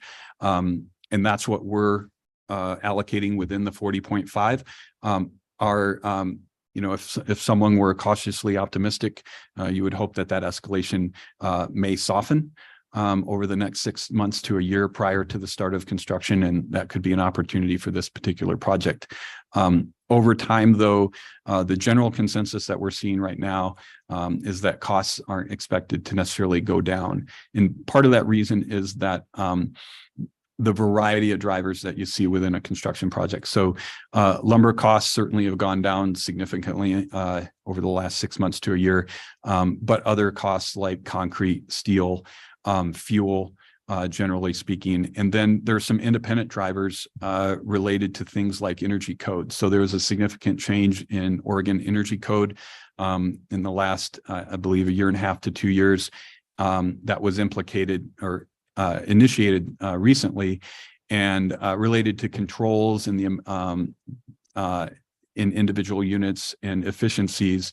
And we're seeing as the industry catches up with that energy code, they're passing along those costs to the final projects. And so we saw some of those drivers on the projects we're doing on North County that are kind of independent of supply chain issues and challenges that we had coming out of the pandemic.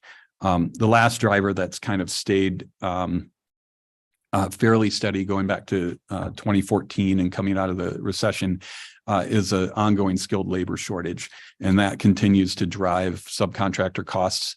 And unfortunately, we don't necessarily expect that to change anytime soon. The unemployment numbers that were reported on today continue to show, I think, a slight dip in unemployment again, which, as that relates, there are obviously a lot of economic factors there. But when it comes to skilled labor, that wouldn't lead us to think that those costs are going to go down. So It helps that construction in Prineville, at least significant construction in Prineville slowed down, but the subs here haven't really said that they've got a lot of people coming back from there yet.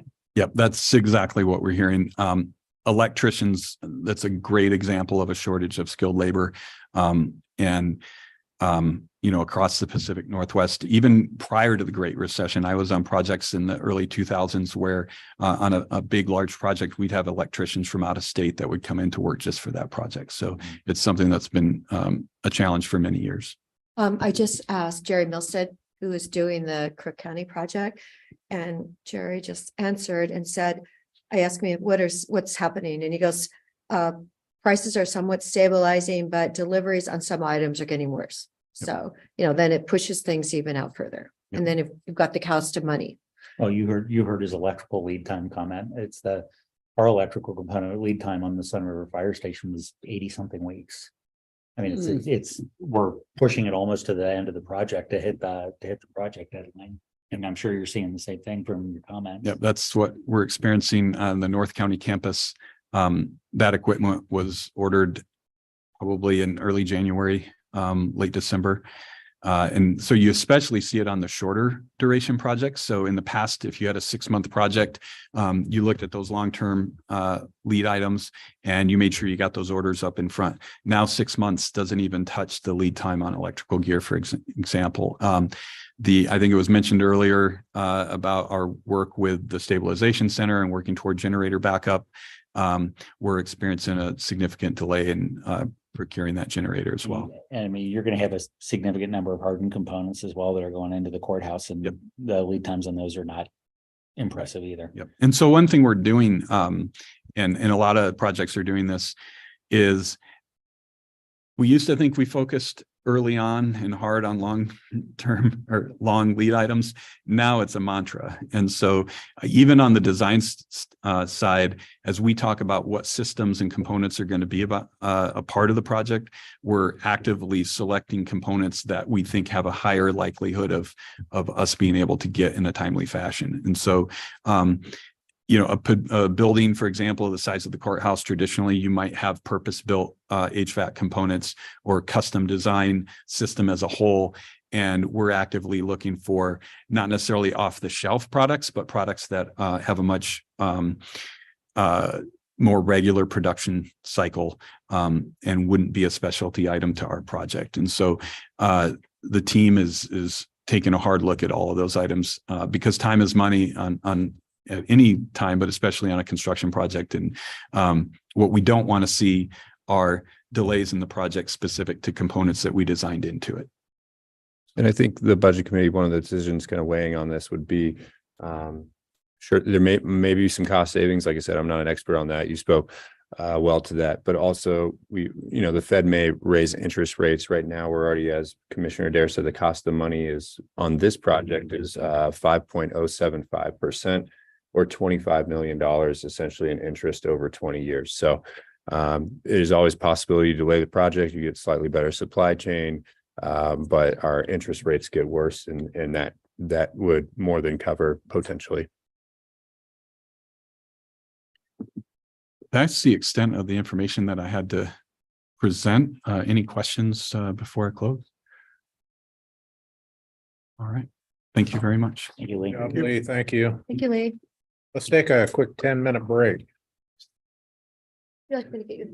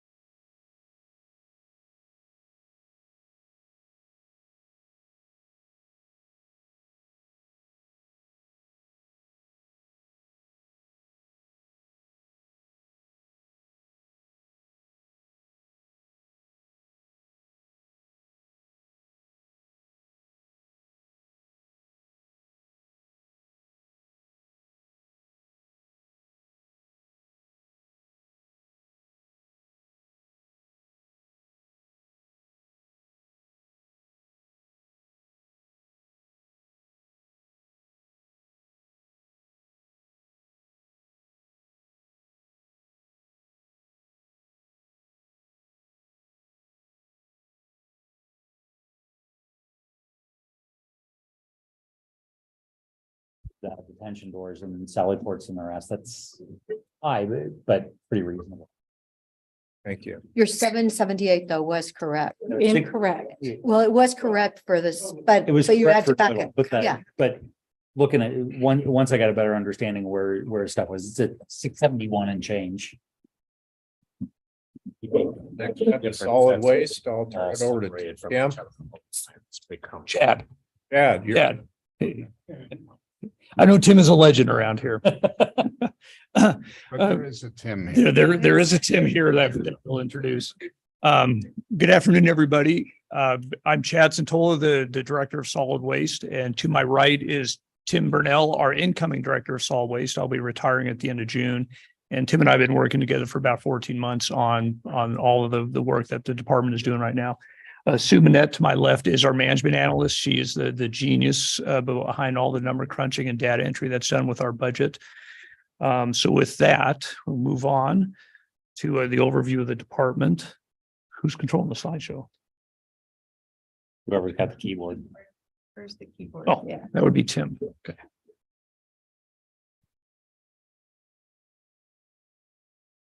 The arrow key. There we go. Yeah. Okay.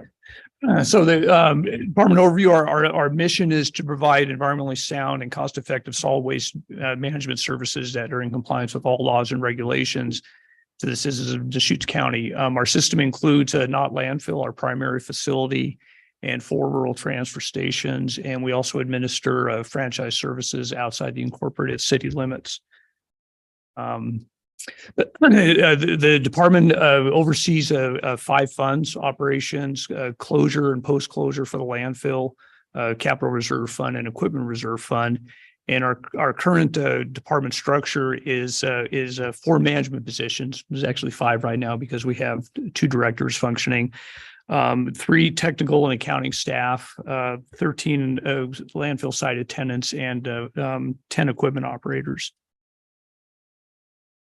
Our accomplishments that we've done in the past year, we are doing a major construction project at our transfer station up in Redmond, the Negus transfer station. We are building a facility similar to what we have at Knott landfill, scale operations and an enclosed transfer station for the public and the franchise hauler up there. The contractor has completed a lot of the site work and is doing some of the concrete placement at this point. This past year, we implemented a side yard commingle and glass collection in Sun River. That's been the first improvement or change in our franchise collection services in quite a long time. We've been working hard on finding a new home for our solid waste. Knott landfills will be reaching capacity at the end of 2029. And we've been working in earnest for probably about 3 years now, internally with a staff with the county, and over the past year with a consulting team to find a new site for the next landfill in the county. One of the substantial accomplishments just that we recently achieved was we signed an agreement with Cascade Natural Gas for benefit use of the methane that's generated at Knott landfill. Cascade Natural Gas will build a recovery facility at Knott landfill to clean the gas and inject it into the local gas distribution network for consumption within the general Bend area. So our resources for the coming fiscal year, I'm sure you've been hearing from other departments the impact that this potential recession and inflation is having. I've been in this business for about 40 years. And if you want to know what the local economy is doing, you take a look at what's happening with a landfill. We've seen about a 3% decrease in tonnage over the past 6 months or so. So we're assuming to carry that 3% decrease in tonnage over the next year. To help keep us financially sound, we're looking at doing a tip fee increase from $60 to $70 a ton for self-haul waste coming to Knott landfill. And for the franchise haulers, raising their tip fee from $55 to $70 a ton, have them on parity with the self-haul public. That fee increase will provide a total disposal revenue increase of about 7% for the department year over year. The other changes in our fee structure in the coming year, our current tip fee for yard debris at our transfer stations and for wood waste at the Redmond transfer station is $4 a cubic yard. And we're raising that fee to $6 per cubic yard. That's on par with what Deschutes Recycling will be doing at the recycling center at Not Landfill. It's important that we have equitable fees across the entire system. So Deschutes Recycling and the county will be matching that fee. Our appliances, we have a flat rate for all appliances that are prohibited from landfill disposal of $8 per unit. Freon containing appliances like refrigerators, freezers, and air conditioners require special handling. We have to evacuate the Freon out of them before they go into the recycling system. And so we're raising that fee to cover those costs that are associated with the handling of those items from $8 to $20 per unit. For quite a few years, we've accepted clean fill at the Redmond transfer station at no charge. Clean fill is things like rock, concrete, asphalt, dirt. They're not required to go onto a line system. In fact, they don't even require permits from the Department of Environmental Quality. We are going to begin charging a fee for that. There is a cost of the department for providing that service. We have to have a piece of equipment up there and an operator a couple times a week to push that material out as it comes in. So we're going to be implementing a new fee of $6 per cubic yard for that. One item that's not in the budget at the moment, but we'll be approaching the Board of County Commissioners in the coming weeks is to raise our franchise fee for the haulers from 3% to 5%. That's a percentage of the gross annual revenues. The cities of Bend, Redmond, and Sisters have a 7% franchise fee. And actually Redmond's is 4.5% right now, but they are raising it to 7% in the next fiscal year. So we're going to be looking for doing a fee increase on the franchise charges to 5%.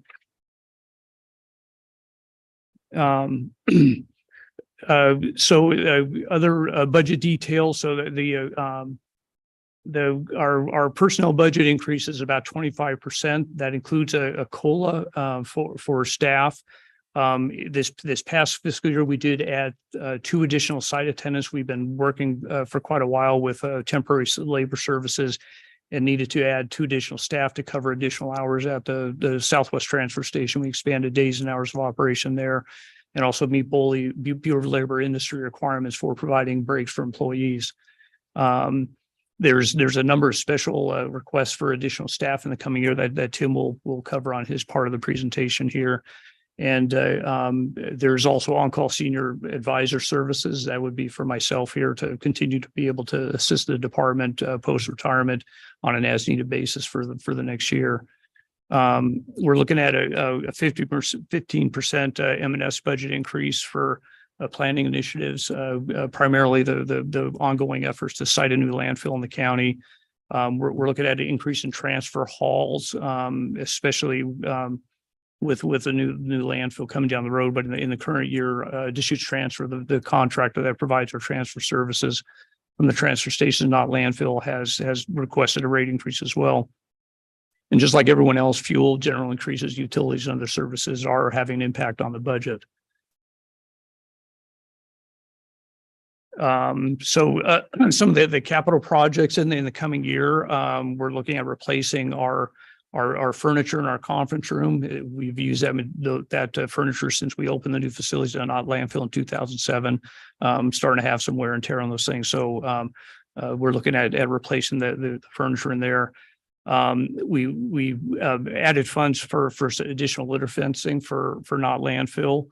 I'm sure I know Lee talked about some of the delays in getting equipment. This pickup truck, this Ford F-250 was actually budgeted last fiscal year. It's taking a while to get them, so we're rolling that over into fiscal year 2024. We're looking at buying 2 used pieces of equipment from the road department, a backhoe and a grader.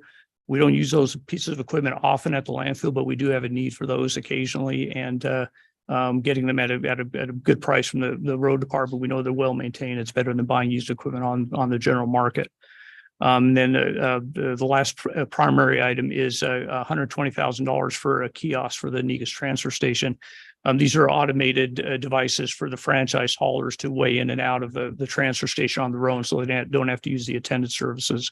We have a similar operation at Not Landfill, and it does just help keep the traffic flow moving through the facility. And with that, there's $2.6 million to be transferred into reserves from in the capital fund. Those are killer prices on the backhoe and grader. Yeah. And we know, like I said, we know they're very well maintained. We actually have an old grader right now that we bought from the road department probably 15 years ago, and it's kind of on its last leg. So we always keep tabs on what the road department has going out on the line for disposal. And we picked up a few pieces of equipment from them. Yeah. They do your maintenance also, don't they? They do, yeah. They're getting it up all sides. Yeah. So some of our fiscal issues, cell 9 construction, we had originally budgeted for that to happen 2 years ago. And we delayed it 1 year to facilitate some rock excavation work at Knott Landfill. That'll save the department $6 million in excavation costs. We've used this model for a number of years where we have local contractors. Currently it's Taylor Northwest. Excavate this rock from the landfill. We really don't need that material. So that material becomes is owned by Taylor Northwest. They'll drill, shoot, and crush it for their projects on site. We get a 25-cent per ton royalty fee for them taking that rock. But the bigger thing with us is this particular arrangement with Taylor Northwest for cell 9 is saving us about $6 million in excavation costs for the project. We were going to build cell 9 last year. We elected to delay it 1 more year as part of this project with Cascade Natural Gas. They've asked us to modify our fill plan to get areas filled to final grade sooner than we'd originally planned on our overall operations. And we did that to accommodate them. We didn't have the need to construct cell 9 last fiscal year, but we will be doing it this year. You don't want to build a cell and not start putting waste in there. It creates a few problems for yourself. So the project will happen in fiscal year 24. And with Negus Transfer Station, we will be transitioning from volume to weight measurement. The feeling is that may reduce our revenue stream a little bit there. Charging by volume tends to capture a little bit more revenue, but there will be probably a drop in revenue coming from the Redmond site when we convert over to weight operations. Long-term fiscal issues. Tim's going to touch on the Recycling Modernization Act a bit, so I won't steal his thunder on that. But one of the things we're looking at is integrating a diversion infrastructure plan with our long-term capital assessment needs. We do okay with recycling in Deschutes County, not as well as we should. And the Recycling Modernization Act, as well as our requested goal of 45% diversion by DEQ, we need to take a closer look at how we're managing our waste stream and recycling streams in the county. And also, just with the current recessionary impacts going on, we're going to continue monitoring our TIF fees for potential overall how they impact our waste quantities over time. So finally, on my side here, current challenges and future initiatives, complete a waste characterization study. We had actually planned to do this. This is where you analyze what the makeup of our trash going to the landfill is to better define and target how we can accommodate a better diversion of materials. We'd actually done a solicitation and we're in the process of hiring a vendor several years ago and put it all on hold when the pandemic hit. That really did change how things were coming into the landfill, and consulting with the firms that provided proposals to us. We all came to agreement that, this would not be a good time to do it.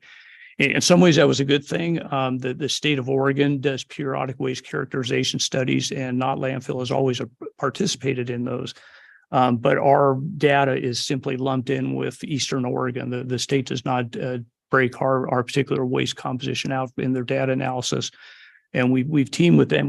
We'll contract with the DEQ to participate in the waste characterization study they'll be doing in the coming year, and they'll generate specific data for Knott Landfill, do a little bit more heavier sampling and analysis of our waste stream. So that'll give us valuable information for these initiatives for looking at better diversion out of our system here. Mentioned the RNG, renewable natural gas facility that we'll be conducting with Cascade Natural Gas.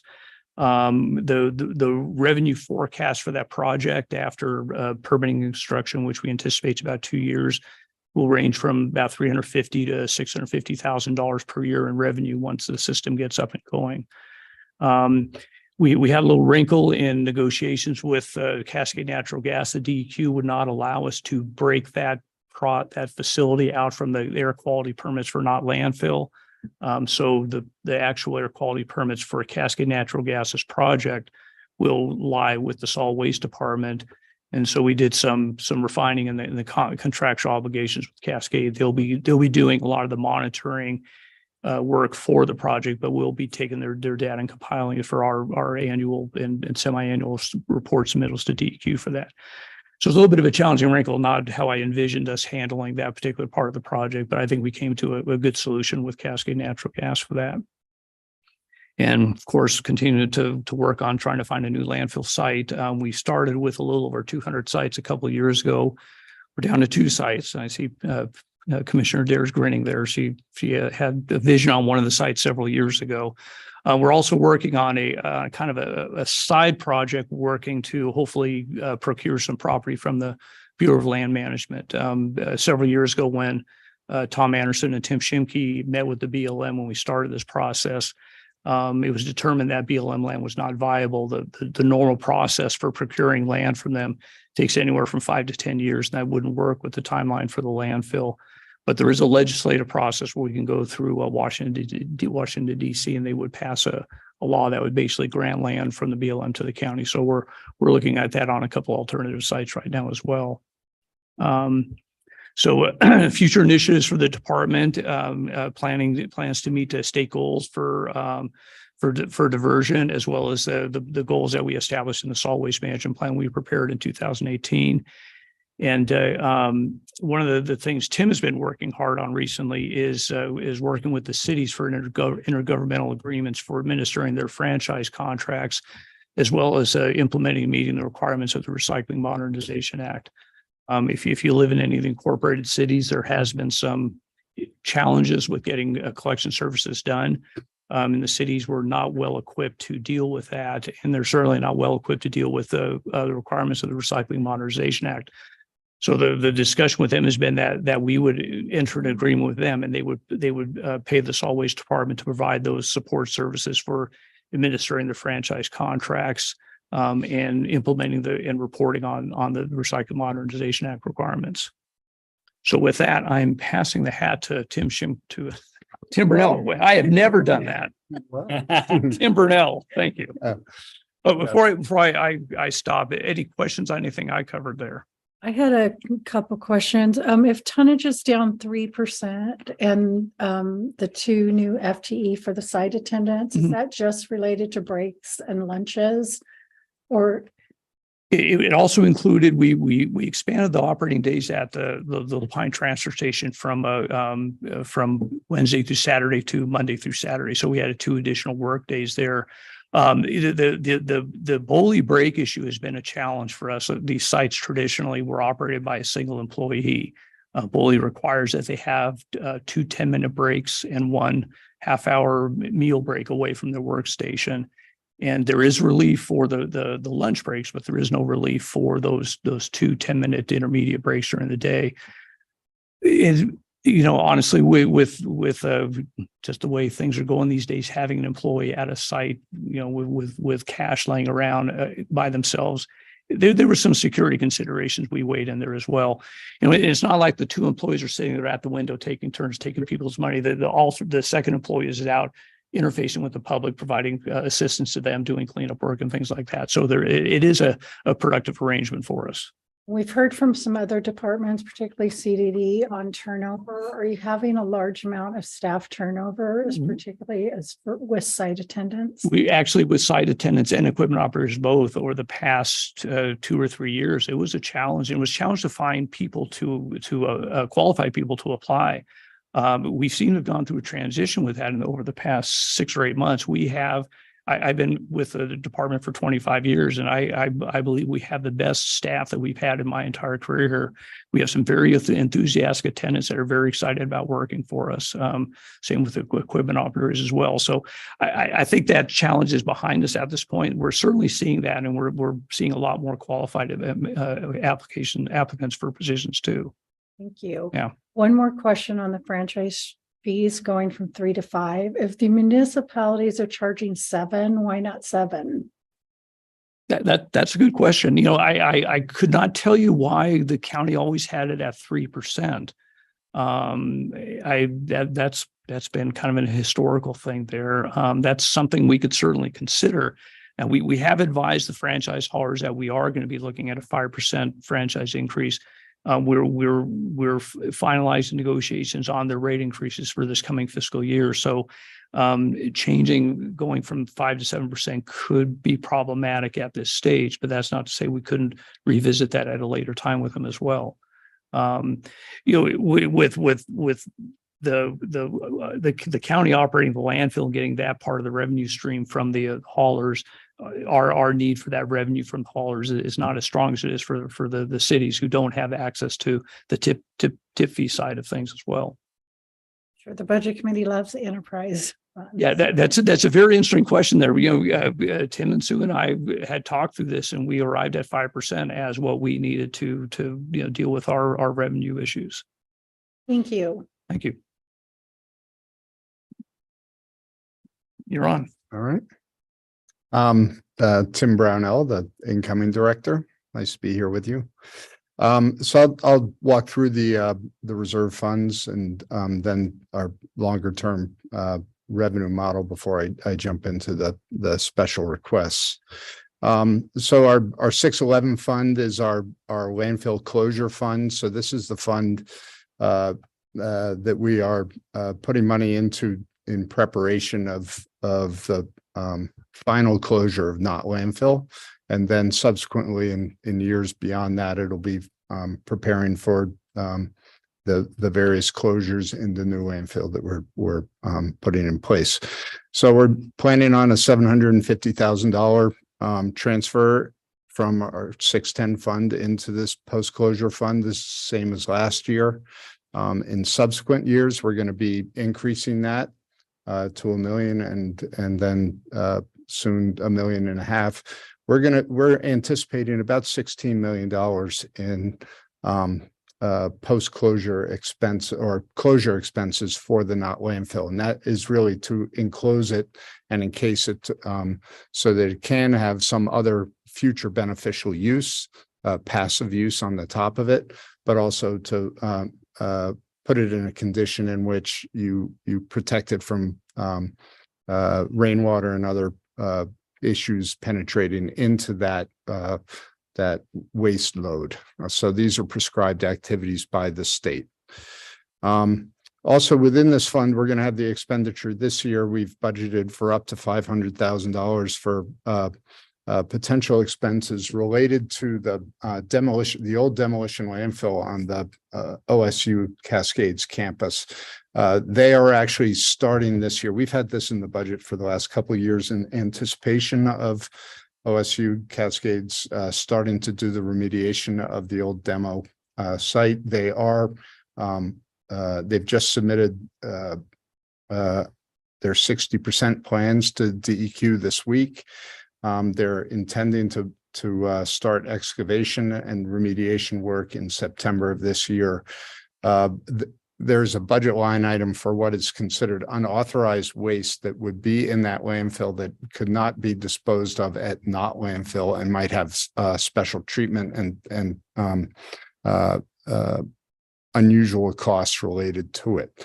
So in our agreement with OSU, we are responsible for up to 1.5 million in liability costs. We are not anticipating anything close to that, certainly over this first phase of a 3-phase remediation process.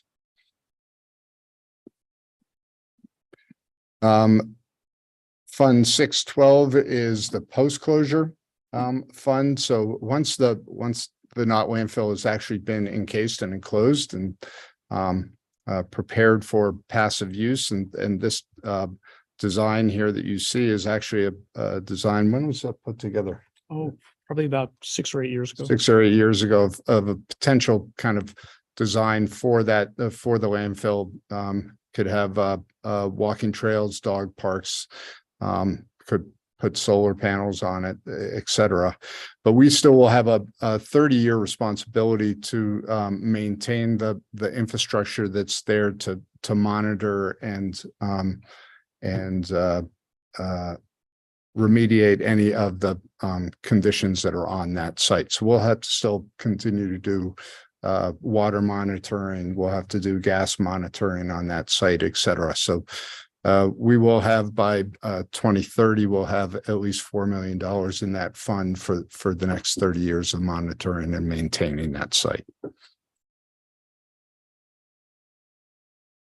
613, the Capital Reserve Fund, we're going to be transferring into that $750,000. And you'll see some of the requirements coming out of that fund. We've started the Negus transfer station site. We did $21.2 million in bond sales for that facility. We still have about $10 million, $9.8 million remaining in construction costs that will be pulled off of that fund. We have the Cell 9 construction, that will be $6.5 million, which will be expended out of that fund. That was pushed from the previous year, as Chad commented on. We do have construction services for the oversight of both the Cell 9 construction project as well as the completion of the Negus transfer site. We have budgeted approximately $300,000 for the solid waste administration office remodel, as we are looking to add staff as we've requested. We will need some more office space for those individuals. We do have the space within the building, but we do need to modify some of those spaces to accommodate additional staff.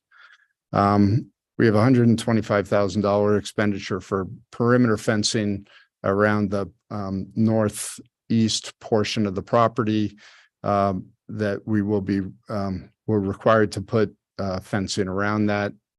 We do have activities going on, which has delayed that a little bit, but we're storing rock and dirt from our site excavation. Once that's completed this year, we're going to fence that off.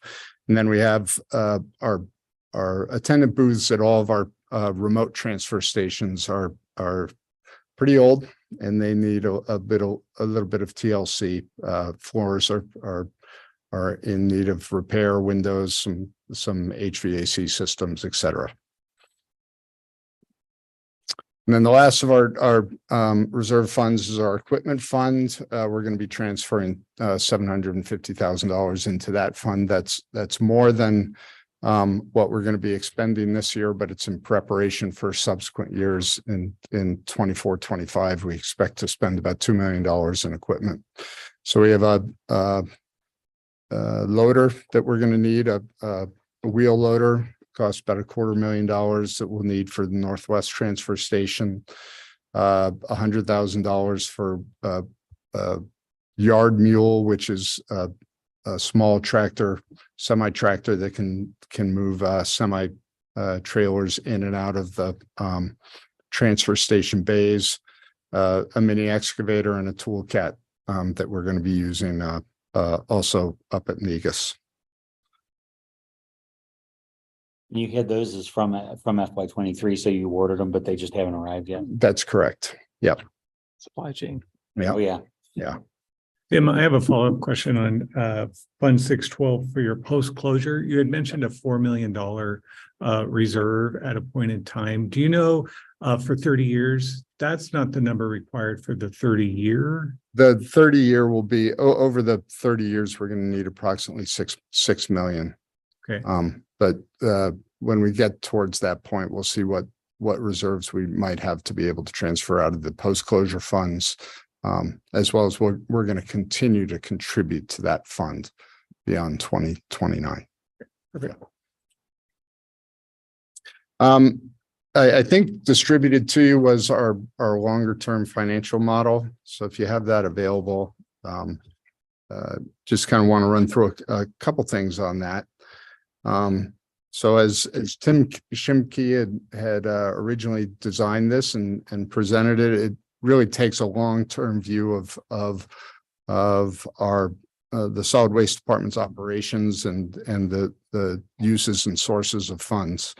takes it out through 2036, fiscal year 2036, 2037. Line one is where we continue to show an annual increase of 5% on our personnel costs and a 3% increase in the remainder of our costs.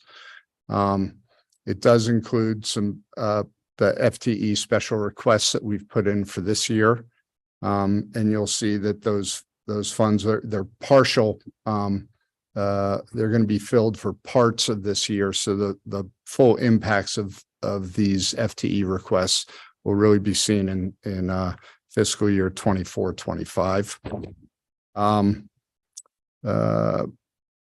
Longer term out in line two, materials and services, you'll see that new landfill hauling costs are anticipated once we move out of the not landfill and to a new site. We're going to have additional costs to get that material to a new landfill.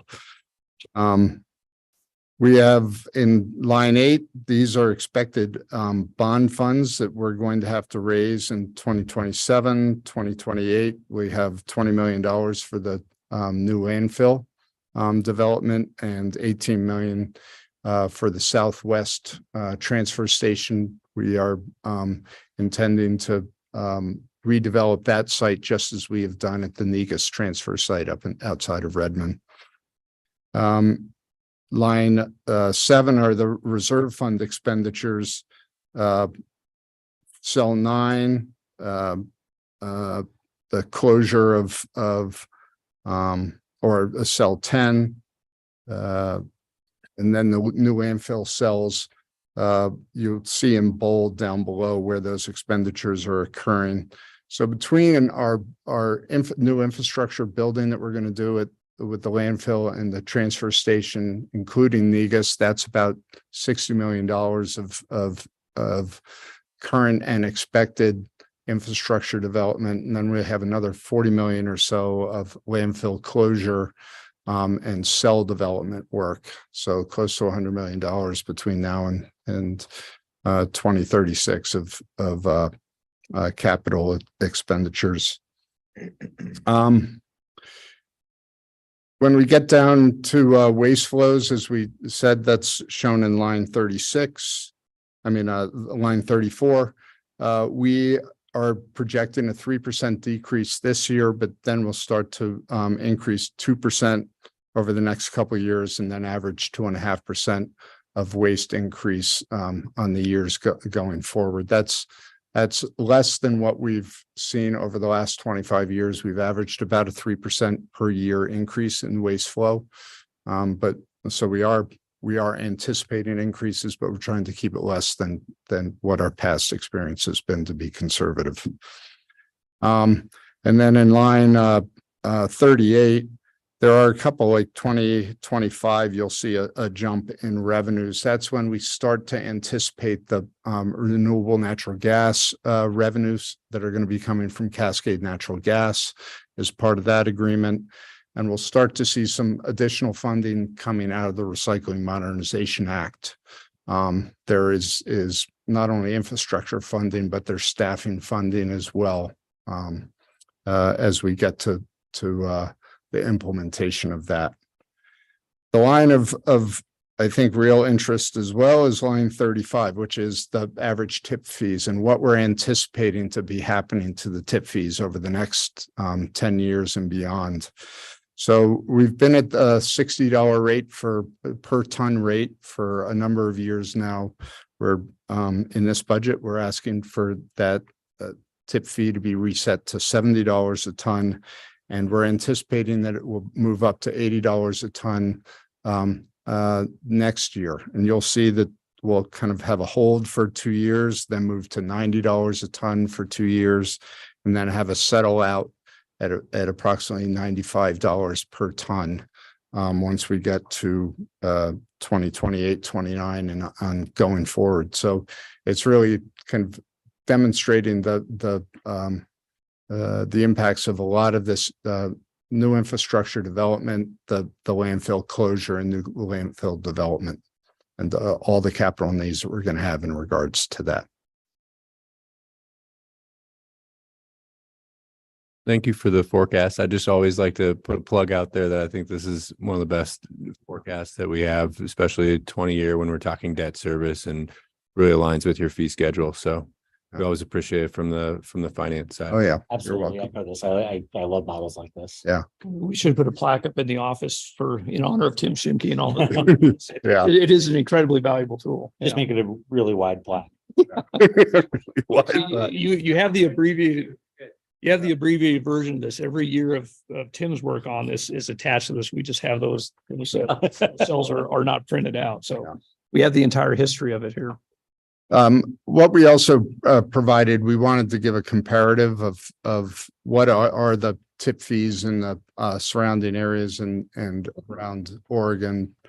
Crook County being the closest is currently at $50 for in-county waste, $60 for out-of-county waste for either MSW, which is solid waste, or construction demolition debris. If they're mixed, it's a bit more, 65 and 75 for out of county. Crook County is also looking to do a $10 a ton increase for their fiscal 24. So their rates will move up to $60 a ton for in-county and $70 for out of county, which actually mirrors what will be that out of county waste that potentially could get diverted there, and we'll have similar tip fee. Klamath is at $74 a ton, Pendleton at $71 a ton. Those are current. We don't know if those will change with their current processes. And then on the other side of the Cascades, you can see the rates get significantly higher as they have to do longer hauls to landfills that are up near the gorge. This is just to give a sense of perspective, make sure we aren't way out of market. So I'll step into the special requests. So we've listed them by priority. So for the Negus transfer site, with the new operations, with the new transfer station, we are now anticipating that we're going to need 3 equipment operators to operate that site 6 days a week, and an addition of 4 FTE site attendants to not only are we going to have the scale operations, which is similar to the booth operations we have now, we're going to need site attendants on the floor directing traffic. And then we are going to have the separate site, separate part of the site where we will be having people come in to deliver recyclables and organic material. So there will be a second gatehouse and handling cash and transactions.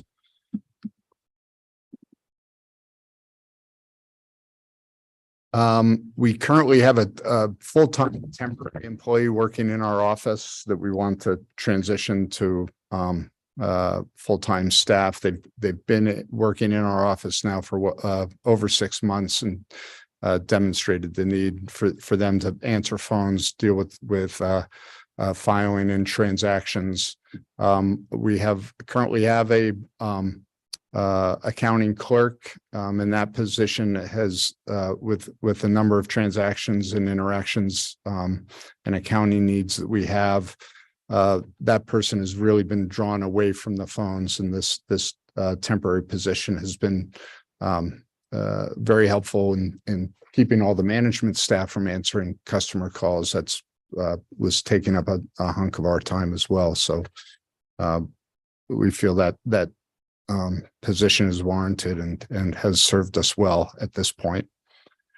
Then with some of the new activities that we're going to be doing, as Chad had mentioned, we're working with the cities of Bend, Redmond, Lapine, and Sisters to enter into an intergovernmental agreement to administer the franchise agreements that they have, as well as modify our franchise agreement for a couple of reasons. One is we no longer have the same collector service providers that had served this community for a long time, local family-owned organizations. We now have 2 multinationals, one of which has been kind of a seamless transition servicing the Sun River and southern part of Bend.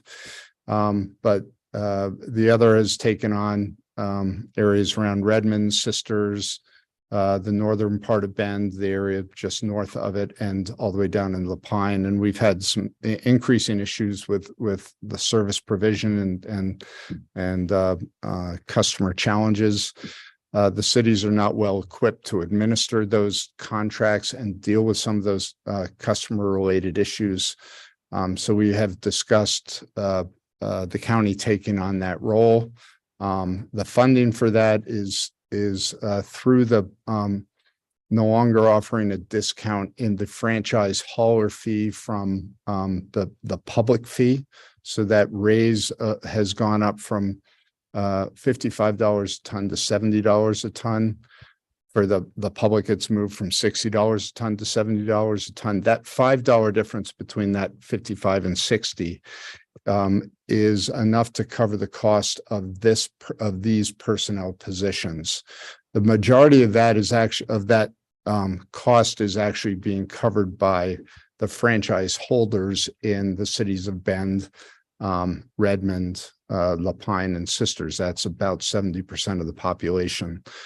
So those fees will be covered under their franchise agreements and the disposal costs coming in from those customers. These positions that we're looking at, one is a franchise services manager to manage the new activities, work on the new franchise agreements, and then manage the staff underneath, as well as prepare for and manage all the new requirements and activities that we're going to be doing under the Recycling Modernization Act, which there's contamination reduction work, there's new infrastructure building, there's reporting requirements. This is a real transformation of the recycling program here in the state of Oregon. It will be fully implemented by July of 2025, but we'll start implementation January 1st of 2025. We have to be prepared for it at that point. In addition to that position is a public engagement coordinator, a position to do education outreach and specific kind of customer service controls, working with the public around some of their issues, working on contamination reduction, which will be a requirement under the Recycling Modernization Act. And we have to demonstrate and document all of the work that's being done on that. And most specifically on the customer engagement and education components of that. And then the final position is the customer service clerk. That's dealing with a lot of those customer related calls that we're going to get from the intergovernmental agreement, managing the franchise agreement amongst other areas. So with that, I thank you and open it up to questions. There was a lot to digest, I'm sure. Just for a quick check, how many of these are in plan? That's what I was going to say. All of these special requests that you've added are already included in the proposed budget, included in their numbers and included in their forecast. Thank you. Yes. Yes. Thank you. Their extensive forecast. Yes. Model forecast. And the special request page we have in our binder called this a contracts manager, but that's the franchise. Yeah, franchise services manager.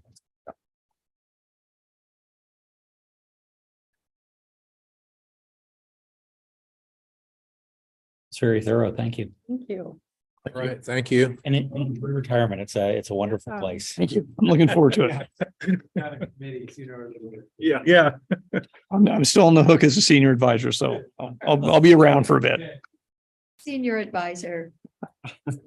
Perfectly. We're good. Thank you. Okay. All right. Thank you very much. I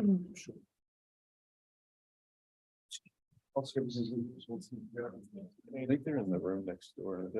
Oh, okay, good. We have a few minutes. Yeah, let's take till 2:45. All right. Oh, sweet.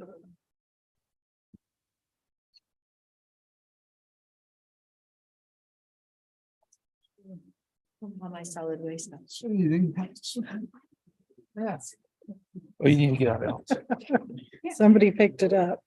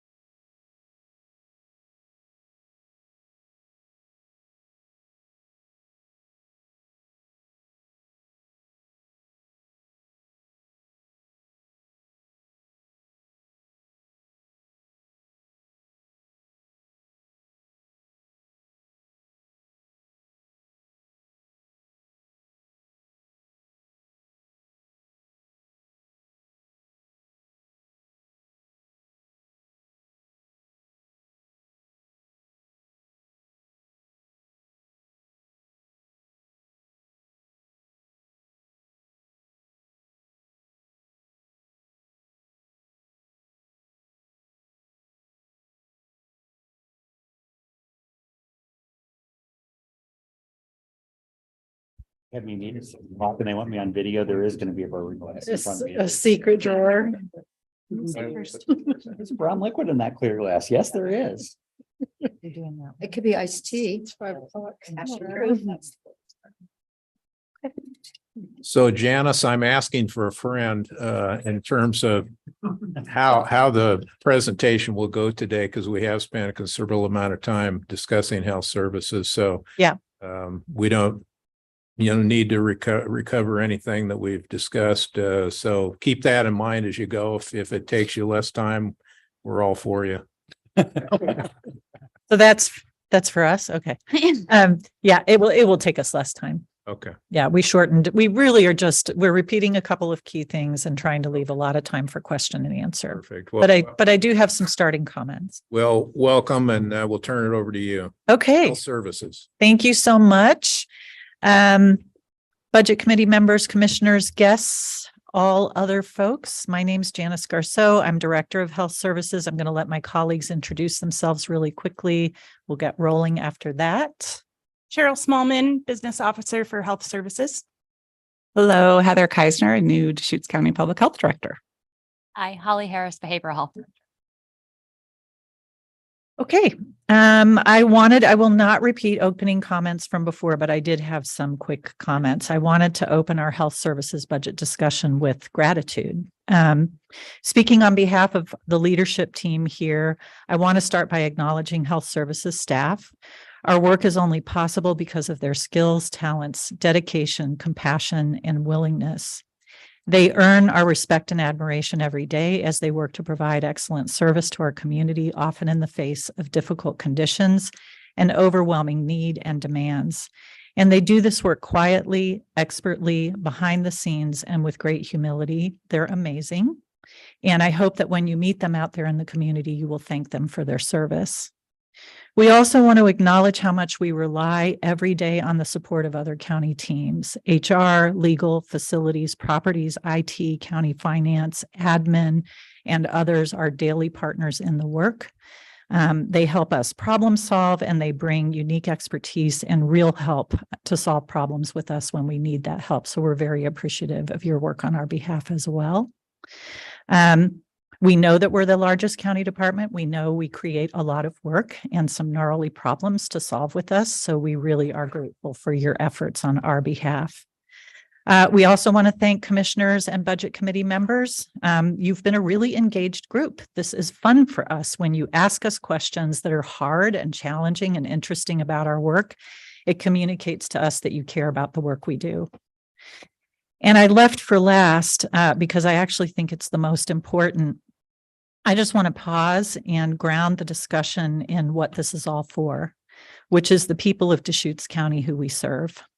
Every day, we have the honor and the privilege of working with you and witnessing your courage, strength, and resilience in the face of hardships that many of us can't even imagine. Things like living with serious mental and physical health challenges, overcoming trauma, addiction, and oppression, navigating a world without housing or shelter, or taking care of children and loved ones with special needs, or surviving a pandemic. Our work with you, our community, gives us the gift of purpose, inspiration, and hope.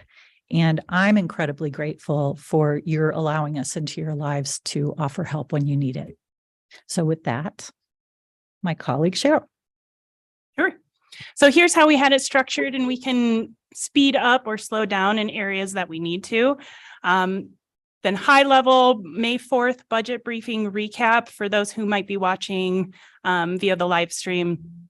There is the video and other supplemental material from the health services briefing on May 4th that you can access on the website. So there's much more detailed information there.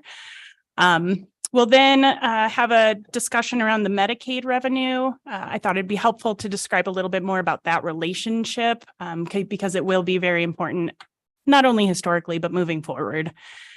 The Oregon Health Plan, or OHP Mental Health Reserve, we have some graphics. We can talk through what that looks like moving forward, specifically to fiscal year 24, and then a recap of the special requests, summary, discussion, etc.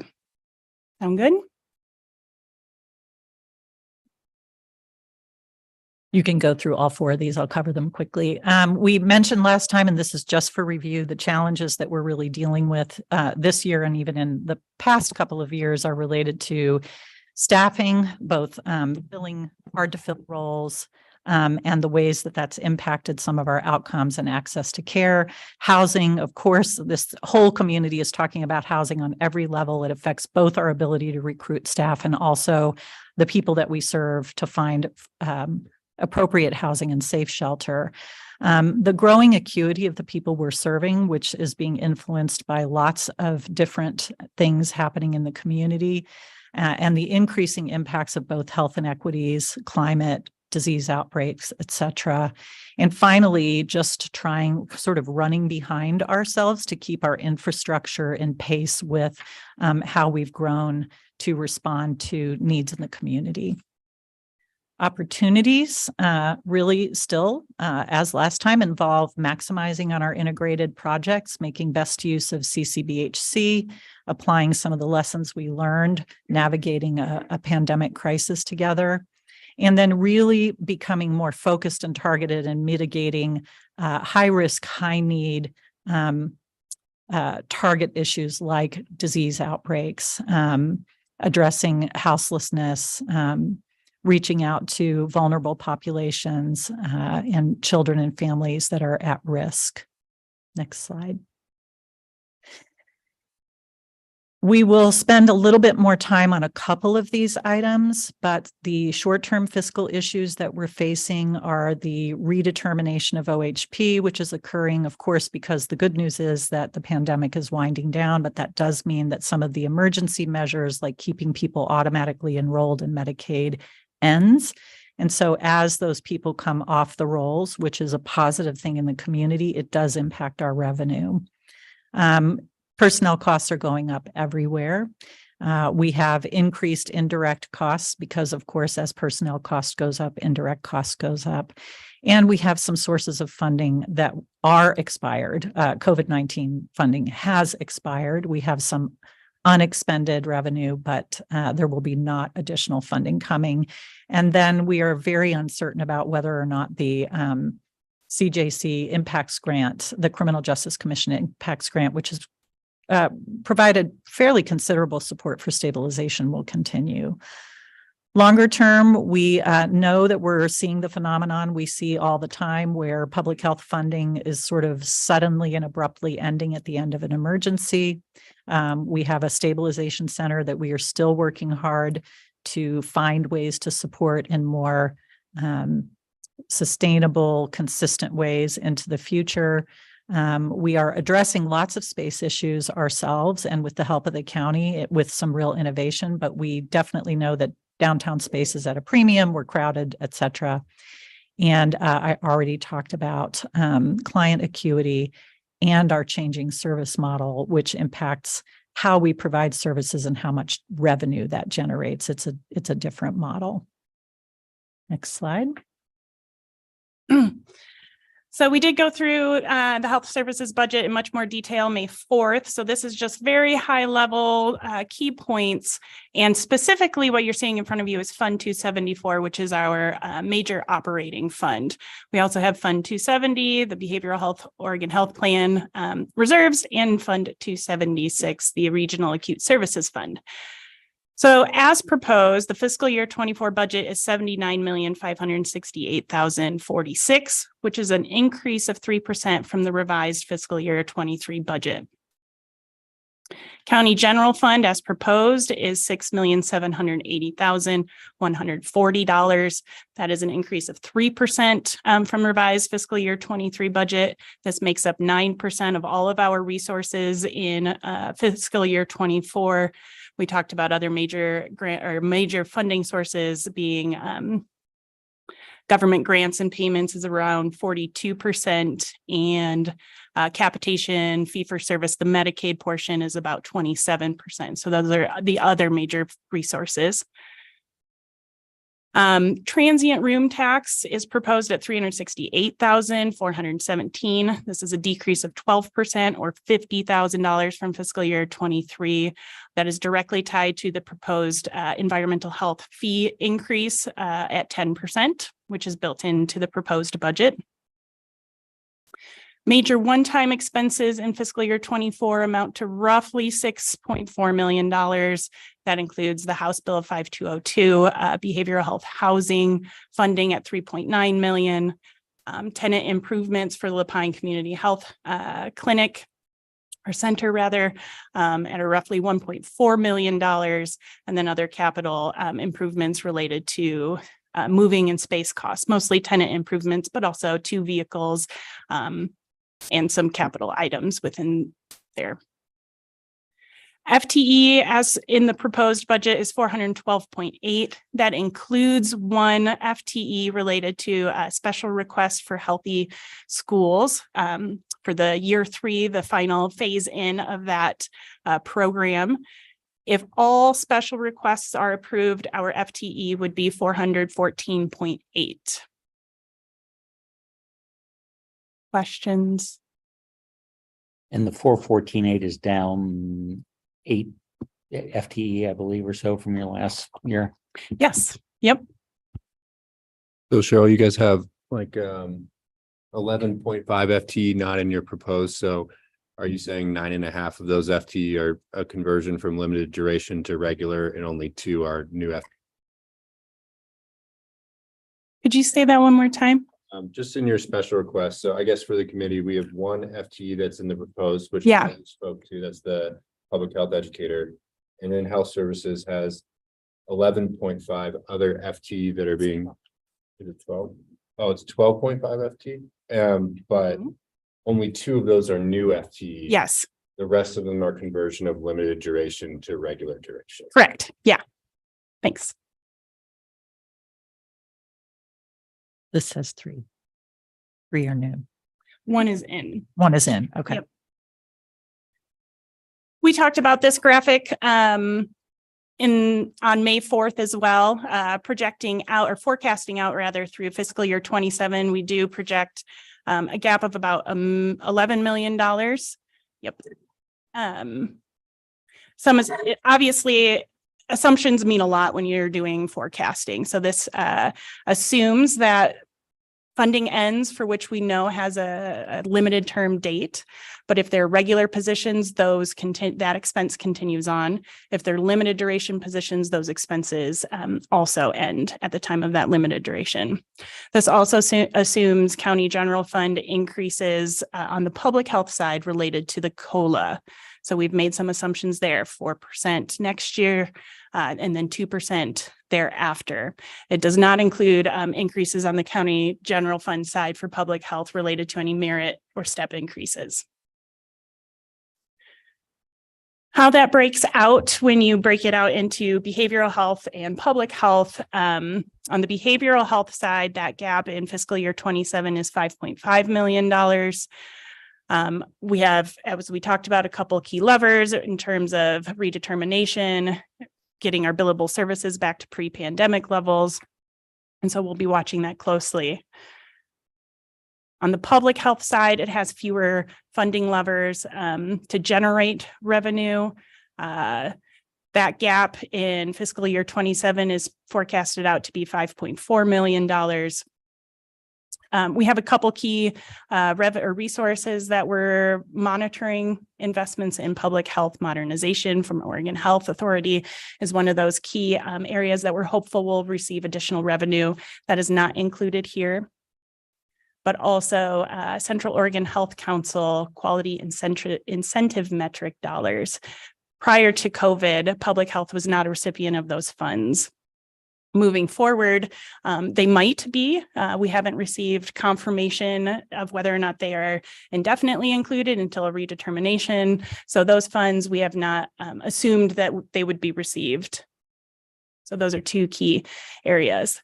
Also, Family Connects Oregon, which we can talk more about, is one of the few revenue generating program opportunities for public health. So we're watching that closely. It's really launching for our entire community as of January, really, but it's picking up steam, and Heather will be able to talk about that.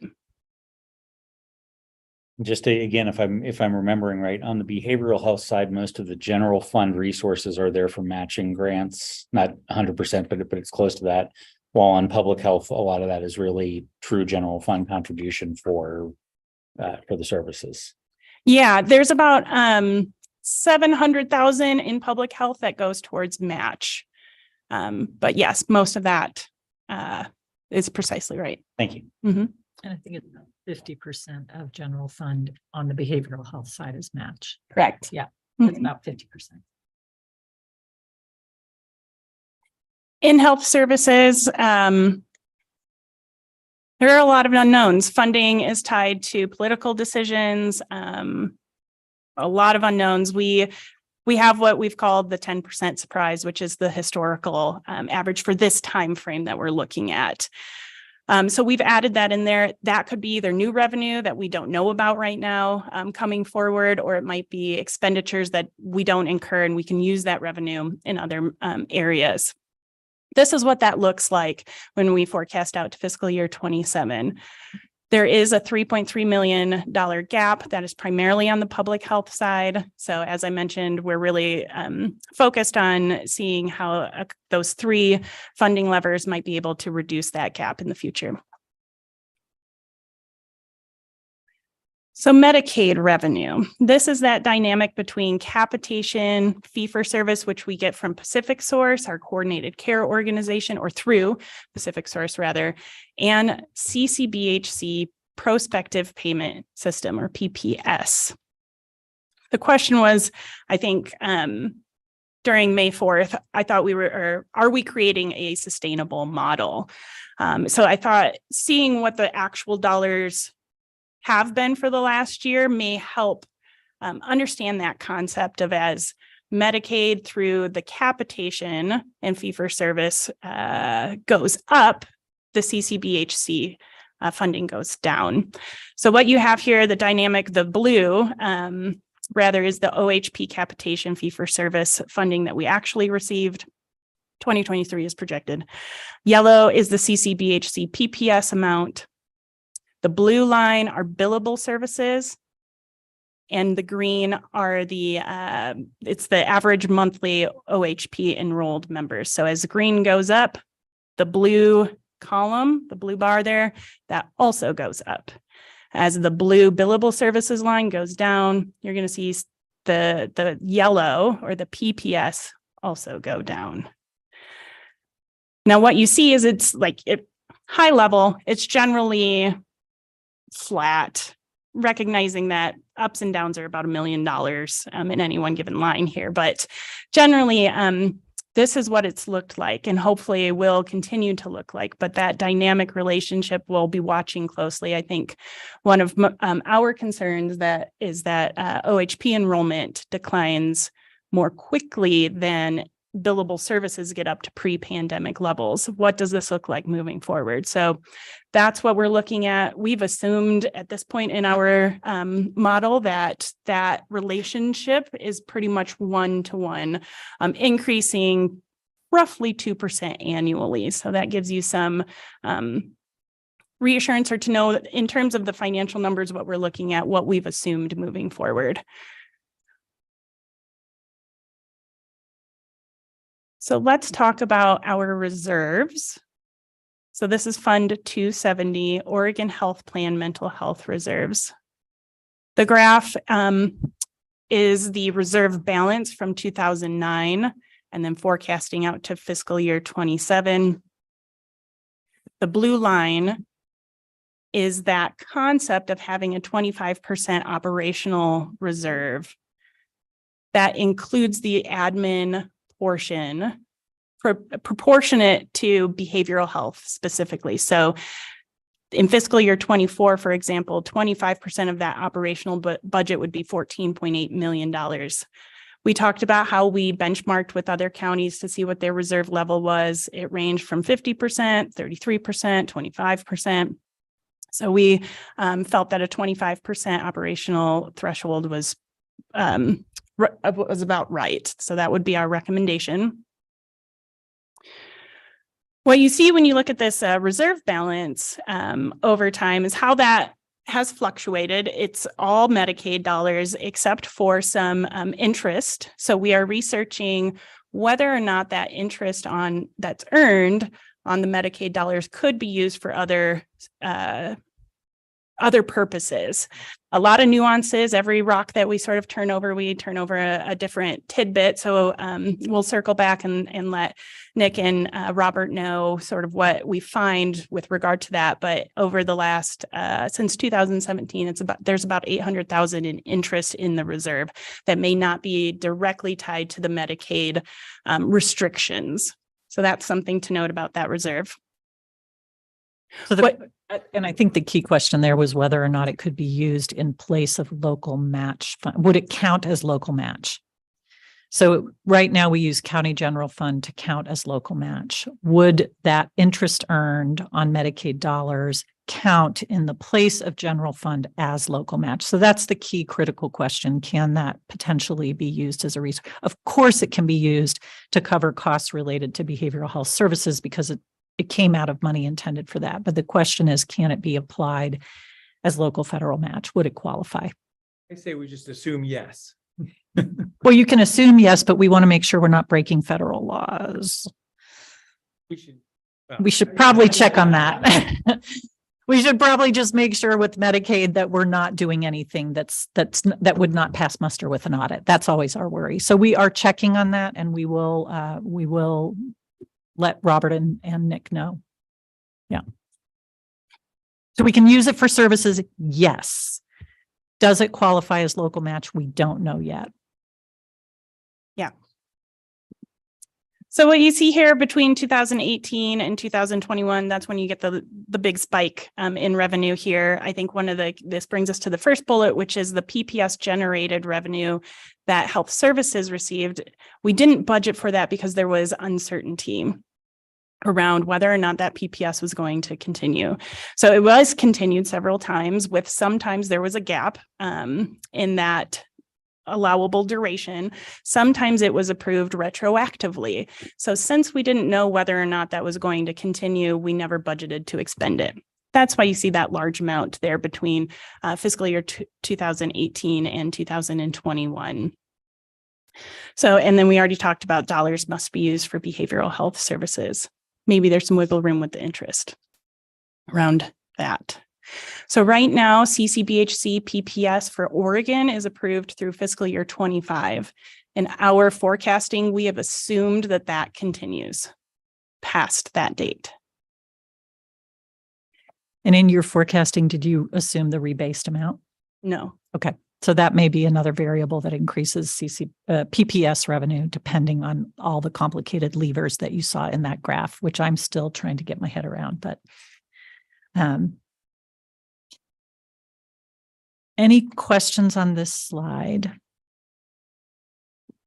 I don't have a question specifically on this slide. I was wondering if you were going to get back to it or not, so I held off. But although I think it relates to reserves. Yeah. Earlier, when you were talking about the FTE and your forecast specifically, you mentioned that the limited duration FTE obviously come off the expenditures, but the regular duration FTE continue on in your forecast, even though you've lost the grant revenue.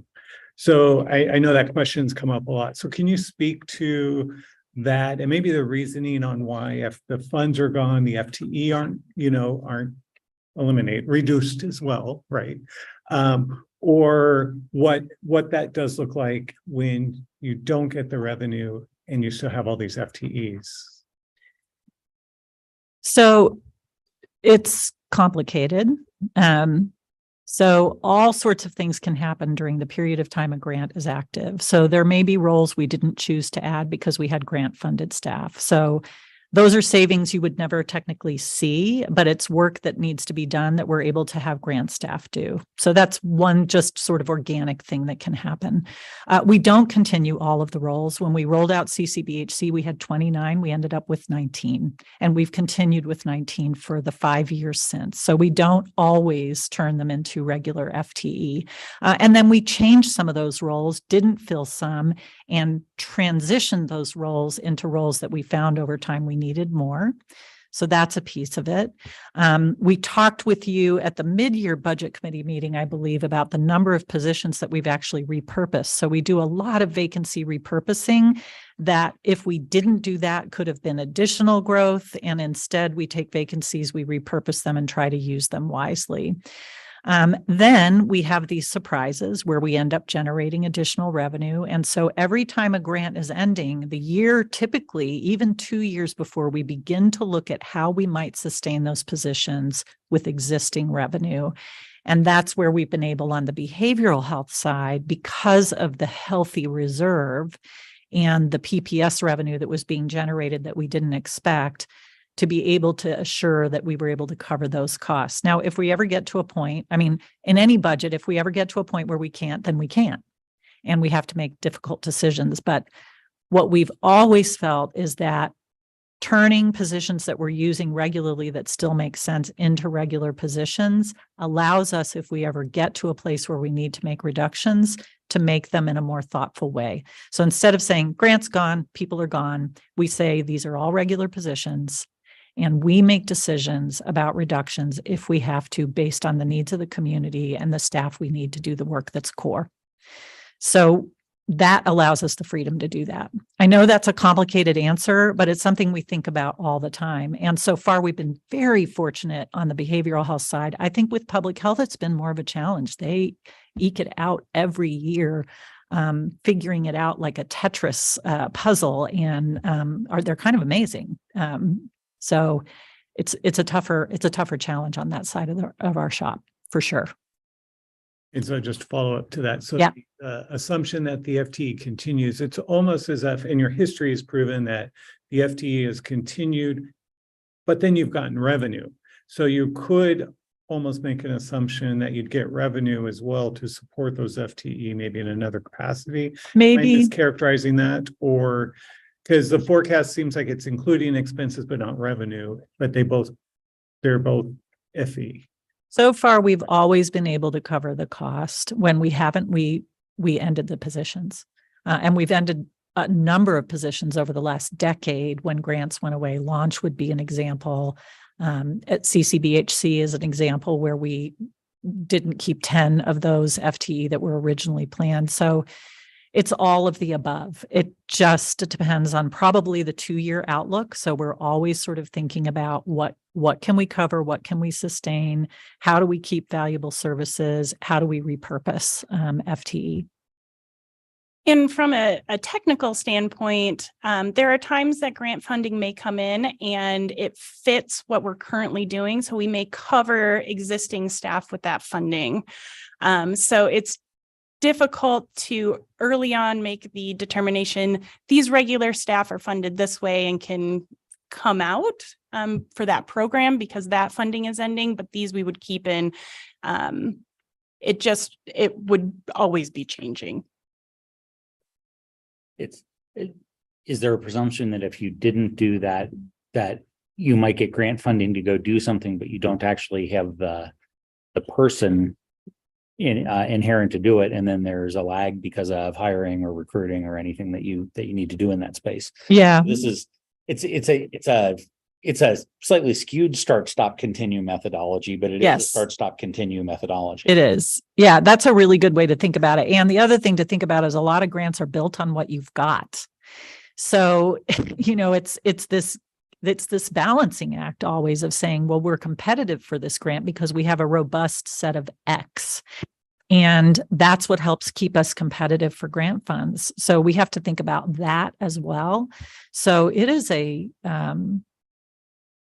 I'm kind of impressed with what we do when I talk about it. Sorry, it's really complicated and we have to think about it a lot. And we know that there may come times in the future where we have to say, we're not going to be able to sustain a certain piece of work. We did that with the older adults team years ago. That's been incredibly heartbreaking because that's a population with great need. We do not find adequate revenue to cover that work. We have tried and tried and tried in multiple ways. We've had to whittle that down. That's not great for our community, but there is not a sustainable source of funding for the work. So we've really struggled. So that's a good example of when we've had to make a hard decision to not grow a piece of work that is needed because there's just no way to sustain it. And I Janice, recall you actually have that same example this year with some of the drying up of the COVID funding. You let Right. people go. Yes, we are saying goodbye to them right now. and I would add, like, our diabetes prevention program was grant funded that is ending. And so when that person left the position, we did not fill it. Right. And we don't have sustainable funding for that. And it was a really important program for the community, but not something we could keep doing. This money in the long, save the whole system money in the long run by preventing people from contracting diabetes. Yeah.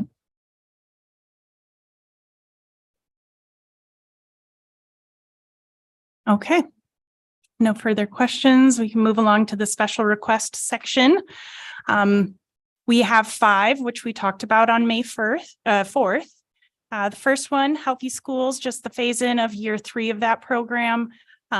Second is the conversion of a supervisor in the adult outpatient, the PIPBIC supervisor, convert that from limited duration to regular. The third special request is around Family Connects Oregon and the perinatal care continuum program. Fourth, converting the system of care staff. There's 8 staff there from limited duration to regular. And number 5, converting the diversity, equity, and inclusion strategist position from limited duration to regular. So with that, I'm going to hand it over to Heather for special request number 1. Thank you. So I have the honor of explaining special request number 1, and I'm just going to kind of cover what I covered last time. And just as a reminder that our Healthy Schools program is a partnership between us and the Ben Lapine School District.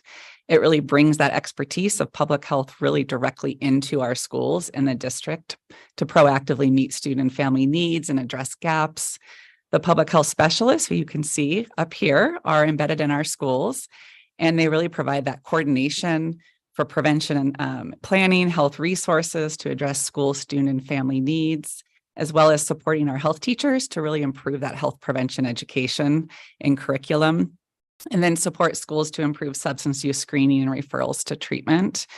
So the Healthy Schools really focuses on topics such as adolescent suicide, vaping, social media risks, alcohol and other drug use, as well as other emerging risks that may keep students away or disconnected with school, which really does increase the likelihood of negative consequences into adulthood. So year 3 is the last year to phase in Healthy School staffing to bring the program to 100% staffing levels and coverage for all of the Ben Lapine High School and feeder schools. Thus far, as I mentioned last time, Healthy Schools program evaluation indicates it's being implemented in a manner that will really achieve the change and impact that we're seeking. And we do have baseline data from 2020, and in the fall 2025 will be the first analysis on student health outcomes, but short and midterm outcomes are really available now through our 2022 annual report that you can find online that really kind of shows the different short-term outcomes that we're experiencing.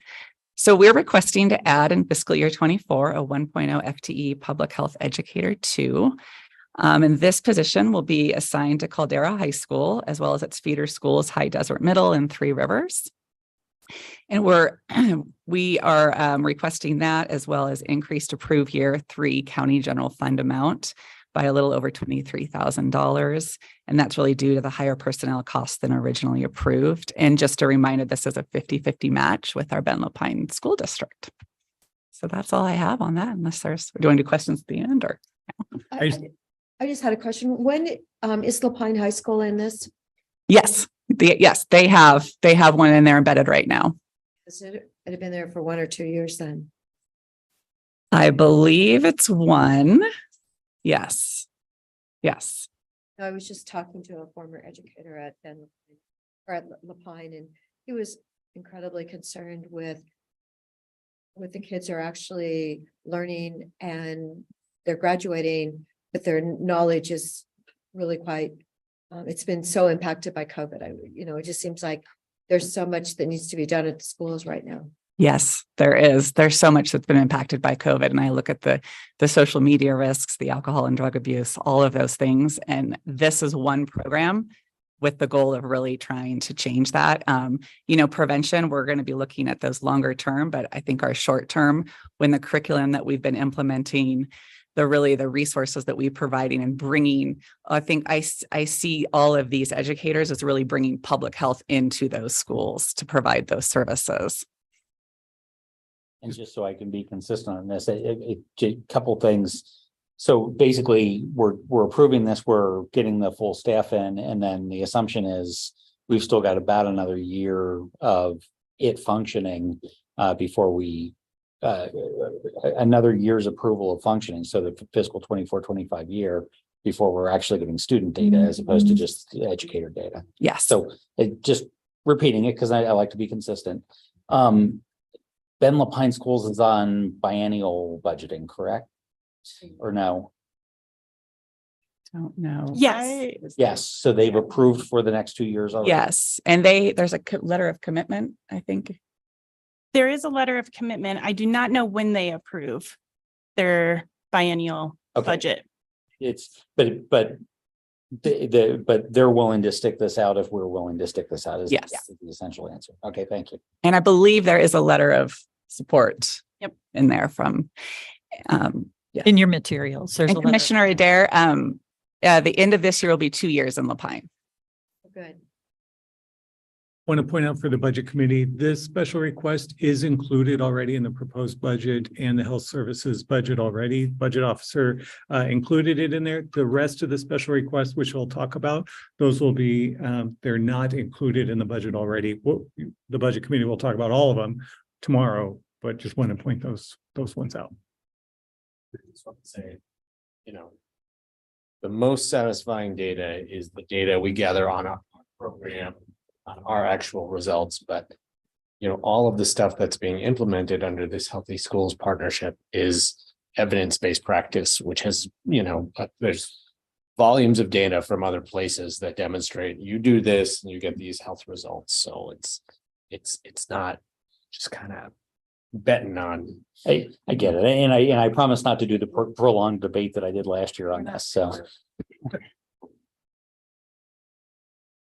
Thank you.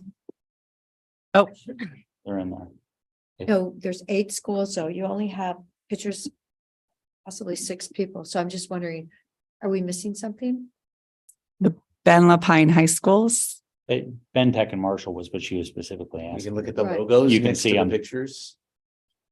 They represent more than one school. They Yes. have feeder schools that serve Yes. them. And then the alternative schools actually have, most of them still have our regular specialty care behavioral health specialists co-located at the school 1 or 2 days a week. So we treat those schools a little bit differently. So like Marshall, for example, has a clinician embedded a couple days a week, 2 days or 1. We don't know. Shannon knows. She's probably going to text me in about 8 Yeah, they'll probably. seconds. Yeah. Jessica will be texting me.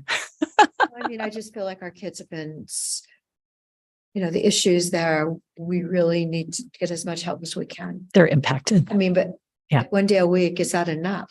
No, No, it's all we've got. there are kids. Yeah. I mean, this clinician is seeing kids all week long out of the clinic, but they're 1 day a week on the school setting. So they're serving kids from that school in the office as well, but they're at the school 1 day a week, maybe 2. I'll wait and see what my colleague says. I would caution too, in thinking about this program, everybody's on board, but what Commissioner Adair is talking about, I think is projecting what the ills of the school are versus what this program is designed to do. So I don't want our expectations to be too high for what the needs of the school are versus what we're prepared to serve. This is one. I really thank you for saying that. We are trying to move the dial on factors that are impacted by many things beyond just the ways we provide services. So yeah, absolutely. Thank you. Okay, I'm going to talk about special request number 2, and this is related to the promoting integration of primary and behavioral health care grant, otherwise known as the PIPBIC grant. It's a mouthful. So this position, there was actually 2 positions affiliated with this grant. This is another example of where we chose to not have one of those go forward. But we are requesting this one position, which is a supervisor position that primarily acts as a liaison with our shared clients between Mosaic Medical and behavioral health outpatient teams. at Courtney Clinic. They coordinate care. They really fine tune the access to shared clients to both behavioral health care and Mosaic Medical, and provide expert leadership to about 9 clinical staff. So as you can see, some of the outcomes we've seen from this grant are pretty impressive. About 91% of our shared patients have been seen by a provider in the last 30 days, which for this particular population is really impressive. This is a very acute population that maybe even when they came to the clinic didn't have a primary care provider, that we were able to get them access to primary care and now are being seen regularly. And of those patients, 82% have low ED utilization within the last 6 months. And that also is quite the feat because we historically see high ED utilization for a very acute population. 80% of adult clients with hypertension did meet their goal of hypertension control. So that's really what we're talking about when we talk about integration, is actually moving the dial on health outcomes for this population. So we do see that these efforts work when we are embedded with a clinic like Mosaic. We do see improved health outcomes for the people that we're serving, which helps them live longer. So the ask is to convert this limited duration supervisor to a regular position. The cost of that is $85,613. And we are not asking for any county general fund for this request, but instead expect to be able to cover that with OHP revenue. If it stays limited duration, how long is it there for? It would end in December of this year. And they supervise 9 staff. 9 and the clinical. Other supervisor on site also has 9 or 10 now because we added a peer. So The ratios would be untenable for Untenable, one yeah. supervisor. Okay, we're going back and forth here, Holly. Yes. So I have number 3, Family Connects, that Cheryl already mentioned.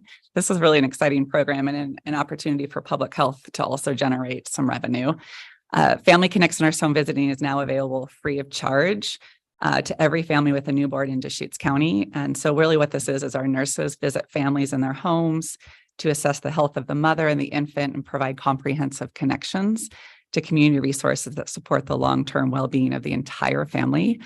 And these services consist of 1 to 3 visits that include a health check for mom and baby, support with infant feeding, bathing, crying, sleeping, and swaddling, as well as education about what to expect as the baby grows, and home safety education and parenting resources. So the state of Oregon now has a requirement to offer, it's completely voluntary, but we have to offer this to all families and is reimbursable by all Oregon insurances. We've had a successful early rollout and need to prepare for a substantial increase to about 60% of families in Deschutes County. And I was just talking to the supervisor today, and as of this morning, we're booked out about a month for this service. And beginning in June, we will be embedded in the St. Charles Family Birthing Center to be able to offer Family Connects to families and sign people up. So it's really already starting to ramp up, and we're already a month out to provide this. So we are asking for a 1.0 Public Health Nurse 2 to start in July. And then as we continue to ramp up and roll out, we will add another Public Health Nurse 2 as long as we have the need. To start in January. And then we're also requesting to convert 2.5 FTE from limited duration. These limited duration positions are set to end the end of September to regular positions. And these are our perinatal care coordinators, who I'm sure many of you have heard about because they've really been embedded in our OBGYN clinics for the last almost 7 years and are really key to the success of Family Connects, as well as other services that support new families. They're really that kind of trusted point of contact and provide easy access and enrollment to services. And this team also can act now as our nurse extenders to provide medical care coordination for our nurse home visiting clients and able to bill some of these services so our nurses then can see more. We don't have any county general refund requested for this, as we expect revenue from enhanced Medicaid and commercial billing rates. And is the $499,014 this fiscal year's cost with the staggered starts and the conversion, or is that the cost moving forward? Moving for next fiscal year, For correct? next fiscal year. Yep, staggered start. So it'd be about 4 this year. Be what? It'd be about 400K this year, roughly. No, the $499 includes having the other public health nurse start in January. Is that? But yeah, so that was right. So that's the cost for fiscal year 23-24. What's the cost, assuming then it moves forward, what's the cost for fiscal year 25? Gotcha. Roughly. It would be roughly 560,000. Thank you. And so I realize these are services that we have provided, or, not just in the very recent past, but this is kind of a new way that the state is enabling the delivery of these services. So how do you estimate or predict what the demand is going to be, for these visits?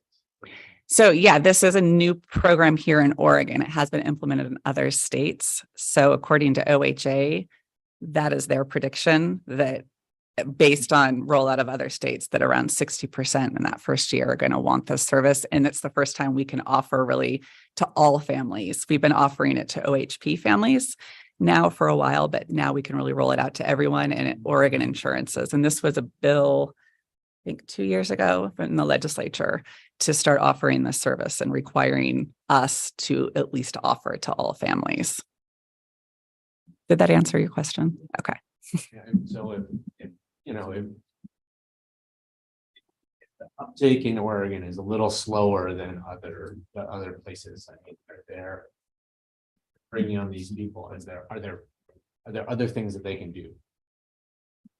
Yes. So we have two other programs. We have Cocoon and Babies First, which are more kind of for higher risk. But I think that's also where we want to stagger. So if come January, we're not seeing that huge increase, then we will hold off on hiring that second nurse. Mm-hmm.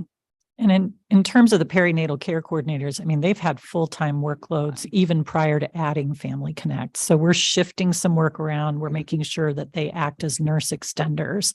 So they can provide services that are lower cost or lower revenue generating, so that nursing staff we're holding to provide services so that they can bill at the top of their credential and provide the services that really require that technical support.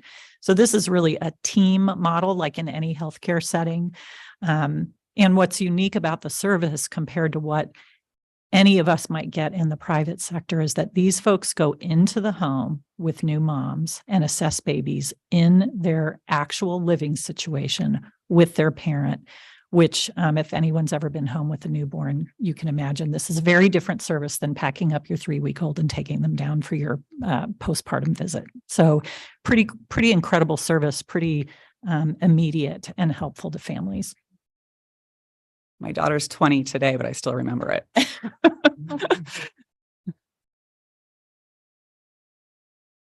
Holly. All right, so this is tied to special request number 4 related to our system of care program staff. So this special request is related to a 5-year SAMHSA grant that was specifically written based on what the CDC data was showing us at the time, which is that the leading cause of death among Oregon youth ages 10 to 24 is suicide. So that's a pretty compelling statistic that we helped write this grant to specifically add wraparound services into our Redmond, Sisters, and Lapine areas. So youth that are really at risk for wraparound services are at risk for entering the juvenile justice system, risk for entering DHS, have high school dropout rates, low enrollment. And these program staff are really provide intense wraparound services to this population. And some of the outcomes we've seen related to this that I think is really important is around our wraparound program graduation rates or enrollment rates. So of those that have graduated from wraparound services, 94% of them are enrolled in school at the time of graduation. So that is pretty compelling because these are youth that often are not enrolled in school at all or at high risk of dropout. So this program works. It's very intense wraparound services. This particular staff are also embedded in what will be our drop in Redmond. So we have expanded services into Redmond through our Kingwood location. So it expands our intensive youth services out there, as well as our drop-in youth drop-in center, referred to as the drop. But just some other statistics that are really important to the need for these services is that 50% of youth suicide decedents had a mental health problem at the time of their death. And 1 in every 3 suicide decedents were engaged in mental illness treatment. So what we know about this population is that they are people that we are serving, and we need to serve them more intensely in order to keep them safe and keep them enrolled in school and keep them pro-socially active. So our ask is to convert 8 FTE from limited duration to regular. We are going into year 5 of this grant this year. Is that correct? Four. Sorry, year 4 of this grant. So we're kind of nearing the end of its grant cycle, but we still have some time left on the grant. So the cost of those 8 FTE are $889,739. We are not asking for general fund for this request either, but do expect to be able to use OHP revenue to cover our costs, as well as the enhanced case rate that we are eligible for because of these staff to generate revenue. Holly? Yes. Suicide still the leading cause, because I know the leading cause of death, from like 18 to 45 are drug overdoses. Yes, for the youth, I believe it still is the leading cause of death. Suicide is for 10 to 24. They did say that number was going down though locally. It's going down locally, but not for youth of color. So it's gone down generally in the population, but youth in vulnerable populations still have pretty concerningly higher rates of suicide. So there's some good news and some not good news in that. Yep.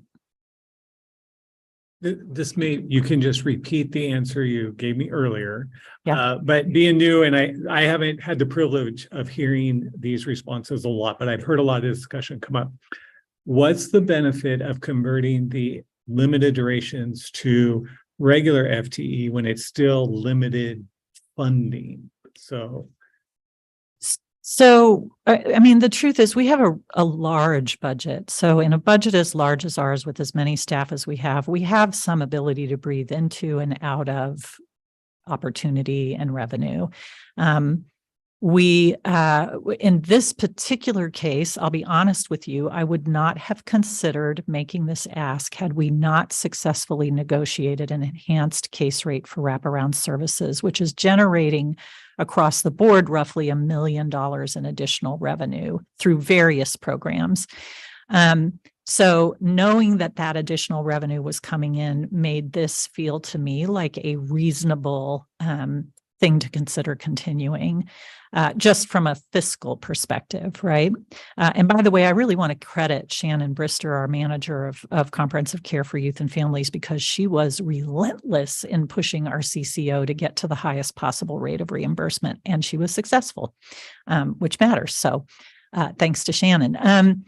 So the other thing is when we did our CCBHC needs assessment, one of the things we identified, that's where you look at what's your population of people with higher need mental health conditions based on local statistics. And then what's your number of providers ratio to that population, and where we were the most vulnerable was around children. So from my perspective, this was not the time to reduce our intensive services to children. We have a very high-risk child population. We need to figure out how to keep these folks. We lose good staff if their positions are headed for termination in 6 months. They go. We can't fill them. And the gaps are just not tenable right now for us, considering what's going on with kids and families in our community. Well, and the other, to your point, why are we doing it now versus, in a year when the revenue is actually set to end? I mean, we're just across the board with limited duration positions with our workforce challenges. Once people leave and we have a 1-year limited duration position to fill, it's impossible. And then we run the risk of losing that enhanced rate and losing revenue down the future. So it's just in this work environment, and as you all know, you've amount to help us with our workforce issues, but limited duration is one of those areas that we just absolutely can't hire into. People just have so many other options. Thank you. Yep. And I think this one is mine. Well, it's ours. Our last special request is to convert the DEI strategist position to regular. This is a position that will serve the entire department and the community by ensuring that we're engaged in activities and support activities that help us meet state and federal requirements and rules around increasingly incorporating equity and inclusion, cultural sensitivity, and language access into the work that we're doing with the community. The 2020 Central Oregon Health Equity Report really calls out local health disparities for folks from vulnerable communities. So we are still seeing evidence that there are members of our population who may not be thriving. And this position is really critical for organizing our efforts and maintaining compliance with some of those requirements. It is one FTE. The cost is $142,510. We are not requesting county general funds to cover the cost of this position. It's in the budget, not in the proposed budget but it is a position we are able to cover, and it's covered through contributions from public health and from behavioral health, the way all of our administrative centralized positions are. So this is effectively a centralized grant accelerant or something like that. It's you're gathering the data because you know you have to supply the data. It is a grant accelerant. It is also, we've placed it in compliance and quality assurance because we really see providing services equitably, addressing health disparities as both a compliance activity and a meaningful activity for the community. I mean, we see how our community fares and who is struggling at times with more significant barriers. And this role will help us address that in a more organized and thoughtful way. And they will do some grant reporting. They will collect data. They will provide that information when needed and help us with grant writing. Absolutely. Yeah. For clarification for the budget committee as well, they mentioned that it's funded through their own internal admin charges. There on the special request sheet, it does list a $9,000 general fund contribution. That's not a direct contribution, it's through their indirect. So in case you see the difference on what's the difference there, I just want to point that out. And that's just reflecting that in our overall budget, 9% of that budget is made up of county general fund applied in any number of ways. So we're just doing our best to estimate, like, how does general fund actually relate to that particular position, as it would Cheryl's or any number of positions. Yeah. Great. Thank you.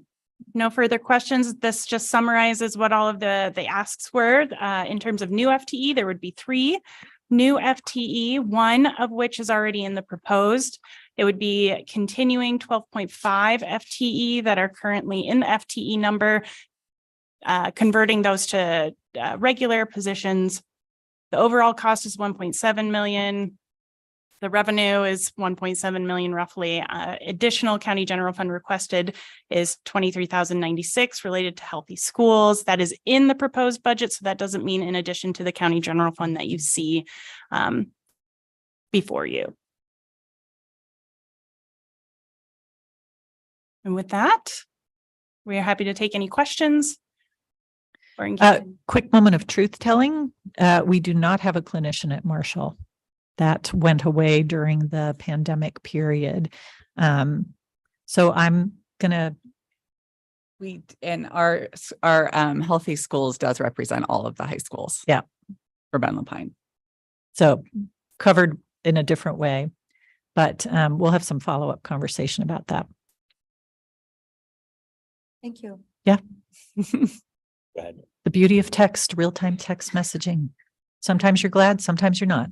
I didn't have a question about the special request. I wanted to get a little bit better understanding about public health modernization and kind of how it affects our programming, our staffing, and our funding, like, over time. Some of what I've gathered in the last couple of years is there's been these allocations of public health modernization funding. There have been some new, essentially new services that we've been able to bring online. What I don't really get is, you know, so you create a, you know, environmental hazards position. And then is there public health modernization funding every year after that to support that position? Or does that become part of like a regular agreement, you know, service element? Or is it, you know, hey, we help you create this position, now you figure out how to keep funding? So I can start, but I'll let Cheryl do the details. So I don't want to give it too long of an answer, but back in 2016, we did every local health department had to do a public health assessment for modernization, which was required by our legislature to kind of assess, in order to be a modernized public health system in Oregon, how much funding is needed and support from our state. So that happened, and I think it was over 200 and something thousand. That didn't happen, unfortunately, but it's been incremental now and every biennium. And so the funding that we've received so far is funding that is now in a program element in our intergovernmental agreement that we receive every year. So the funding that we've already received, we will continue to receive in modernization. But the hope and the goal is that the state legislature will continue to increase that to get to that point where we need to be in order to be really a modernized public health system in Oregon, meaning no matter where you live in Oregon, work or play, you have the same level of service in every county.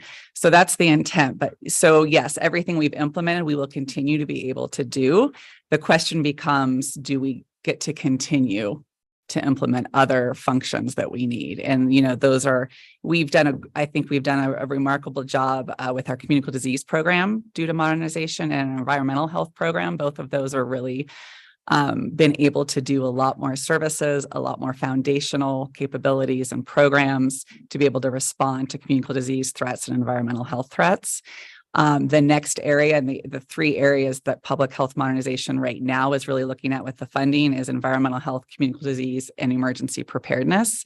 That's the one I'm worried about as our COVID dollars ramp down in this next year, and how we're going to be able to sustain kind of that core preparedness function in our county. So that's, if we get increased funding, which we don't know yet, from the state legislature and the state budget, then that will be an area we'll want to look at. Do you want to add anything? No, I think you covered it pretty well. Okay. Follow-ups. Yeah, thank you. And so any support is helpful as far as advocating for public health modernization at the state level. Who knows what's going on? I know. So in the April meeting, we'd had a brief conversation around the stabilization center and potential funding for it, because I'd asked if there was something that we could do to go out to some of the organizations that use the stabilization center and ask them to help. And Commissioner Chang had asked me to do some follow-up work around, whether any particular service district in the South County would be interested in contributing with that. So just to follow up on that, the data is a little fuzzy because it's because of what we could find, but Sun River accounts for somewhere between 1% to 2% of the law enforcement drop-offs to the stabilization center. 4 so far this year, plus another one that is a longer conversation. As such, if there was an ask to fund, at some number, we would be happy to fund at a proportional or slightly higher than proportional rate, provided the other law enforcement or emergency agencies would also be interested in doing that. So I wanted to follow up on my action item. My conversation with the chair of the board was lovely. I looked right in the mirror. Thank you. So meaning we would have to wrangle commitments from the city of Bend and the city of Redmond. Well, I guess at that, my encouragement would be, obviously not for this year, but I think something that you might want to consider and do a year's worth of groundwork would be coming in and actually asking law enforcement and other emergency services.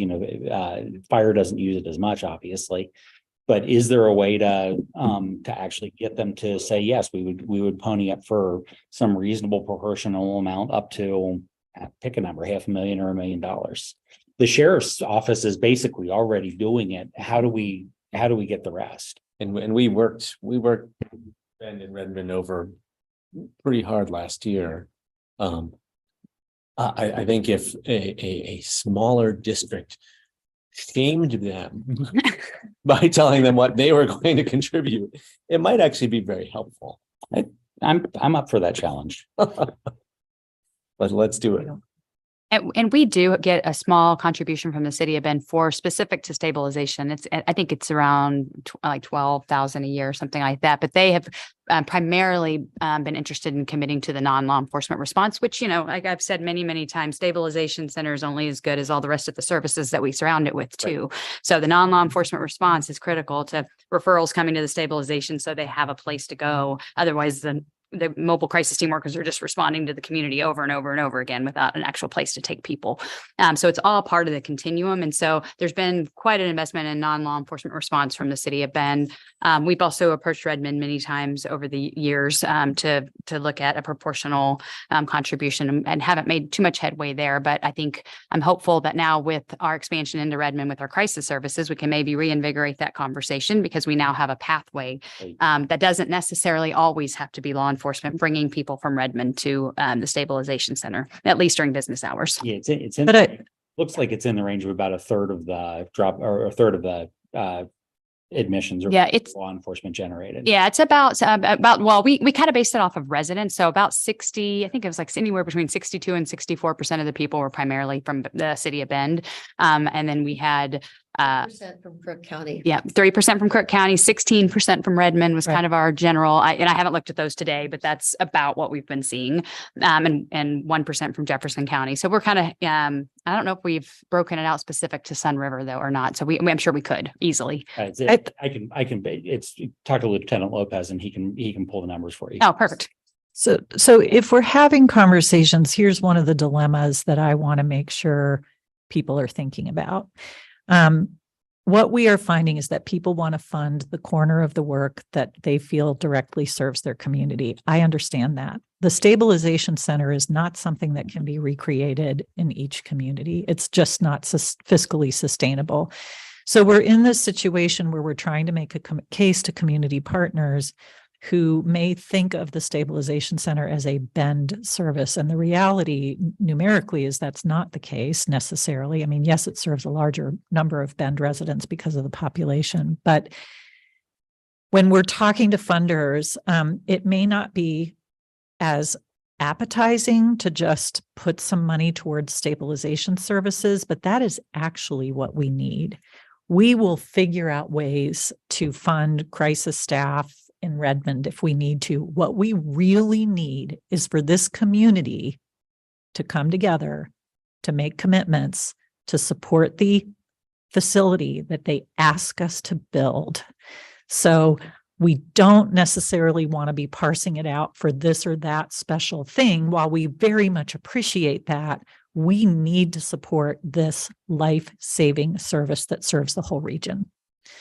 And I'm with you on that, and I understand it. It's just this is a very nice, I'm thinking of all those, concerts where I get the kid on the postcard and contribute this much per month. This is a great way to be able to say, here is something. Here's the direct ask that we absolutely. And so I'm encouraging you to get creative and as Cheryl knows, I'm always happy to kick in and, help understand how to get creative with this. Well, and what you're describing is exactly what we would welcome. You serve this % of our community at the stabilization center, this amount of money we're willing to commit, maybe even a little more if you have it, rather than we want to buy X or Y, because that's really hard for us when we're managing a really complicated budget. And again, I don't want to sound ungrateful. We're grateful for every dime that's been invested. And I just want the community to understand the complexity of funding a stabilization center and remind the community that we were asked to build it. And we did. And it's amazing. And it's nationally recognized. So come join us. It is very easily one of the most demonstrable things investments that you can point to on this. So it's just I think we've settled on the conversation, but happy to figure out how we get the community to help. Thank you. Appreciate it.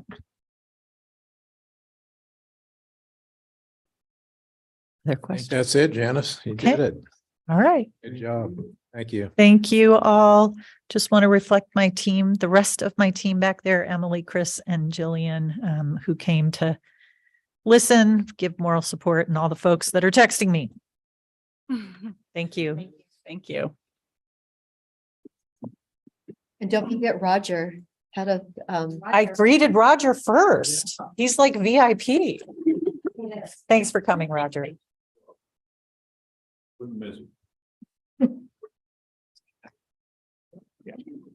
That's what we have. Will we have this last discussion then? Yes. Chris is here and Eric. I'll take the lead on the next one. So right now, or do you want to break or not? Okay, could we take a 5-minute break? 5. 5 minutes. 5. Yeah. How much is Stretch. So high fives. All right. I know, I did. I felt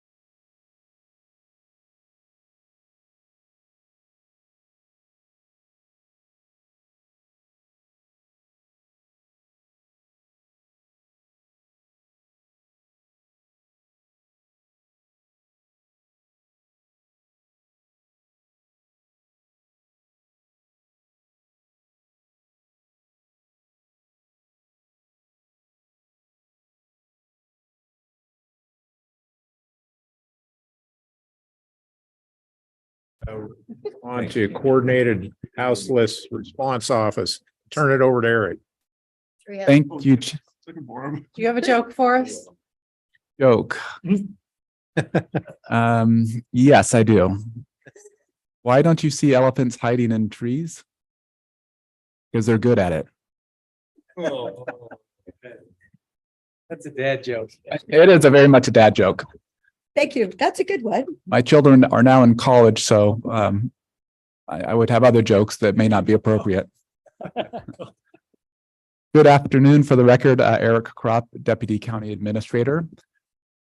Given the recent announcement that the director of the Coordinated Housing Office is leaving soon, I decided to do this presentation.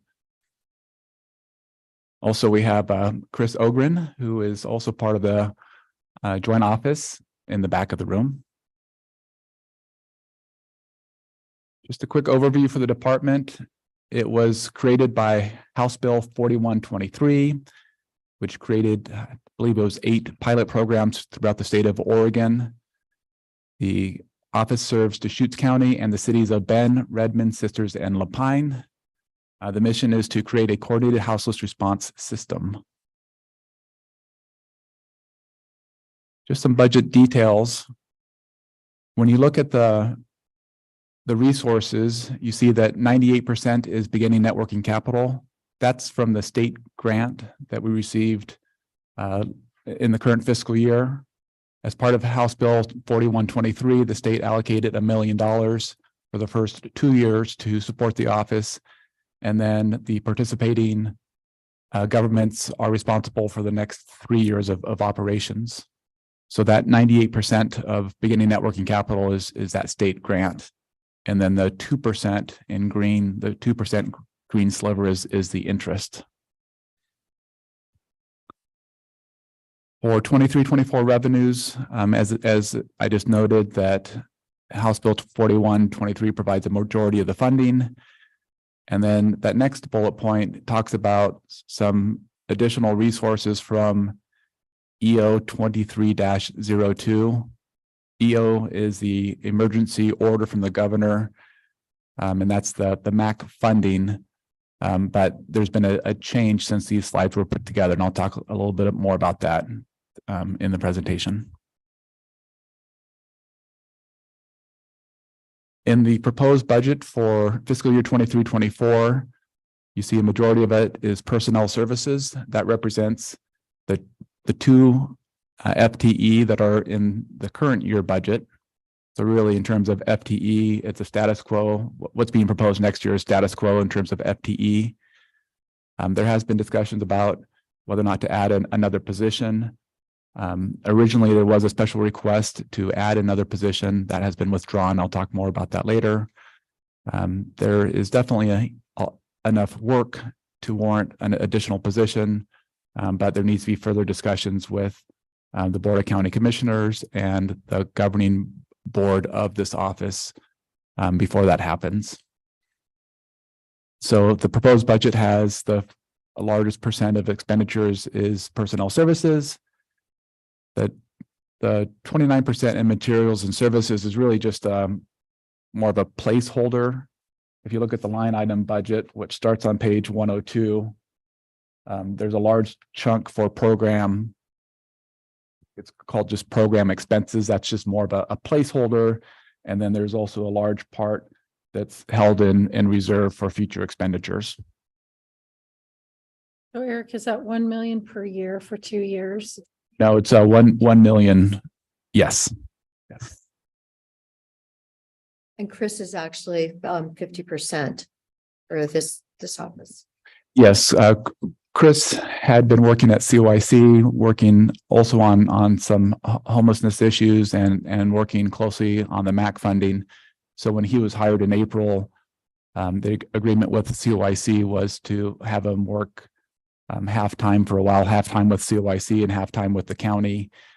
We are working on an agreement with CYC to reimburse the county for those hours. Is the county's match requirement for the 3 years 50-50? So is it $1 million obligation by the county The obligation is for all participating agencies to fund the last 3 years of the office. The implication is At the same rate the state. It's, There's no, I don't think there's a formula. It's just, it's a 5-year pilot program, and the state provided $1 million for the first 2 years of funding. And we'll need to work through that. But we don't actually have to spend the whole million the first 2 years. If it so works out, we could have a carryover. That's correct. I mean, the other thing to understand about the $1 million is one of our primary responsibilities with with those funds is to produce a strategic plan. And if we're able to produce a strategic plan very early with very little resources, then the remainder of the funds are also available to be used for implementation of the plan. which is what you want. Yes, and along, I want. yes. In terms of short-term fiscal issues, again, these slides were put together several months ago. Need additional staff to meet wide-ranging urgent community needs. As I mentioned, there's plenty of work in this area. And the office will need to work with the board, both boards, to better define that work. The coordinated office is still in a startup mode and is continuing to become operational. In terms of long-term fiscal issues, the major funding source ending in 2 years. I mean, that's not a hard deadline, but basically the state contributed the $1 million to get things going. Current challenges and future initiatives. Challenge, establishing the roles and responsibilities. Different people and different agencies have different ideas of the role of the office. So we'll be continuing to work with the board of directors to better define those roles. Also expanding the office's capacity to respond to wide-ranging community needs. Commissioner Chang mentioned a strategic plan. There was the Emergency Homeless Task Force strategic plan that was led by the city of Bend with participation from Deschutes County and others. So that's kind of seen as the base for the strategic plan. That plan will likely fold into a broader regional plan. And that plan has lots of action items, including action items for the coordinated office. So that's what this refers to in terms of expanding the capacity of the office to meet some of those requirements. Future initiatives, leveraging significant investment of emergency funding from the state. We've seen that with the $14 million from the state of Oregon and the MAC process. And then major initiatives or upcoming initiatives include data equity and system access, supportive housing pipeline, which we're seeing a lot of through the different cities and county. Service provider capacity. We're running into that a lot. We have excellent service providers here in Deschutes County, but oftentimes they're somewhat limited in their capacity. And then also identifying system gaps, which is also what we're seeing with the MAC funding. The purpose of the MAC funding is to look at some system gaps and how can we fill those. So how much of an impact did this office have on that funding in terms of the first decision point that we just had? In terms of which division point? In terms of the 14 million that came into the county, if I remember, COIC is actually holding and distributing that. Yeah, COIC is overseeing it. The coordinated office has been providing technical assistance to many of the grant applicants. And also helping out with the overall process. So it's providing low level assistance, but it's not influencing the high level direction. Well, I'm just asking because I don't know. Structurally, one of the things that's important to understand is that the governor's executive order funding is being channeled through the existing federally designated continuums of care. So that is the Homeless Leadership Coalition that is administered by COIC. So that's the structure that the state will use to funnel the money to the ground. And I know that Tammy Bainey was pretty, played a pretty active role in advocating for, as the executive director at COIC, and advocating for our share of, our region's share of the executive order funding. My impression is that Cheyenne played, a significant support role in kind of assembling information, helping to, outline what the potential was for these dollars. What I've heard is that $14 million is a disproportionately large share of the total 200 something million for a tri-county area of our size. Okay. So, who gets the credit? Maybe there's a whole lot of shared credit around that, but the net result is that since the tri-county region got more than is batting above its weight, is punching above its weight in terms of securing funds. All right, that answered my question. Thanks to the both of you. This next slide is a special request that has been withdrawn. At the time these slides were put together, COIC was encouraging the office to apply for some funding through the MAC for some of this work, and that has since changed. There may be a contract between COIC, or there's discussions about COIC providing or asking the office to do some contractual work, but those discussions are ongoing, and the special request has been removed. And if that had gone through, would that have constituted some of the local funding to match years 3 through 5? I actually don't know the answer to that, because this is state funding. This is all state funding that needs to be accomplished by next January 10th of 2024. Right. It has to be. And nobody was applying for any funding to cover the office salaries for the next 3 years. We haven't got to that point yet, but we are meeting Tuesday. Correct. With the representatives from Lapine, Sisters, Redmond, and Bend. And it's worth asking, you talked about the board, but what does the board consist of, or who does the board consist of? It's the Churro board. And I just mentioned, you want to know the names and the dates and.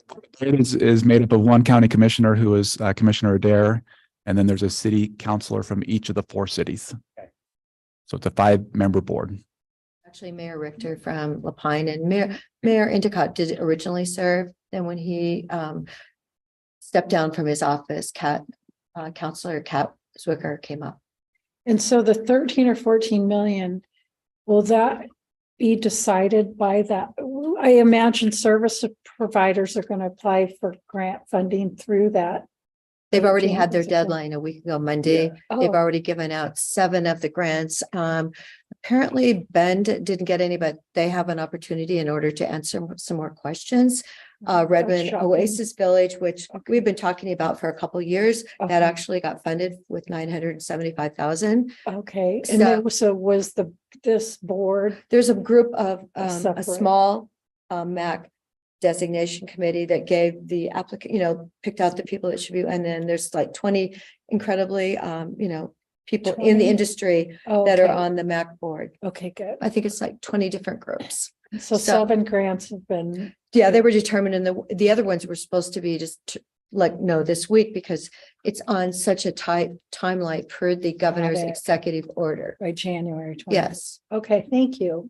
Some of the projects, there were additional questions. For example, there was a proposal from our adult parole and probation to work with the contractor to purchase a house for housing for people who are on supervision. There were additional questions from one of the MAC committees. So some of that is going back and forth, that information. They were building wasn't it like a triplex, or it was for apartments or something is what their goal was. It was like spending $1 million because they have such a hard time finding a motel to put in, like people that are, have things on their record. Yeah. So they were Yeah. thinking that this would actually save them funding. So at this point, the board, the Truro board will then be responsible for hiring the new director. It was an enormous group last time, and no, that hasn't been determined what we're doing yet. The director is currently a county position. The board was involved in the process. But the director does not report directly to the board. The director reports to me. Thank you. So some combination of you and the Truro board would then coordinate to hire a new director. Yes, I mean, we're on the hook for some portion of funds moving forward, over basically a 4-year period, you covering years 3 to 5. And so I'm just trying to figure out, okay, where are we going with this and what are we, to some degree, what are you asking the budget committee to do on this? Is there an action that we're doing other than saying, yeah, the budget's the budget for year 2? there's no ask of the budget committee. The proposed budget includes the 2 positions next year. So there's at this point, there's no ask of the budget committee. So these initiatives, the supportive housing pipeline, is that an example of what you're talking about? Not that they received it, but that they applied for a grant for these, that would be an example. There of were specific numbers that the governor had set up for our region, that we had to have like 161 new beds. And so, and then 111 of new places where people could go. But the problem was, if you already were in existence, you didn't qualify for this funding. So it was really, it's asking people to really put together brand new operations in a different location. Okay. So, and New yet we were beds. trying to ask them Okay. if they could look at this again. Not fund existing beds. Right, yeah, to fund some existing programs if they're already existing, but they need some help. Remember this, the city just came to us for the hotel that they're going, they opened. And because they just opened it like on Monday, they knew that that wouldn't be eligible for those funds because it had already opened. Okay. But they had the 750,000 from the county, and then the city was able with their ARPA funding to match it. So they were able to open it with an 18-month projected facility, funding. So they're at 18 months, but they really wanted that funding for that, wouldn't that have been nice Yeah. to know? So, yeah, it's been, it's short term, but, it is a problem. And we've got to, enable people to make good decisions, just like the Veterans Village came to us this week. The Veterans Village has had 12 veterans graduate onto permanent housing. They came to the commissioners this week, asked for 150,000 from us. They are asking that amount from Bend City and then from the community. And they're really hoping that, we can step up at some point in time to add 7 more cabins at their property, which is county property. So at this point, are we discussing policy or are we discussing No, budget? I'm just telling I you know. what, I took yeah. this off on a trail. I'm sorry about that. yeah. Anyway, I was just trying to tell you the more of the story. One important thing to understand about that executive order funding is that it is available for creation of new shelter beds. So when Commissioner Adair was talking about, you can't use it on existing, you can't use it to operate an existing shelter. You have to open new shelter beds. But there's also a really large amount of that funding that is available for essentially prevention and rehousing. So not on actual beds and roofs, but for to keep people in housing or to rapidly rehouse them. Like rental assistance, et cetera. Yes. Great. Yes, Commissioner DeBonne. Well, I didn't know if you were going to go anywhere. So I will support walking away from this whole thing and reconfiguring it. I'm not happy with how it flows. Everybody's doing a lot of busy work, spending a lot of money. There's a free market system. Housing is built by people that build houses. I don't understand why we have so much money being invested in just, well, let's go work hard and try to help somebody with somebody's need somewhere. It's just so unclear about what we're doing here. It's not an optimal investment. We're taking motivation away from people by giving them too much stuff sometimes. And as I say, I bring this up now because it's a good point to say, hey, well, are we doing what we wanted to do or not? When I bring up the concept of how about we make a goal of stopping unsanctioned camping? And it's like, no, we're not there yet. We got to put a plan together. We got to study it more. We need a couple more $1 million, maybe a couple years from now. Okay, so Hunnell Road, and then the city of Bend tries to drop it on us like it's the county's problem because they were going to do a road and they need to get people out of there. So the county better go fix it. It's none of it hangs together very well. So I just want to let you know, I'm sitting here quietly, but I'm not excited about any of this. Well, I think it's a good opportunity. I mean, it does, Eric did mention that it was in the startup phase, and I know there's probably some clunky things going on, but I think, you know, when you're talking about rental assistance and prevention, that's, I think, is a great idea. And that housing pipeline, I don't know about all the other busy work, but getting people off the streets, I think if we can get past tents and sleeping bags and propane tanks and actually get people who are living on the streets housing and help with that, I think it's a wonderful opportunity. I think you should give it a When I little first bit. got started, We're combining. Oklahoma County showed us this 5-story building they built, and they said on the first floor, it's a welcoming center. The second floor is laundry facilities, and the third floor is medical facilities. And we just spent $30 million on this thing. And this is the greatest thing ever. And that was about 12 years ago. And it's just went downhill ever since. So, I mean, it is not a function of how much money we spend on it. No, It's a function of the culture of the community and what we want to see done. Oh, but the ask to hear is really nothing. There's no Yeah. county funds being This is just a requested. discussion. I get it. There's not, and hey, we're here till, you know, when till whatever the agenda says, or at least whatever the sheriff says. But there's no special asks. There's nothing coming in, and really it's next year as a budget committee, we'll be discussing what the county contribution would need to do to what's hopefully a strategic plan that's been created by the resources in the organization. Is that a fair assumption? It is. Yes, but you know, to go to Commissioner DeBone's kind of statement about, you know, just walk away from this coordinated homeless response office. It is, I think it is extremely important to understand that the governance and structure that we've had for this office hasn't produced much. And so it's quite possible, you know, we're talking right now about, you know, there's all this media attention about the staffing.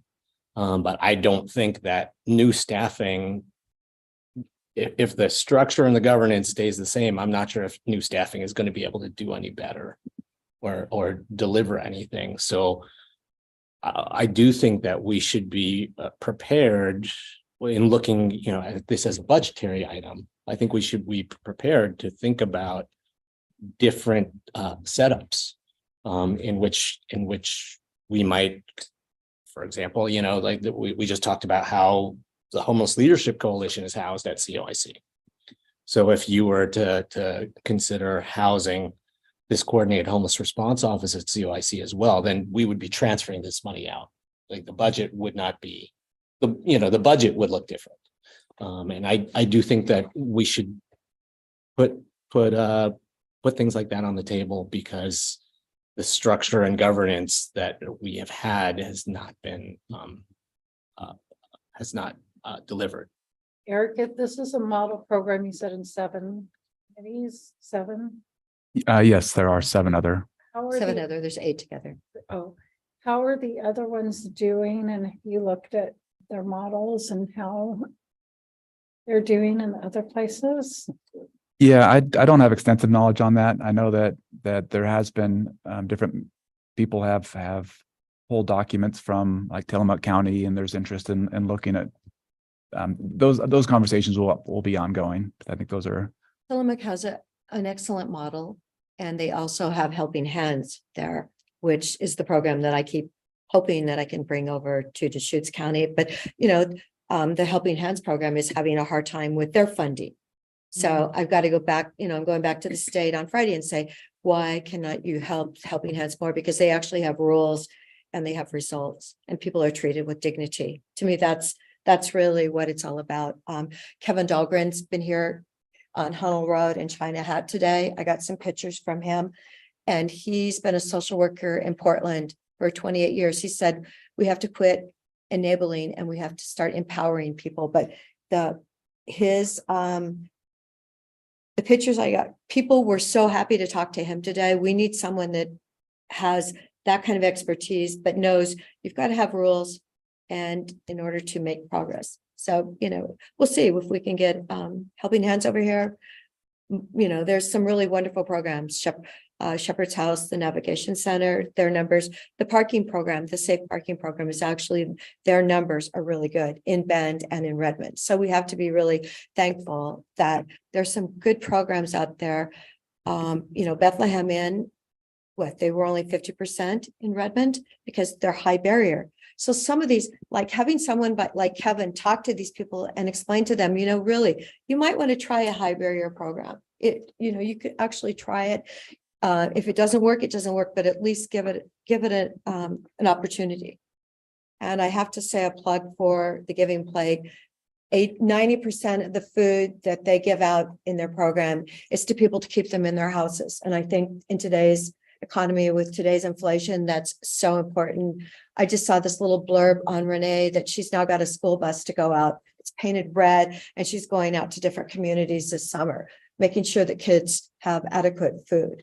But her program, because Dan told me a couple of years ago how outstanding her program was, I've really followed what she's doing. So we've got to keep people in their houses, and then those that aren't, we've got to really start talking to them. And thankfully, we've got people like Colleen that does an amazing job. We've got a lot of really good people in the community. One of the things that really needs to be sorted out for this coordinated homeless response office is whether it's supposed to be doing direct service delivery, which many people are looking at and saying, like, why aren't you doing direct service delivery? Why aren't you building shelters? Why aren't you providing substance use treatment? Why aren't you doing this? Or whether it is actually there to support service delivery, increase capacity and fill gaps, which is, I believe, the intention behind this office. So, I mean, we can talk a lot about different service providers, and we do have, but I don't know a ton about this Helping Hands program, but I do know that we have a whole lot of service providers in our community who are moving people out of homelessness every day. And the fact that our numbers continue to go up is not a sign of the failure of those service providers. It's a sign that, that they are not operating at the scale that they need to bend the curve, essentially. Well, and that's something. Well, it is summer. And That's something we've asked health services a couple of times in terms of how do you support the scale. So that's a reasonable discussion. And that, and so to me, that capacity, increasing capacity to the point where we can bend the curve and then filling in key gaps in the service continuum, that is the job of the coordinated homeless response office. But that's just my opinion. Not to be pedantic, but I'm going to continue to be pedantic. So I don't think there's enough information that at least that I would have as a budget committee member to say, remove this from the budget, because I don't think we have anything on that. The other option that I see is from a budget standpoint is leave it be. And, but there's going to be a lot that needs to be brought to the committee next year to figure out, or there might be some policy decisions that are made in the meantime that make it move. But otherwise, I'm not entirely sure where we're going with the discussion. Okay. That's the way I feel. I think we have to just do hold this place and let you guys work on it. I mean, do you have another, I should ask, do you have another recommendation, or is that? Nope, that concludes my presentation. Thank you for your time. All right, thank you. Your joke was really okay. We know where the elephants. It's not bad for on the spot, put on the Yeah. spot. I know, I don't think I could come up with one, a joke. All right, let's talk about tomorrow and other topics. Yep. So before we get out of here, just real quick, tomorrow we'll be going over special request and separately budget decisions And we like to get a feel from the committee if they're going to have questions for anybody or any department that we've heard from already regarding their special request or budget decisions. So I'm going to go down the list, and if anybody has a question for any department, just raise your hand, let us know, and we'll send it out to them on the budget invite tomorrow to be ready to ask a question. So first up, I'm going to kind of go by department. We have victims assistance. They had a special request for proactive threat monitoring. I believe it was like $12,200 from the general fund. Are there any additional questions for Ashley Beatty on that one? Okay.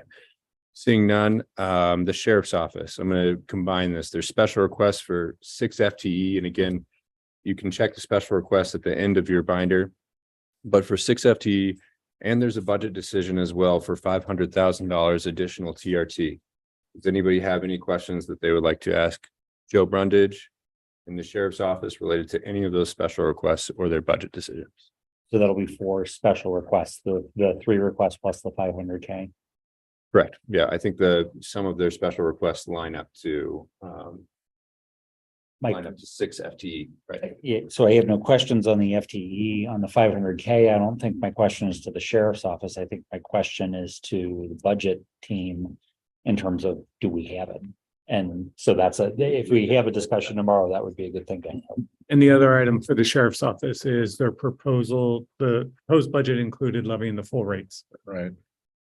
So that'll be a vote as well, if you had questions on that. Well, I do want a firm projection on what those 2 levy increases, what those 2 district assessed rate increases produce per year in terms of I think additional revenue. Yeah, we worked on those today, so I think we'll have those for you tomorrow. We actually have the number as well right now. Moving on to health services, there's special requests for the conversion of 12.5 FTE from limited duration to regular duration and 2 new FTE, not included in the proposed budgets. Are there any questions for Cheryl, Janice, Holly, or Heather, or any of their staff related to any of those special requests? Okay.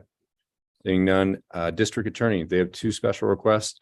Neither about FTE, it's around the 4th floor feasibility study and storage space to clear the 4th floor. Any questions? Okay. Road department, we're going to see tomorrow. So they're going to be the first department that we see tomorrow. And I recommend that you ask them about one of the budget committee decisions is unbudgeted PILT in the road department of $800,000. I think specifically, I would just ask that if you have questions about that at that time, to ask them, and then we can always represent the kind of general reserve and courthouse pay down side of that. And so that will be a question if you have that for the road department and Chris Doty tomorrow. Fair and Expo, we heard from Jeff today. There is a decision on there about the 30% unallocated of the TRT 1%. Jeff spoke to the need for kind of the reserve. We spoke to the need if we wanted to pay down the courthouse. Are there any more questions for Jeff? No, but I'm looking up in here on the road and there's only one thing listed and it's for a fleet supervisor. Oh, that's already in the proposed budget. It's in the proposed. Right. Yeah, this is specifically one of those budget decisions outside of the special request, which was for $800,000 of unbudgeted payment in lieu of taxes for the specific purpose of the pay down of the courthouse. That's on the handout that's included in supplemental material for those 1 of those 8. Yep. So are there any questions for the Fair and Expo around that decision? Okay. And then property management, we heard from Christy, day 1, that's fund 090. They have $2 million in reserve, actually have $2.5 million in reserve for mid-year acquisitions of building or land. That was one of the decisions to move towards the courthouse. Are there any questions about that? The decision is only around $2 million, not the 2.5, not the full 2.5 million. Are there any questions for Christy in property management for what she would potentially use those funding for? Those funds are board discretionary. So I believe when we transferred them, the idea was like if the board wanted to get a building in the middle of the year or acquire some land, then it would be right there. it's in our building line, so we wouldn't have to make a budget adjustment. We can kind of move funds pretty quickly. You know, Jim has been talking about opportunity costs throughout the week. And you know, I threw out just some things that I thought of that we've been able to move on because we have those dollars. It would be, I think it'd actually be helpful for Christie to give us a little detail, you know, like a little historical perspective. Here's a bunch of things that we've looked at or been able to look at because we've had those millions of dollars available. Or what have they spent it on in the past if they have? I don't. Both. I mean, because That actually would be good to there were understand. things like, you know, there were things like the Friday property. I mean, you know, we were ready to go on that if they had chosen to sell it to us. But okay, you know, so it's helpful to understand, you know, not just what we did with the money, but what all the possibilities that we had because we had that money. we'll ask Christie to be on that. And then just clarification, do we want the sheriff or Joe there for the max, for the proposed tax levy increase, or we feel confident in the questions we've asked earlier? I guess the one other question connected with those other questions is, you know, there's these six FTE of special requests not included in the proposed budget. Is paying for those contingent upon either the TRT or what was the other thing there? But a 500,000. In their presentation, the sheriff. I guess the TRT or the tax levy raise.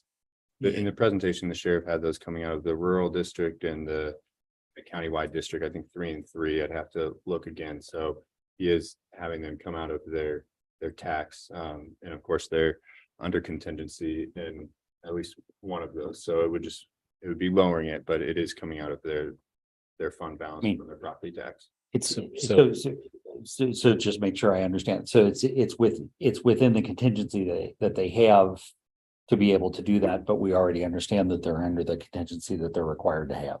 Right. Okay. And they do need their full levy to meet their operating expenses in the current year. Fiscal year 24. Okay, well, that pretty much, so I just have Christie Bollinger, nothing for health, nothing for sheriff, district attorney, road, fair and expo, we've heard, and then finance will also represent ARPA and the LATCF funds, as well as the TRT and general fund side of the other side of those when we talk about the opportunity cost. So the other one, and we were talking about it on a break. It would be useful to have if we can pull the information together. There's some amount of TRT that is being allocated effectively legislatively to travel and tourism. What does that, so specifically, how much is that and what are the conditions around that? There might then be an additional amount of TRT that we are doing by contract dedicated to travel and tourism. What is that and what are the conditions around that? If we could pull that together, that would be helpful to know. We have that. Okay, thank you. I missed the first part of that. Is that about the Visit Central Oregon component or were you going back to the fairground? There's two components of the Visit Central Oregon, at least as far as I can suss out of the discussion. There's a 1% of the 7% unallocated effectively by role. I can't figure out what role goes immediately to travel and tourism. Then there's an additional 20%. Sorry, I'm mixing my percentages. 20% of that remaining 6% of the take also goes to travel and tourism. And I'm just trying to figure out what's the difference between the two. How are they allocated? Is that all required? Is that partially by contract that could potentially be renegotiated? I just wanted it be because we're trying to figure out what we're doing and because these numbers are so large. I mean, that's 3.3 million and we're talking about, 3.6 to 4.1 million going to the sheriff. That's a big enough number that we really need to figure that I would really like to understand what it is that we're doing with it, especially because we're looking now at, if some of that is potentially allocatable to something else? Could it be, where could it be allocated? Could that go to the courthouse? Could that go to the sheriff? Just to kind of understand what's the budget we're playing with. Fairgrounds, yeah. Facilities. Yeah. Yeah, and I do, I'd like that, I'd like the question answered for the fairgrounds dedicated TRT as well. Is it, because at first they said, well, it's all for promotion. I was like, oh, I know that the. Actually, that's a good point. That's just understand where that 70% of the 1%, what are the conditions on that? And then there's the 30% unallocated. That's typically going to the fairgrounds, but we have some leeway, and in fact, we're discussing that for courthouse payment. I think we've looked into the Fair and Expo with legal, and I'll pull that up tonight and get a refresher on that. But I do believe there's some general leeway, as the fair itself is kind of considered to be an enterprise fund that brings in tourism and does a lot of marketing activities. But I'll look at it. But I believe that was the gist of it, is that there's some leeway because of the fund structure itself, not in this purpose that it serves. So we have a memo from David Doyle that he prepared for Greg in December 21 and answered some of these same questions. We could forward that out to the committee to have. And Dan, one of his slides did have the TRT, just a quick reminder. So as you think about this tonight, you're prepped for tomorrow's discussion as well. So the first 6%, 80% is dedicated to, or is unallocated, is discretionary. Use that term. So of the first 6%, 80% is discretionary, because that was set in 1975 before any new rules, right? 20% is dedicated to tourism promotion. And right now that 20% goes to VCO. The next 1%, 100% of that 1% goes to VCO. And then that final 1%, the newest 1%, is dedicated to right now the fairgrounds, but 70% is dedicated to marketing and tourism, which legal has said, yes, the Fair and Expo meets that criteria. That's why it's dedicated to the fairgrounds. 30% of that is for provision of general government services, right? But the county has chosen to dedicate that to Fair and Expo Reserve. So it could be used for other purposes, and that's why that is an option to discuss, but we can continue that. So the first 20% on the 6%, and then the next 1% is by contract to VCO to cover tourism promotion. But that is a contract that could be changed, and there's some criteria with that. What could it be changed to is kind of the question. Correct. And that's where the discussion could be. We do have our contract is a term 1 year, it's automatic renewal. We can terminate with a 12 months notice, and we'd have to give them a 90-day notice if we make changes. So there's certain things to change it, but there are changes could be made in the contribution to VCO if the budget committee would like to make, and ultimately the board make ultimate or change decisions on that. You're talking about CO. Can you say VCO? Yes. Yes. Okay. Is it Central Oregon or Central Oregon Visitors? Yeah, just to be clear, also, the money that goes to Visit Central Oregon, it needs to be used for tourism, but it does not need to be used exclusively for tourism promotion. That's what I'm unclear on. It can be used for tourism related facilities. Yes. Tourism. So that's what I'm trying to figure out about the 70% of the 1% for the fairgrounds too, is whether they have similar flexibility, in which case, if there's enough event revenue to cover all the marketing for the Fair and Expo, then they can use their 70% all for their investment, capital investments. I'm going to be dreaming about flying pie chart slices tonight. Yeah, and that's, we understand, yes, is because it can go to tourism infrastructure and the capital at the Fair and Expo Center. Well, they didn't seem to understand that when they were setting up. Well, so but that's one example of how the future fund was possible, I think. Yes, exactly. Yeah, exactly. Which is also making some great investments at Sun River. Which is fine. And it's making some great investments at Tower Theater and all the rest. I wasn't part of it. I'm sure Sun River will enjoy it, and I'm sure I'll love the signs as I pass by them and people yell at me to slow down. I'm just interested in making sure that we're that we're doing the logical thing with the money. I'm not suggesting any change. I just really want to kind of, as you can tell, I kind of like to understand things. Yeah, that's great. Yeah. And I would just say with respect to Fair and Expo, that, you know, they get their 70% and that flows into Fund 615, and then 615 flows out to 617, their capital reserve. If there's additional funds over expenditures, and this year, I don't remember, 300,000. It was reduced, I think, when the special request went into the budget, but it was originally going to be close to that amount. 153. I think there's some general idea that those funds could be TRT potentially that are rolling over into 617. And I think that's why we looked at it, and those are for the tourism related facilities and those capital. Thank you. I realize that's a lot of work to ask for right at the end, and you know. All right, so we have Christy Bollinger, and then financial reference and some of the other ones. Anything else? Now, what about, there are a number of special requests that the budget officer included in the budget? Do they, is there if anybody had any questions on any of those items, Nick already included all of them, but also if there's any follow-up that anybody had. And as we go down the special request sheet, I just said we are including the proposed budget ones. So, you know, it is the prerogative of this committee that if you felt that you may want to make a motion to remove one, you could do so. And of course, Nick could speak to why, you know, that would be why he feels that's a necessary position for current service levels. I'll say I don't have any questions of the departments involving any of the things that are already included. We might ask some questions as a committee, but.